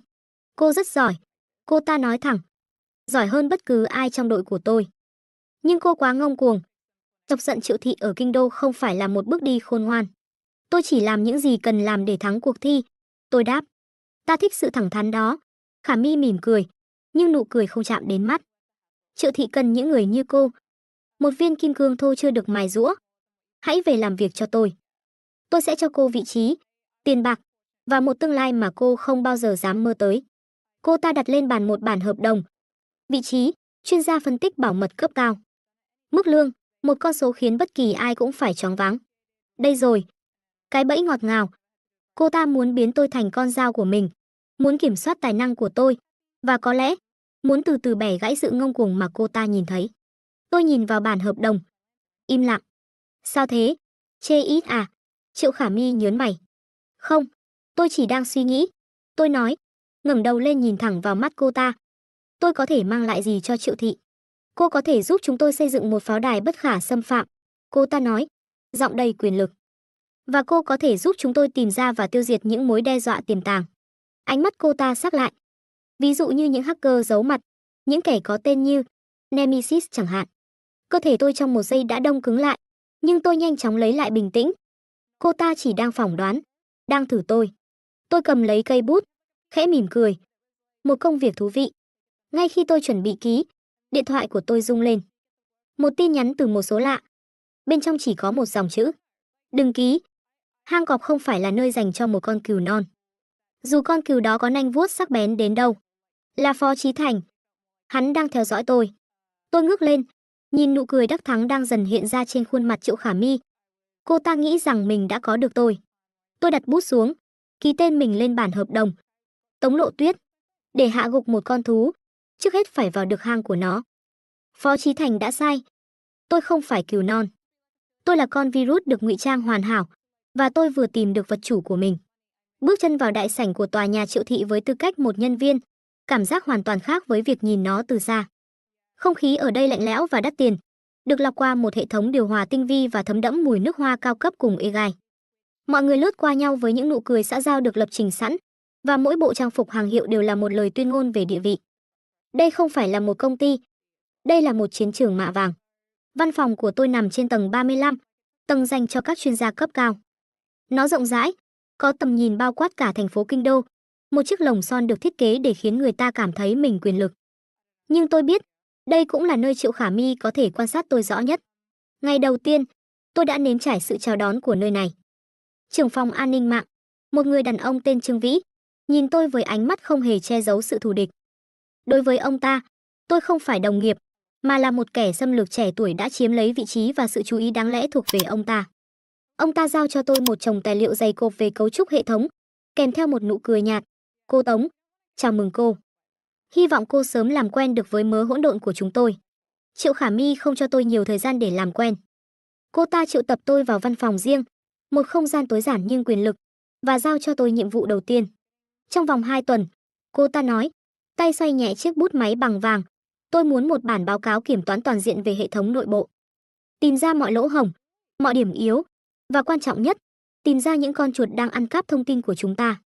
Tôi biết chúng tồn tại. Giờ cô hãy chỉ mặt chúng cho tôi. Đây là một bài kiểm tra. Một bài kiểm tra kép. Cô ta không chỉ muốn thử thách kỹ năng của tôi mà còn muốn xem lòng trung thành của tôi nằm ở đâu. Nếu tôi tìm ra chuột, tôi sẽ trở thành con chó săn của cô ta. Nếu tôi không tìm ra, tôi là kẻ vô dụng. Tôi nhận nhiệm vụ mà không một lời thắc mắc. Tôi hiểu rồi, thưa giám đốc Triệu. 2 tuần tiếp theo, tôi gần như sống trong văn phòng. Tôi lặn sâu vào hệ thống nội bộ của Triệu thị, một mê cung chằng chịt của những backdoors, những quyền truy cập đáng ngờ và những phe phái chính trị ngầm. Mỗi phòng ban đều có những bí mật riêng, những quỹ đen dữ liệu được giấu kỹ. Chỉ sau 3 ngày, tôi đã tìm thấy con chuột mà Khả Mi muốn. Một trưởng phòng kinh doanh đang đều đặn tuồn dữ liệu về các gói thầu sắp tới cho một công ty đối thủ. Dấu vết rất rõ ràng, gần như là được cố tình để lại. Quá dễ dàng. Đây chính là cái bẫy. Triệu Khả Mi chắc chắn đã biết về kẻ này. Cô ta chỉ muốn xem tôi có đủ năng lực để tìm ra và có đủ ngoan ngoãn để báo cáo hay không. Nhưng tôi không dừng lại ở đó. Một con chuột được sắp đặt sẵn không làm tôi hứng thú. Tôi lần theo dòng dữ liệu bị rò rỉ, không phải để xác nhận kẻ phản bội, mà để phân tích xem ai là kẻ đứng sau công ty đối thủ kia. Và đó là lúc tôi phát hiện ra điều thú vị hơn nhiều. Công ty nhận thông tin chỉ là một công ty vỏ bọc. Đằng sau nó là một mạng lưới phức tạp hơn, nhưng điều khiến tôi chú ý là một dòng chảy dữ liệu khác, tinh vi hơn rất nhiều, đang âm thầm rời khỏi hệ thống của Triệu thị. Nó không phải dữ liệu kinh doanh. Nó là những mảnh vỡ của dữ liệu nghiên cứu cũ, những tệp tin được lưu trữ sâu trong kho lưu trữ kỹ thuật số, liên quan trực tiếp đến các phiên bản sơ khai của hệ điều hành thiên cơ. Dòng chảy này được mã hóa bằng một thuật toán mà tôi chưa từng thấy, cực kỳ kín đáo và gần như không thể phát hiện. Đây mới là con chuột thật. Một con chuột mà ngay cả Triệu Khả Mi cũng không hề hay biết. Ai đó đang hút cạn những bí mật cốt lõi nhất của Triệu thị. Cuộc điều tra này đưa tôi vào những vùng nguy hiểm. Những hành động của tôi, dù đã được che giấu cẩn thận, không thể qua mắt được hệ thống giám sát bên ngoài của Thuẫn Giáp. Một buổi chiều, khi tôi đang cố gắng giải mã thuật toán lạ kia, một email được gửi đến hòm thư cá nhân của tôi. Tiêu đề: cà phê. Người gửi: Phó Chí Thành. Tôi nhìn chằm chằm vào email. Hắn muốn gặp tôi. Đây là điều tôi vừa mong đợi, vừa phải dè chừng. Hắn là một biến số khó lường nhất trong ván cờ này. Chúng tôi gặp nhau tại một quán cà phê nhỏ, ẩn mình trong một con hẻm yên tĩnh, cách xa những tòa nhà chọc trời. Hắn vẫn vậy, áo sơ mi đen, phong thái điềm tĩnh. Hắn đến trước, đã gọi sẵn một ly Americano. Cô Tống, hắn mở lời khi tôi ngồi xuống, không một chút vòng vo. Công việc mới thế nào? Hang cọp có ấm áp như cô nghĩ không? Nó có những thử thách thú vị. Tôi đáp, nhìn thẳng vào mắt hắn. Giám đốc Phó đây có vẻ rất quan tâm đến nhân viên mới của công ty đối thủ nhỉ? Hắn khẽ cười, một nụ cười làm tan đi vẻ lạnh lùng trên khuôn mặt. Tôi quan tâm đến những người có khả năng gây ra địa chấn. Cô đã làm rung chuyển hệ thống của Triệu thị từ bên trong suốt 1 tuần qua.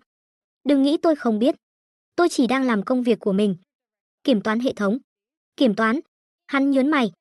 Những khu vực cô đang đào bới là những kho lưu trữ đã bị lãng quên từ 10 năm trước. Đó không gọi là kiểm toán. Đó gọi là khảo cổ. Hắn ngừng lại, khuấy nhẹ ly cà phê. Một vài ngôi mộ tốt nhất đừng nên bị đào lên. Trừ phi người đào mộ đã chuẩn bị sẵn sàng để chiến đấu với những bóng ma bên trong. Một lời cảnh báo nữa. Nhưng lần này, nó mang một ý nghĩa khác. Hắn không chỉ đang nói với tôi, mà dường như cũng đang tự nói với chính mình. Bóng ma không đáng sợ, tôi nói khẽ. Sự im lặng bao che cho chúng mới đáng sợ. Ánh mắt Phó Chí Thành nhìn tôi sâu hơn. Cô đang tìm kiếm điều gì? Tống Lộ Tuyết? Hay tôi nên gọi cô là Nemesis? Tôi nghĩ chúng ta nên gọi nhau bằng cái tên trên giấy tờ. Tôi bình thản đáp lại. Giống như việc công ty Thuẫn Giáp của anh đang bảo vệ cho Triệu thị trên hợp đồng vậy. Hắn gật đầu, hiểu ý tôi. Được thôi. Vậy thì, cô Tống, với tư cách là một người ngoài cuộc, tôi chỉ có một lời khuyên.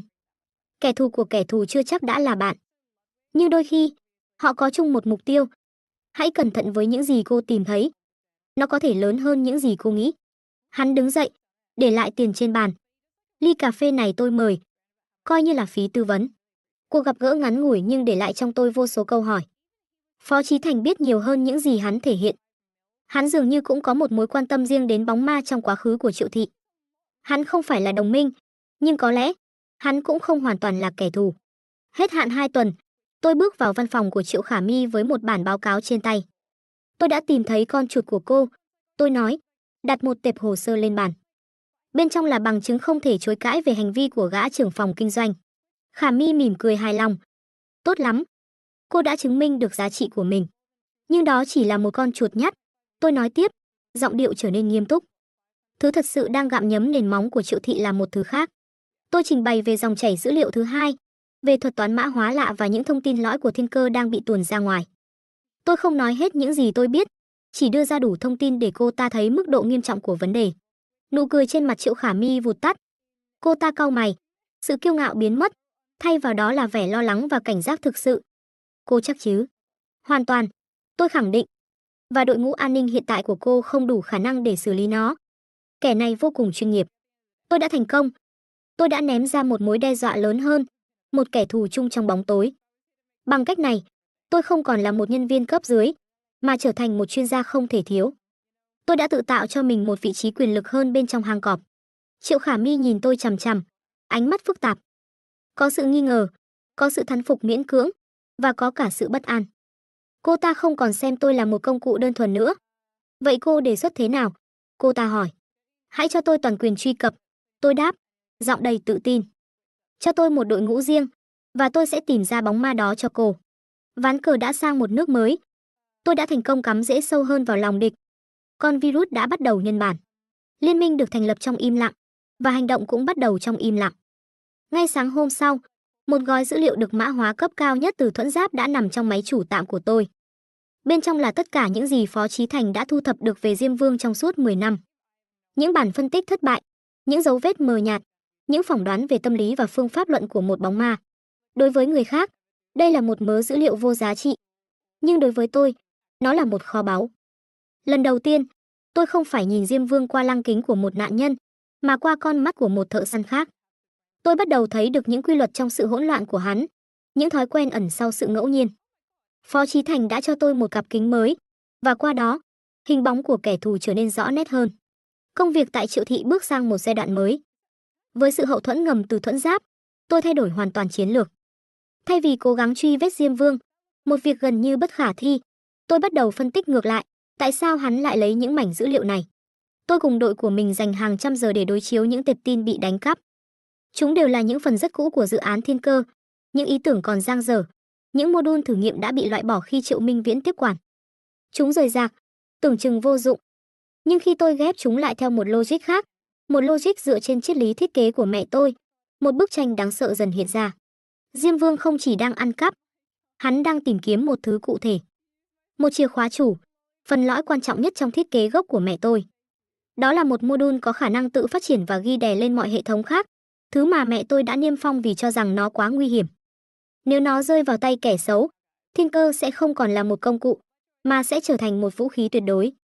Và chỉ có một người biết về sự tồn tại của chiếc chìa khóa đó ngoài mẹ tôi và lão ca. Đó là kẻ đã xem qua toàn bộ nghiên cứu của bà trước khi chiếm đoạt nó, Triệu Minh Viễn. Lòng tôi thắt lại. Giả thuyết tồi tệ nhất của tôi đang dần được chứng thực. Chú ruột của tôi không chỉ đánh cắp công ty, ông ta còn đang cố gắng khai quật thứ vũ khí nguy hiểm nhất mà mẹ tôi đã tạo ra. Trong khi đó, ở bên ngoài, Phó Chí Thành thực hiện nước cờ của anh ta. Dựa trên phân tích của tôi, anh ta và đội ngũ của Thuẫn Giáp đã tạo ra một mật ngọt, một máy chủ giả lập, được ngụy trang thành một kho lưu trữ bị mất của Triệu thị từ 15 năm trước. Bên trong chứa những mẩu dữ liệu mồi, được thiết kế để chỉ Diêm Vương mới có thể nhận ra giá trị của chúng. Đó là một cái bẫy tinh vi, một sân khấu được dựng lên chỉ cho một khán giả duy nhất. Sự tiến triển quá nhanh của tôi bắt đầu gây ra sự chú ý. Triệu Khả Mi ngày càng tỏ ra nghi ngờ. Cô ta thường xuyên ghé qua văn phòng của tôi với những lý do không đâu, ánh mắt quan sát mọi thứ, từ màn hình máy tính cho đến những tờ giấy nháp của tôi. Cô ta cảm nhận được tôi đang che giấu điều gì đó, nhưng không thể tìm ra bằng chứng. Tiến độ đến đâu rồi, cô Tống? Cô ta hỏi trong một lần đột nhập bất ngờ. Trông cô có vẻ đã tìm ra điều gì đó rất thú vị. Chỉ là một vài giả thuyết, tôi đáp, nhanh chóng đóng một cửa sổ dòng lệnh đang phân tích dữ liệu từ Phó Chí Thành. Kẻ địch của chúng ta thông minh hơn chúng ta tưởng. Hắn đang dẫn chúng ta đi vòng quanh. Sự nghi ngờ của cô ta lên đến đỉnh điểm khi cô ta cử anh trai mình, Triệu Hạo Nhiên, đến hỗ trợ đội của tôi. Hạo Nhiên là một thiếu gia ăn chơi điển hình, không có tài năng gì ngoài việc tiêu tiền và gây rối. Sự có mặt của hắn trong đội đặc nhiệm của tôi rõ ràng là một hành động cài cắm người giám sát. Một buổi tối, tôi đang trao đổi thông tin khẩn với Phó Chí Thành qua một kênh liên lạc an toàn thì Triệu Hạo Nhiên đột ngột mở cửa bước vào mà không gõ cửa. Lộ Tuyết, đi ăn tối không? Anh biết một nhà hàng mới mở. Tim tôi như ngừng đập. Trên màn hình điện thoại là giao diện chat được mã hóa với logo Thuẫn Giáp. Tôi bình tĩnh lật úp điện thoại xuống bàn trong một cử chỉ tự nhiên, ngẩng lên nhìn hắn, mỉm cười lạnh nhạt. Cảm ơn thiếu gia, nhưng tôi không có thói quen ăn tối với đồng nghiệp, nhất là khi công việc còn chưa xong. Chà, lạnh lùng quá vậy. Hắn bĩu môi. Em gái anh nói em là người cuồng công việc. Đúng thật. Nhưng làm việc mãi cũng phải thư giãn chứ. Khi nào bắt được bóng ma đang ám công ty, tôi sẽ thư giãn.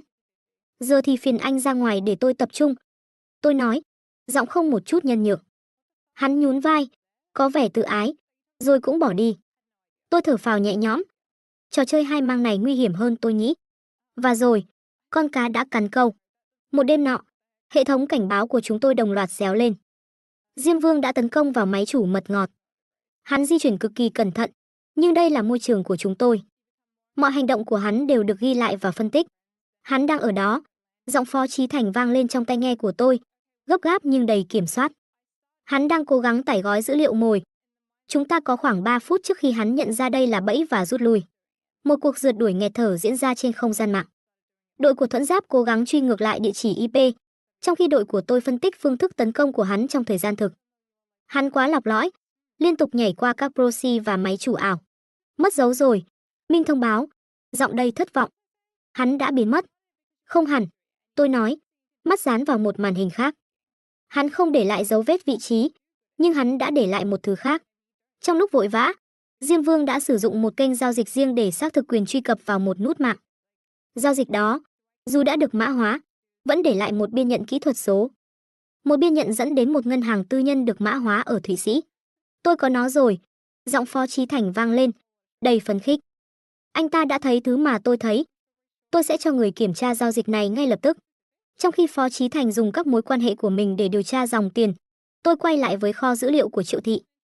Tôi đối chiếu thời gian của tất cả các cuộc tấn công nhỏ lẻ từ Diêm Vương với sổ sách tài chính nội bộ của tập đoàn. Và tôi đã tìm thấy một loạt các khoản thanh toán lớn, bất thường, được chuyển từ một công ty con của Triệu Thị cho một công ty tư vấn ma ở nước ngoài. Những khoản chi không có trong báo cáo chính thức. Người duy nhất có quyền duyệt những khoản chi đặc biệt này mà không cần thông qua hội đồng quản trị là CEO. Điện thoại tôi rung lên. Là Phó Chí Thành. Lỗ Tuyết, tôi có tên người chuyển tiền rồi. Là một công ty vỏ bọc có tên là Viễn Tinh. Tôi hít một hơi thật sâu. Viễn Tinh, tôi lặp lại. Trong cái tên Triệu Minh Viễn và tập đoàn Viễn Tinh, thật không thèm che giấu. Vậy là... Phải, tôi cắt lời anh ta, mắt nhìn vào những con số trên màn hình, trái tim lạnh như băng. Tôi cũng tìm thấy các lệnh chi rồi. Người duyệt chi là Triệu Minh Viễn. Sự im lặng bao trùm cả hai đầu dây. Cuối cùng, bí ẩn lớn nhất đã có lời giải đáp. Kẻ đã thuê Diêm Vương, bóng ma đã hủy hoại gia đình tôi và ám ảnh Phó Chí Thành suốt 10 năm, không phải ai xa lạ. Đó chính là chú ruột của tôi. Bằng chứng nằm trên tay, nhưng cuộc chiến chỉ mới bắt đầu. Triệu Minh Viễn là một con cáo già, ông ta sẽ không dễ dàng bị hạ gục chỉ bằng những con số trên giấy tờ. Chúng tôi cần một sân khấu, một khoảnh khắc mà ông ta không thể chối cãi, không thể che đậy. Và sân khấu đó chính là đại hội cổ đông thường niên của Triệu Thị, nơi ông ta sẽ ở đỉnh cao của sự tự mãn và cũng là lúc dễ bị tổn thương nhất. Kế hoạch cuối cùng được vạch ra, một nước cờ song hành cuối cùng, nhưng lần này là để chiếu tướng. Phần việc của tôi là ở bên trong. Với tư cách người đứng đầu đội đặc nhiệm an ninh, tôi đề xuất với ban lãnh đạo về việc trình bày một báo cáo bảo mật trực tiếp tại đại hội, nhằm phô diễn năng lực phòng thủ và trấn an các cổ đông sau những tin đồn về rò rỉ dữ liệu. Triệu Khả Mi, dù vẫn còn nghi ngờ, nhưng bị áp lực phải thể hiện rằng mọi thứ vẫn trong tầm kiểm soát, đã đồng ý. Điều này cho tôi toàn quyền kiểm soát hệ thống trình chiếu và âm thanh của toàn bộ sự kiện. Tôi đã răng sẵn một cái bẫy kỹ thuật số ngay tại trung tâm đầu não của kẻ thù. Phần việc của Phó Chí Thành là ở bên ngoài. Anh ta lặng lẽ mua lại một lượng nhỏ cổ phiếu của Triệu Thị thông qua một quỹ đầu tư trung gian, đủ để anh ta có tư cách pháp nhân tham dự đại hội. Sự xuất hiện của CEO Thuẫn Giáp tại đại hội của đối thủ cạnh tranh sẽ là một quả bom truyền thông, thu hút mọi sự chú ý và tạo ra sự hỗn loạn cần thiết. Anh ta sẽ là người châm ngòi. Ngày đại hội diễn ra, không khí trong khán phòng lớn của tòa nhà Triệu Thị trang trọng và căng thẳng. Triệu Minh Viễn đứng trên bục, hùng hồn trình bày về những thành tựu vượt bậc của tập đoàn, về tương lai tươi sáng của hệ điều hành thiên cơ. Ở hàng ghế đầu, Triệu Khả Mi ngồi đó, kiêu hãnh và xinh đẹp, là minh chứng sống cho sự thành công của gia tộc. Khi bài phát biểu của Triệu Minh Viễn lên đến cao trào, cánh cửa lớn của hội trường đột ngột mở ra. Phó Chí Thành bước vào, theo sau là trợ lý Lý Khiêm. Mọi ánh mắt đổ dồn về phía anh ta. Tiếng xì xào nổi lên như ong vỡ tổ. Xin lỗi đã làm gián đoạn, Phó Chí Thành nói, giọng nói bình tĩnh nhưng vang vọng khắp khán phòng.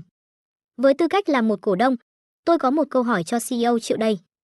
Trong báo cáo tài chính vừa rồi, tôi thấy có một khoản chi phí đặc biệt cho an ninh khá lớn. Ông có thể giải thích rõ hơn về việc Triệu thị đã chi hàng chục triệu đô la để thuê một chuyên gia tư vấn có bí danh là Diêm Vương không? Sắc mặt Triệu Minh Viễn tái đi. Cả hội trường chết lặng. Đó là tín hiệu của tôi. Tôi ngồi ở phòng điều khiển, gõ một lệnh cuối cùng. Màn hình khổng lồ phía sau lưng Triệu Minh Viễn, vốn đang hiển thị logo của Triệu thị, đột ngột chuyển sang màu đen. Thưa quý vị, giọng nói của tôi được khuếch đại qua hệ thống âm thanh, vang lên. Do có một vài lo ngại về an ninh, tôi, Tống Lộ Tuyết, trưởng đội đặc nhiệm, xin được trình bày bản báo cáo của mình ngay bây giờ. Trên màn hình, không phải là một bài thuyết trình, đó là những bằng chứng không thể chối cãi. Dòng tiền từ các công ty con của Triệu thị chảy vào tài khoản của Diêm Vương. Những phân tích về các cuộc tấn công cho thấy rõ mục tiêu là những di sản của Tống Nhã Lan. Cái gì thế này? Tắt nó đi. An ninh đâu? Cắt điện ngay. Triệu Minh Viễn hét lên. Sự điềm tĩnh của một con cáo già đã hoàn toàn biến mất, chỉ còn lại sự hoảng loạn của một kẻ tội đồ bị vạch mặt. Nhưng đã quá muộn. Hệ thống đã nằm trong tay tôi. Đội an ninh mà tôi xây dựng đã nhận lệnh chỉ tuân theo chỉ thị của tôi trong buổi hôm nay. Và rồi, đòn cuối cùng được tung ra. Một đoạn video cũ, chất lượng thấp, được phục hồi từ ổ cứng nát vụn năm xưa. Là mẹ tôi, Tống Nhã Lan, đang nói chuyện với máy